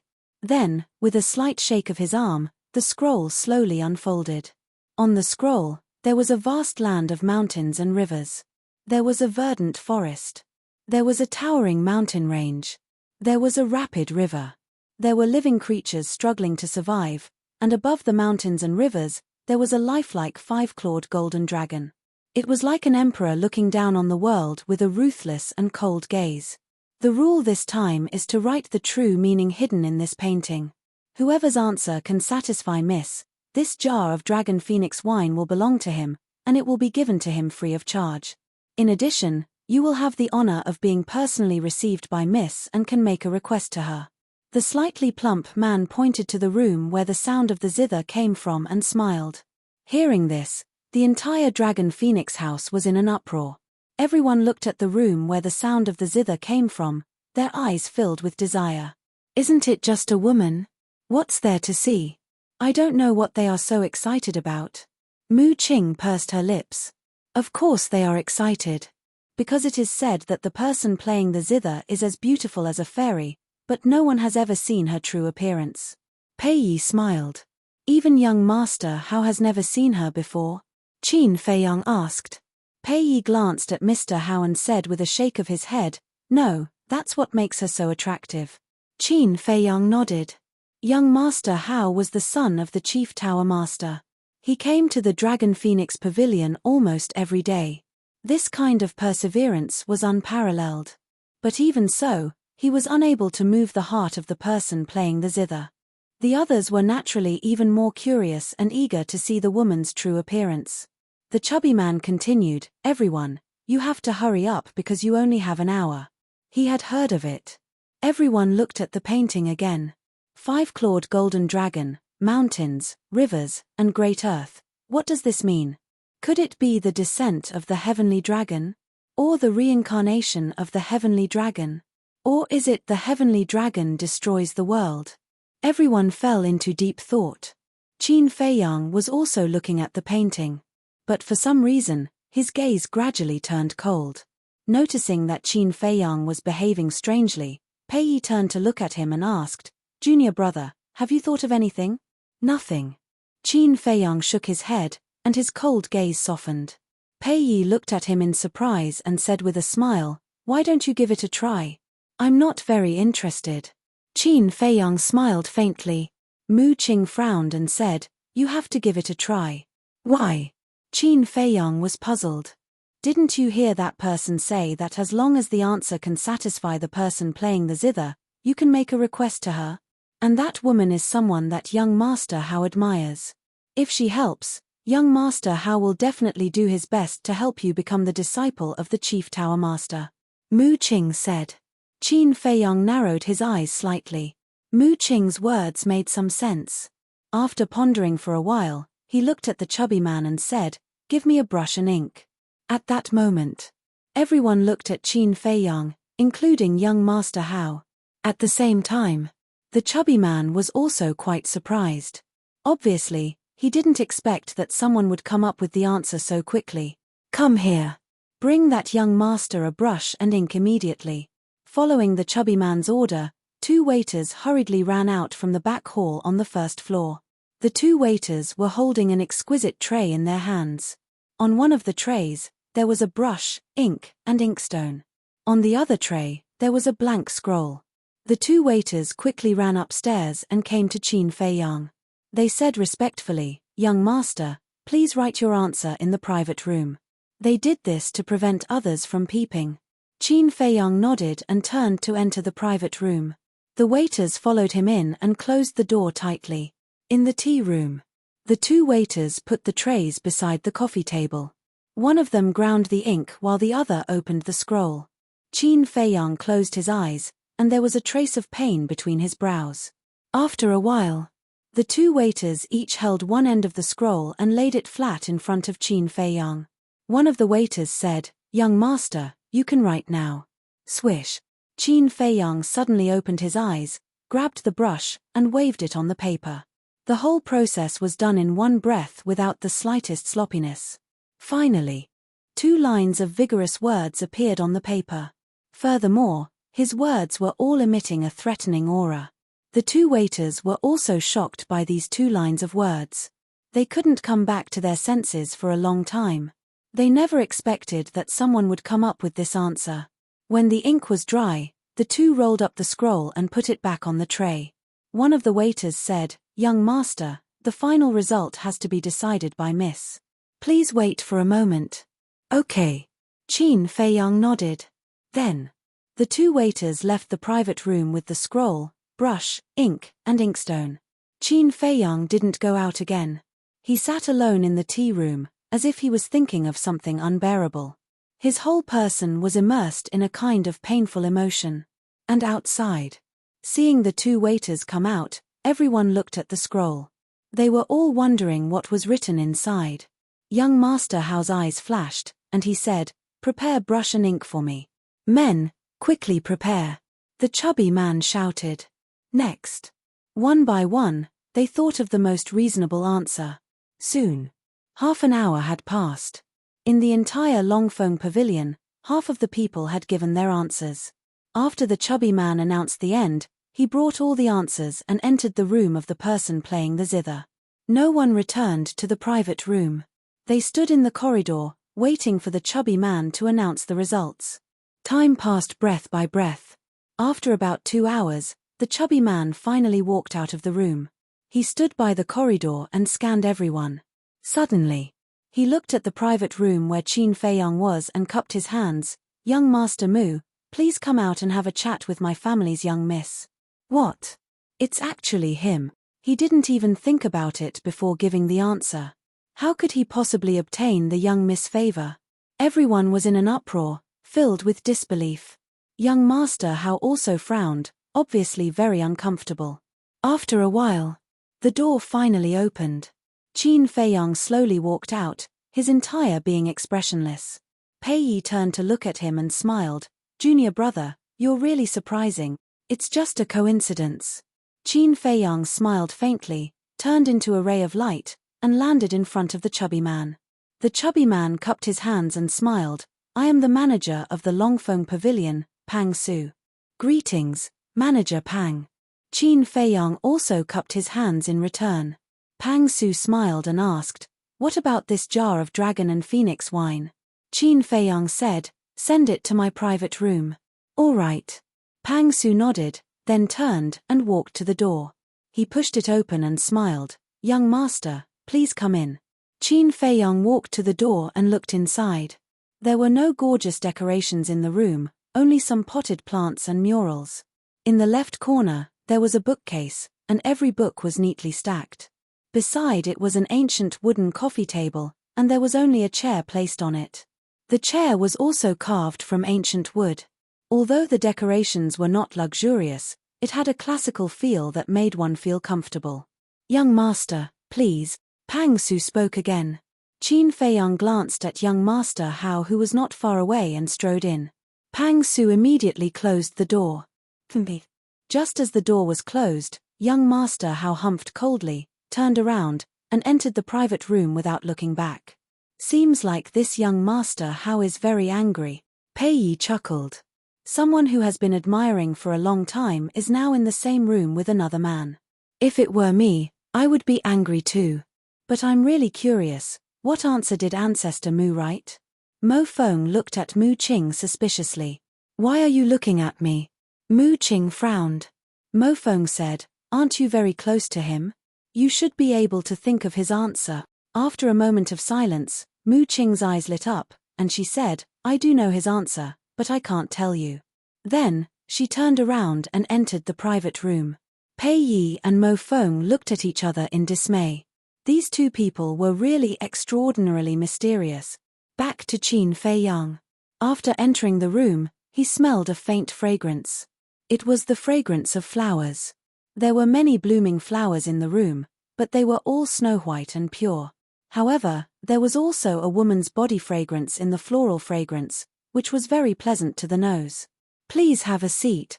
A clear voice suddenly sounded in the room, like an orchid in an empty valley, clear and pleasant to the ear. Qin Feiyang walked to the front of the tea table and sat on the only chair. Then, he raised his head and looked across. There was a snow-white silk curtain hanging on the opposite side, and through the silk curtain, he could vaguely see a guqin placed behind it, and beside the guqin sat a graceful figure. She was blurry and could not be seen clearly. "I have a question in my mind. How did you come up with this answer?" The woman's voice sounded again. "The reason is not important, as long as my answer can be approved by you. Don't you think so?" Qin Feiyang smiled faintly. The woman fell silent for a moment, then smiled and said, "You're right, young master. I've been rude. Please state your request." "My request." Chapter 890. Young Master Hao? The woman was surprised. Qin Feiyang was silent, waiting for the woman's answer. "Why?" After a long time, the woman asked. "Have you heard of a saying, a gentleman has the beauty to help others? Young Master Hao is infatuated with you, but he can't see your face. So I want to help him." Qin Feiyang said. The woman said, "So you don't want to see my face?" "Me?" Qin Feiyang shook his head and said, "No." "Why? Am I not beautiful enough?" The woman asked. Qin Feiyang said, "I don't know whether you are beautiful or not. So it has nothing to do with this." "Then why?" "You know, this is a rare opportunity for you." The woman said. "You are very confident in yourself. But unfortunately, I don't care much about women. There is a saying, I don't know if you have heard of it. Beautiful women are skeletons." Qin Feiyang said lightly. "Ha ha." Hearing this, the woman smiled. This man was really different from the rest. After a while, the woman smiled and said, "Okay, I accept your request." "Thank you." Miss Qin Feiyang stood up and smiled. Then he turned around and opened the door without a moment's hesitation and strode in.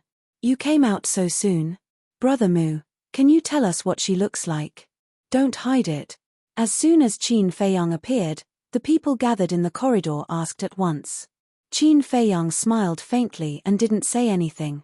He walked directly to young Master Hao's door. Young Master Hao's room was next door. Dong. He reached out and knocked on the door. "Go away, don't bother me." Young Master Hao's voice sounded in the room, with an unquenchable anger. Qin Feiyang shook his head and laughed. He exerted a little force and directly opened the door. He saw young Master Hao sitting alone in front of the tea table. His face was extremely ugly. Seeing that it was Qin Feiyang, young Master Hao immediately stood up and said angrily, "Are you here to show off?" "Show off?" Qin Feiyang was rather speechless. He turned around and closed the door. He smiled and said, "What's there to show off? What do you mean? Is she not good looking?" Young Master Hao asked. I don't know. Qin Feiyang shook his head. Don't know? Young Master Hao was stunned. Because I only spoke a few words with her. I didn't see her face at all. Qin Feiyang smiled. Then why are you looking for me? Young Master Hao frowned. Haven't you always wanted to see her? So, my request to her is to let her meet you with her real face. Qin Feiyang said. Young Master Hao was confused. Why are you doing this? Just take it that I'm sucking up to you. Qin Feiyang chuckled. Then, he turned around and opened the door without saying anything else. Sucking up to you? Young Master Hao raised his eyebrows and looked at Qin Feiyang's back. He really couldn't understand what this person was thinking. Sucking up to him seemed to be the most reasonable explanation. After all, he was the son of the chief tower master. However, this person didn't seem to be sucking up to him at all. It's a rare opportunity. You have to cherish it.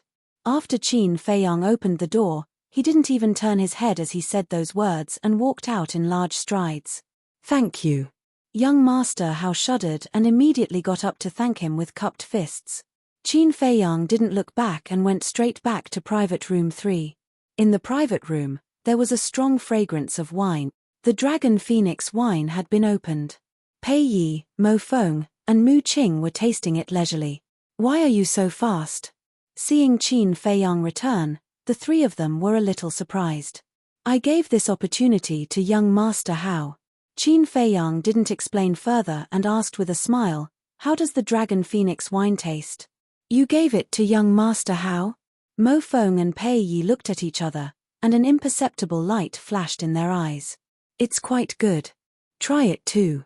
At the same time, Mu Qing picked up the wine jar and poured a glass for Qin Feiyang. Qin Feiyang sat next to Pei Yi, picked up the wine glass, put it to his mouth, and took a sip. All of a sudden, he felt as if there was boiling lava flowing down his throat to his lower abdomen. All the blood in his body seemed to be burning, and his skin instantly turned red. This feeling made him very uncomfortable. But soon, the burning sensation disappeared and was replaced by a bone-piercing cold current. At this moment, it was as if his body had been sealed in ice, and even his blood had stopped flowing. He felt that he was about to suffocate. But soon, the bone-piercing cold current disappeared. The burning sensation didn't appear again. Instead, it was replaced by a comfortable warmth, as if they were bathing under the spring sun.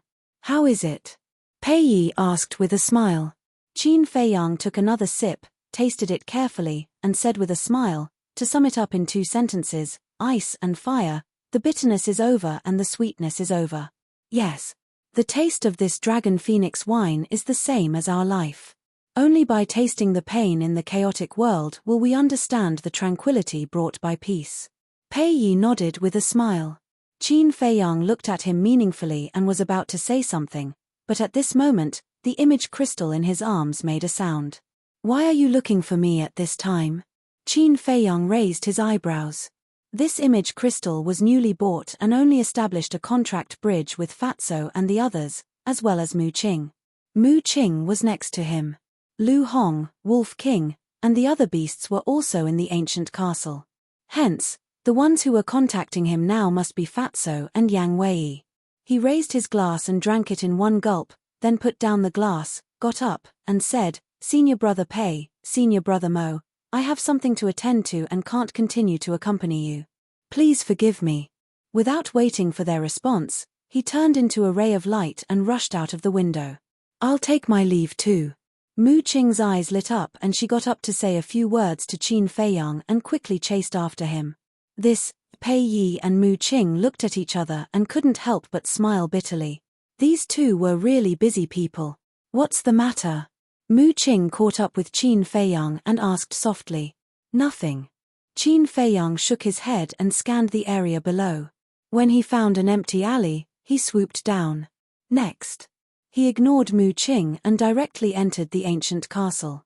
At this moment, the image crystal had stopped vibrating. Qin Feiyang took it out of his arms and his battle chi surged as he took the initiative to send a message to Fatso. The next moment, Fatso's shadow appeared and said angrily, What are you doing? Why are you only replying now? Seeing Fatso's expression, Qin Feiyang had a bad feeling and asked, what happened? Fatso said, Li Yang has been kidnapped. Qin Feiyang raised his eyebrows and said, is it the state preceptor? Fatso nodded. Qin Feiyang frowned and said, didn't I tell you to tell them to be careful? Fat Lord said so. But the state preceptor is so powerful. Even if Li Yang is in the main pagoda, it's easy to kidnap her, Fatso said bitterly. Where are you now? Qin Feiyang asked. Fatso said, the trading pavilion's lounge. I'll be right there.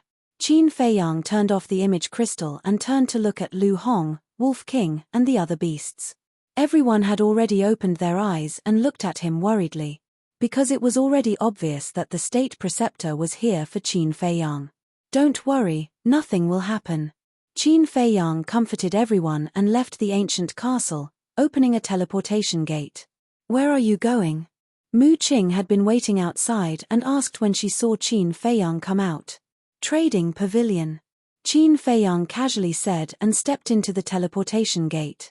Mu Qing raised her eyebrows and followed him into the teleportation gate. Because from Qin Feiyang's expression, she knew that something big must have happened. Trading pavilion. In the lounge, Fatso stood in front of the desk, frowning. Yang Wei, on the other hand, sat beside the coffee table and comforted Li He. Whoosh!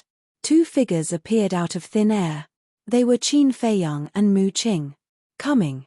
Fatso immediately went up to them. Qin Feiyang glanced at Li He and asked, what's going on? We had something to do just now, so we left Li Yang alone in the lounge. She also said that she would go back to the main tower immediately. But when Li He came back, he found a letter on the desk. Fatso grabbed a piece of letter from the desk behind him and handed it to Qin Feiyang. I've already read it. The letter says that Li He should go to the Black Cloud Mountain and exchange the origin of the Juku Yellow Dragon Pill for Li Yang. Fatso said. Where is the Black Cloud Mountain? Qin Feiyang asked.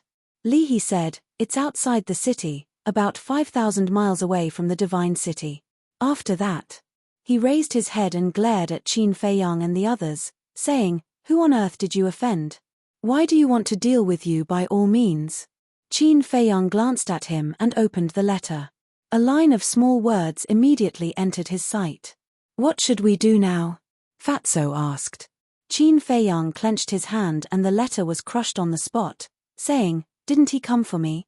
I'll go and meet him. No. Mu Qing said flatly. The Imperial Preceptor was so powerful that Qin Feiyang would not be able to return if he went alone.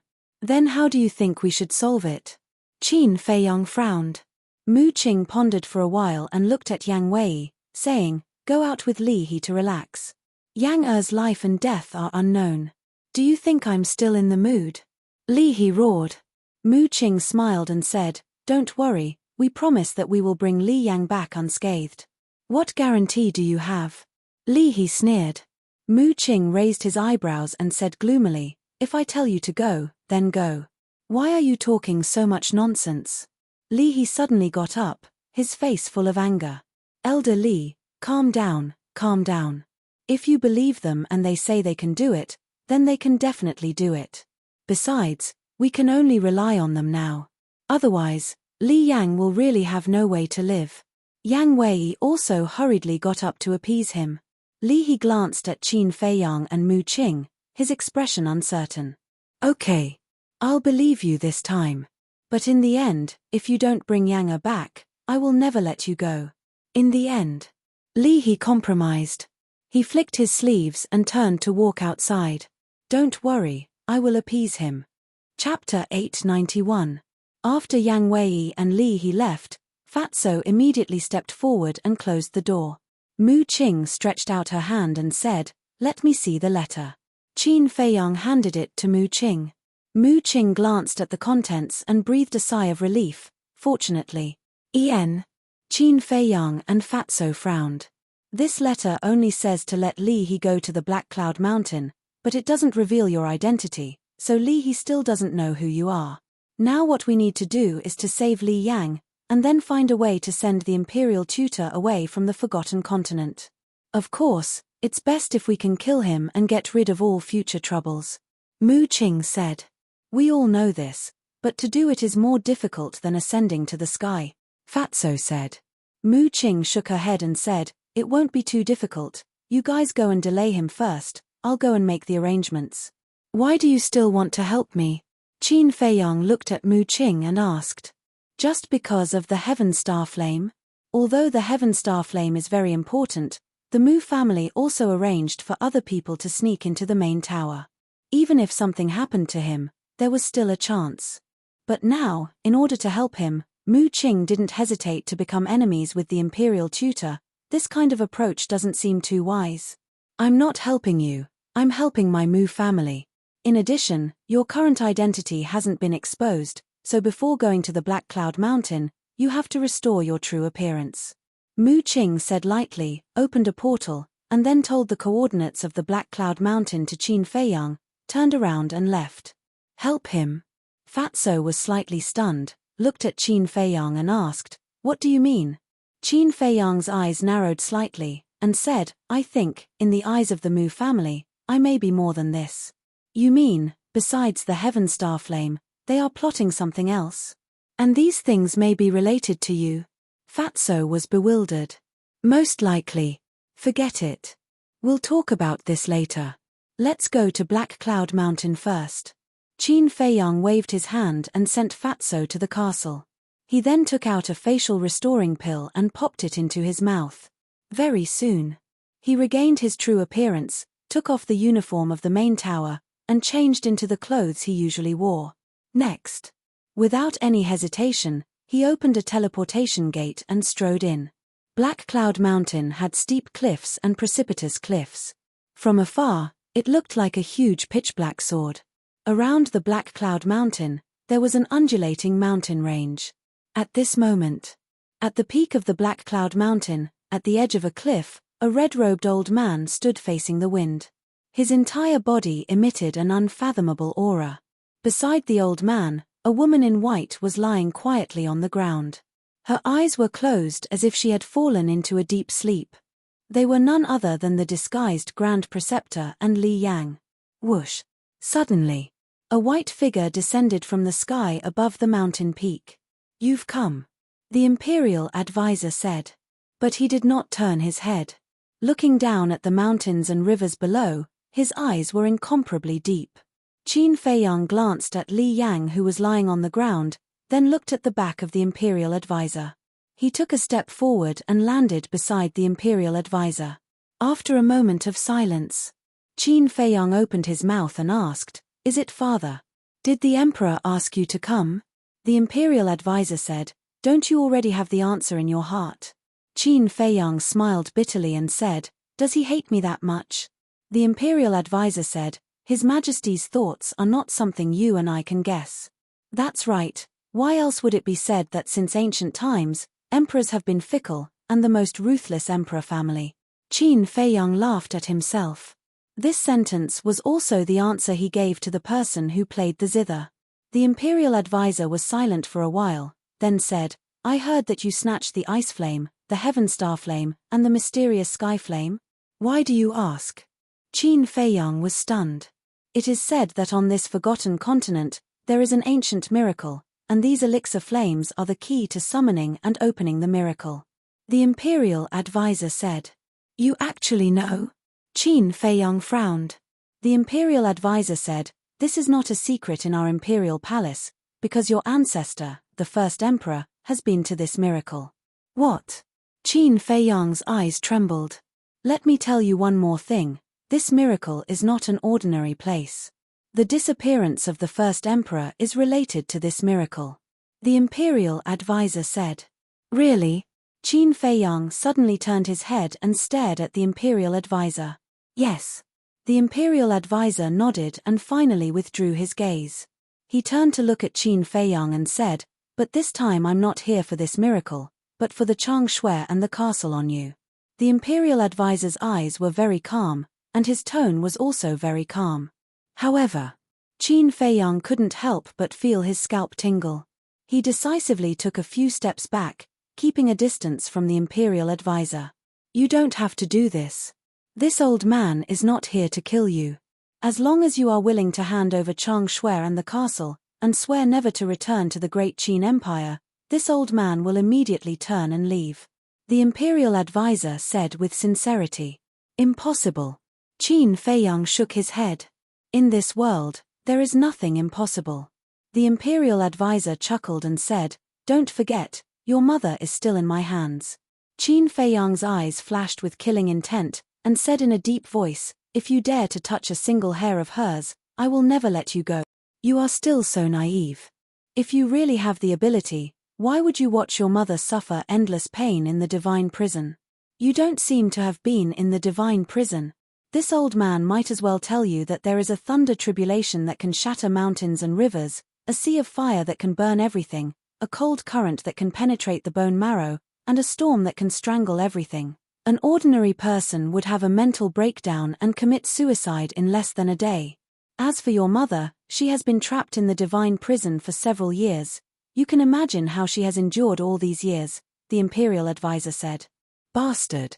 Hearing these words, Qin Feiyang's eyes instantly turned red, and he rushed madly toward the imperial advisor.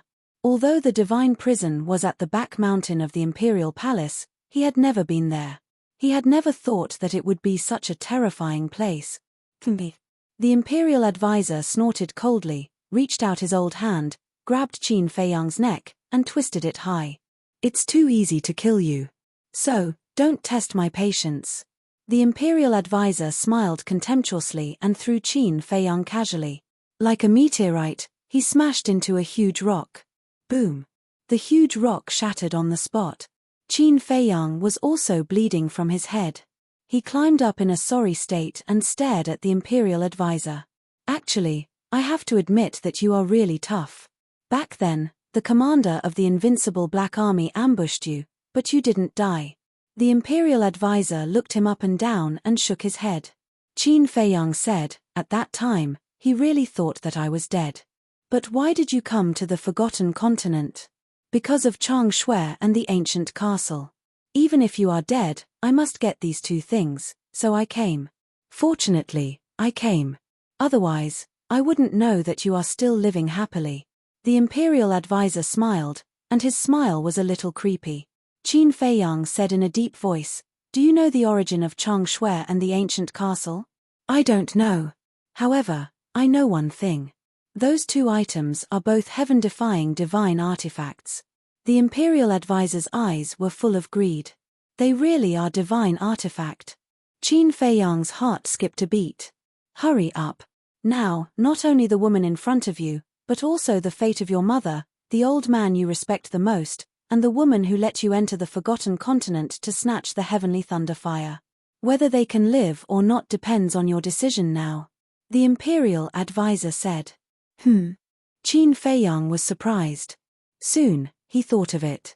The old man that the imperial advisor was talking about must be Ren Wushuang's grandfather, and that woman, without a doubt, was the ugly old woman who fed him the black demon poison time and time again. What did you do to them?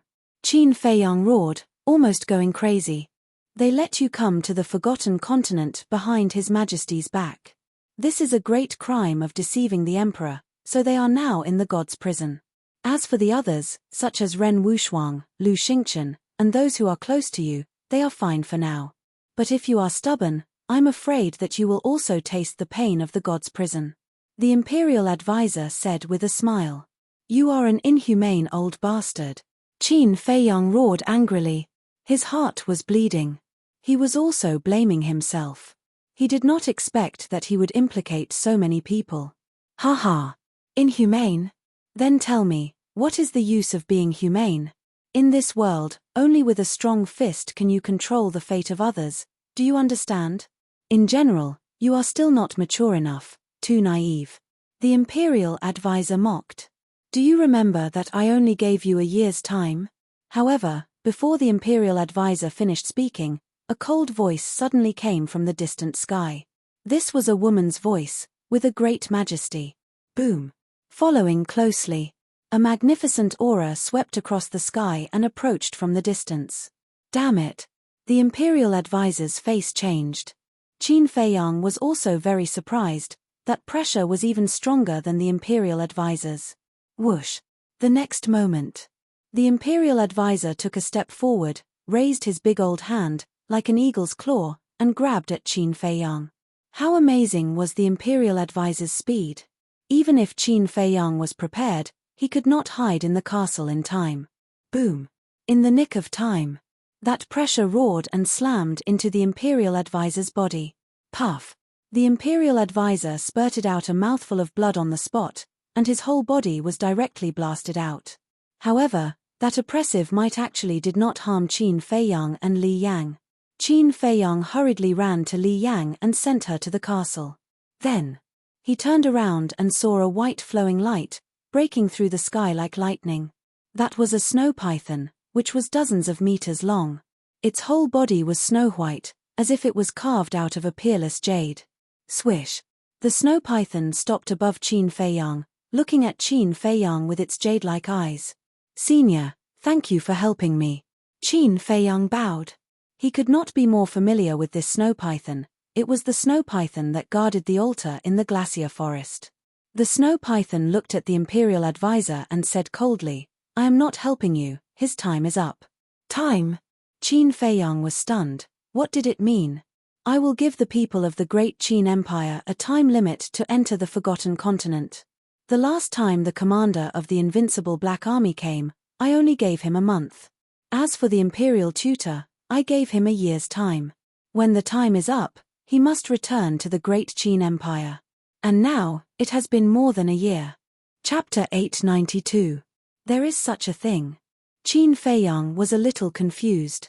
At the same time, the Imperial Preceptor was also stable in the void, pointing to Qin Feiyang and roaring, "I don't accept it. Why is there no time limit for him to enter the Forgotten Continent?" This was also where Qin Feiyang was puzzled to know. Plus this time, it was already his second time entering the Forgotten Continent. And the snow python must have noticed him, but why didn't it say anything? "He's different." The snow python said. "What's the difference?" The Imperial Preceptor said angrily. The snow python said, "He opened the purple gold dragon soul. Just because of this." The Imperial Preceptor was a little flustered. The snow python said impatiently, "Don't talk nonsense, leave with me immediately." "What if I say no?" The Imperial Preceptor stared at it gloomily. "You don't have the qualification to say no." The snow python was domineering, its pressure was like a waterfall, and it rushed to the Imperial Preceptor. "Let me go." The Imperial Preceptor struggled at once, but he couldn't break free from the snow python's pressure, and was taken away by the snow python. "What's the situation?" Qin Feiyang scratched his head, looking at the snow python and the Imperial Preceptor who were quickly disappearing. He couldn't recover for a long time. Suck. But when he came back to his senses, he couldn't help but take a breath. The Imperial Preceptor was a fake god, there was no doubt about it, but in front of the snow python, he didn't have the slightest resistance. How strong is this snow python's power? Is it a god? To be honest, he had already guessed that the snow python was very strong, but he didn't expect it to be strong to this extent. However, Qin Feiyang, who was in shock, didn't notice that there was a figure hidden near the Black Cloud Mountain. But that person was covered in a layer of golden light, and his face couldn't be seen clearly. He stood in a dense forest, and seemed to be looking at the snow python and the Imperial Preceptor. However, after the snow python and the Imperial Preceptor disappeared, he also disappeared, leaving no trace. About 100 breaths passed. Shua. Another 3 figures descended over the Black Cloud Mountain. It was Mu Qing, the second ancestor of the Mu family, and the ancestor of the Mu family. "What's the situation?" The 3 of them had arrived aggressively, but when they saw that there was only Qin Feiyang at the top of the mountain, their expressions turned to one of astonishment. "Qing, didn't you say that the Imperial Advisor of the Great Qin Empire is here? Where is he?" The great ancestor of the Mu family asked. "He's here." Mu Qing's mind was also a mess. Whoosh! The 3 of them landed beside Qin Feiyang one after another. Mu Qing asked, "Where is he? By the time you came to help, I would have been dead." Qin Feiyang glanced at the 3 of them indifferently. Mu Jia's second forefather frowned. "Get to the point." Qin Feiyang ignored him. He sat on the edge of the cliff with an indescribable agitation in his heart. The three of them looked at each other in confusion. Mu Qing seemed to have suddenly thought of something and asked cautiously, "Don't tell me you've reached an agreement with him? What do you think I can reach with him?" Qin Feiyang sneered. "He just wanted to kill the imperial advisor now." "Then why didn't he kill you?" Mu Qing said in a deep voice. This matter was too strange, and he had to figure it out. "It's none of your business. You just need to know that he has returned to the great Qin Empire. Also, I want to calm down now, so don't bother me." Qin Feiyang waved his hand without any annoyance. "Heard it." The Mu Jia's great forefather and second forefather's old faces were filled with anger. They came to help out of kindness, but he treated them with such an attitude. Mu Qing hurriedly stood behind Qin Feiyang and smiled. "Two great forefathers, please calm down. You go back first, I'll accompany him here." "Humph." The two of them snorted coldly, opened a portal, and walked in without looking back. Mu Qing also turned around and sat beside Qin Feiyang. He did not disturb Qin Feiyang and lowered his head to think about something. At the same time, inside the castle, Li Yang, who was lying on the ground, suddenly murmured, and her eyelids moved. Wolf King raised his eyebrows and hit Li Yang on the back of her head with his paw. Li Yang fainted on the spot again.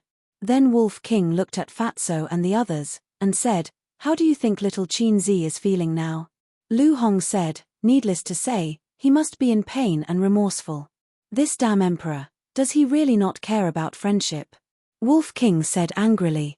The pangolin sneered, "Don't worry, one day, he will regret it. In fact, in a word, we are still not strong enough." Fatso sighed. Wolf King and the other beasts nodded.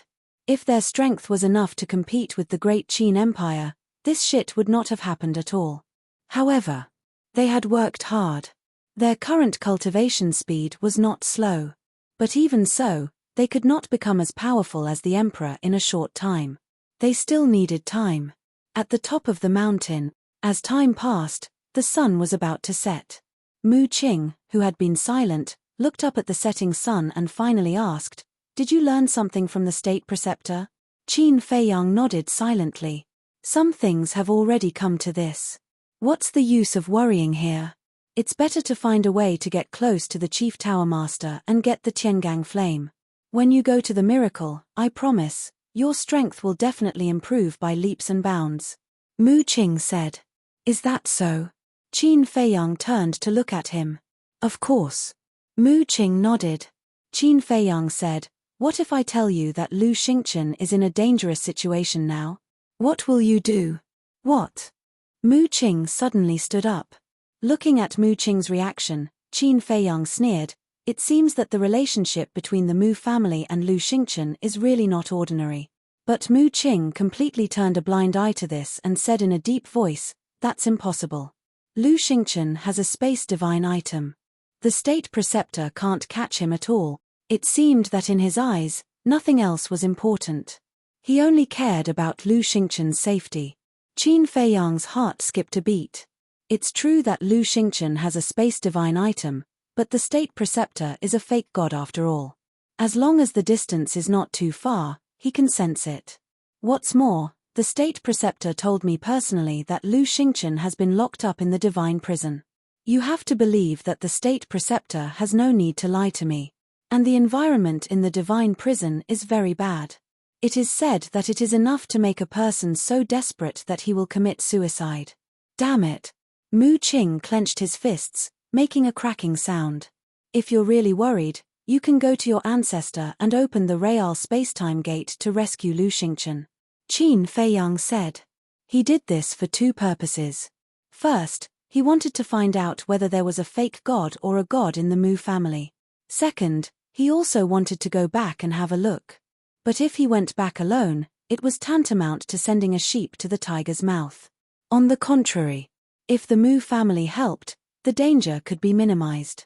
However, hearing Qin Feiyang's words, Mu Qing began to doubt. He stared at Qin Feiyang's face and said, "Do you swear that what you said is true?" "Do I still need to swear?" You can imagine that anyone who is related to me is in a very bad situation now. Qin Feiyang said. Mu Qing's face became gloomy again, and he was struggling in his heart. In the end, he gritted his teeth and said, I'll go back first, you go back to the main tower by yourself. After saying that, he opened the portal and quickly rushed in. You can't beat me after all. Looking at the dissipating portal, Qin Feiyang smiled coldly and followed to the castle.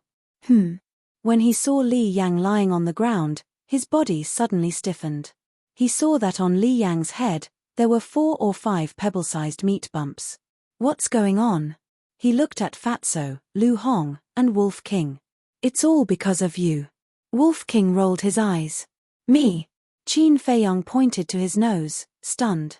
It's not your fault, after all, you know so many things, you really need to calm down.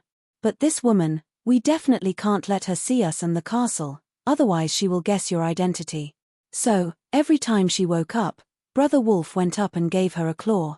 See, it's like this now. Lu Hong laughed.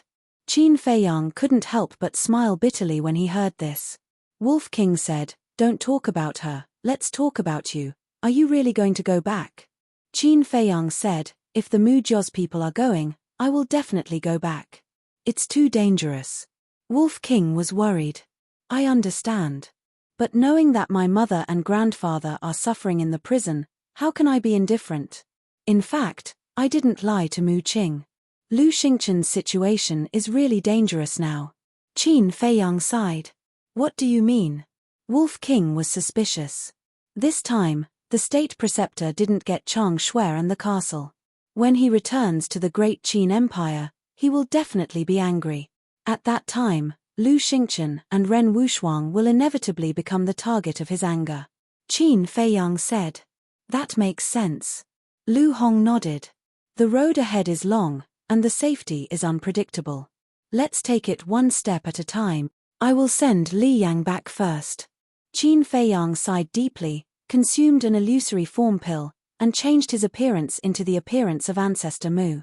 Then, he carried Li Yang and left the ancient castle, opened a teleportation door, and walked in. It's dark, why haven't they come back yet? He was like an ant on a hot pan, walking back and forth in the lounge, anxious and restless. Can you stop pacing? My head is almost dizzy because of you. Yang Wei sat at the coffee table, also quite annoyed. It's been a whole day, Qin Feiyang still hasn't come back, what the hell is going on? Whoosh. Suddenly, Qin Feiyang came to the lounge with Li Yang in his arms. Li He and Yang Wei looked up, and their faces were suddenly filled with ecstasy. Li He hurriedly ran over, took Li Yang from Qin Feiyang's hands, and checked Li Yang's injuries. Yang Wei also walked to Qin Feiyang's side, looked at the dried blood on Qin Feiyang's body, and asked, Did anything happen? No. Qin Feiyang smiled. Yang Wei finally let out a sigh of relief. Kid, what's going on? Suddenly, Li He turned his head to look at Qin Feiyang, pointed to the bulge on Li Yang's head, and frowned. I don't know, it's like this when I went. She should have been beaten by that old man, Qin Feiyang said without blushing and directly pushed the blame to the imperial preceptor. Damn bastard, don't let me catch him.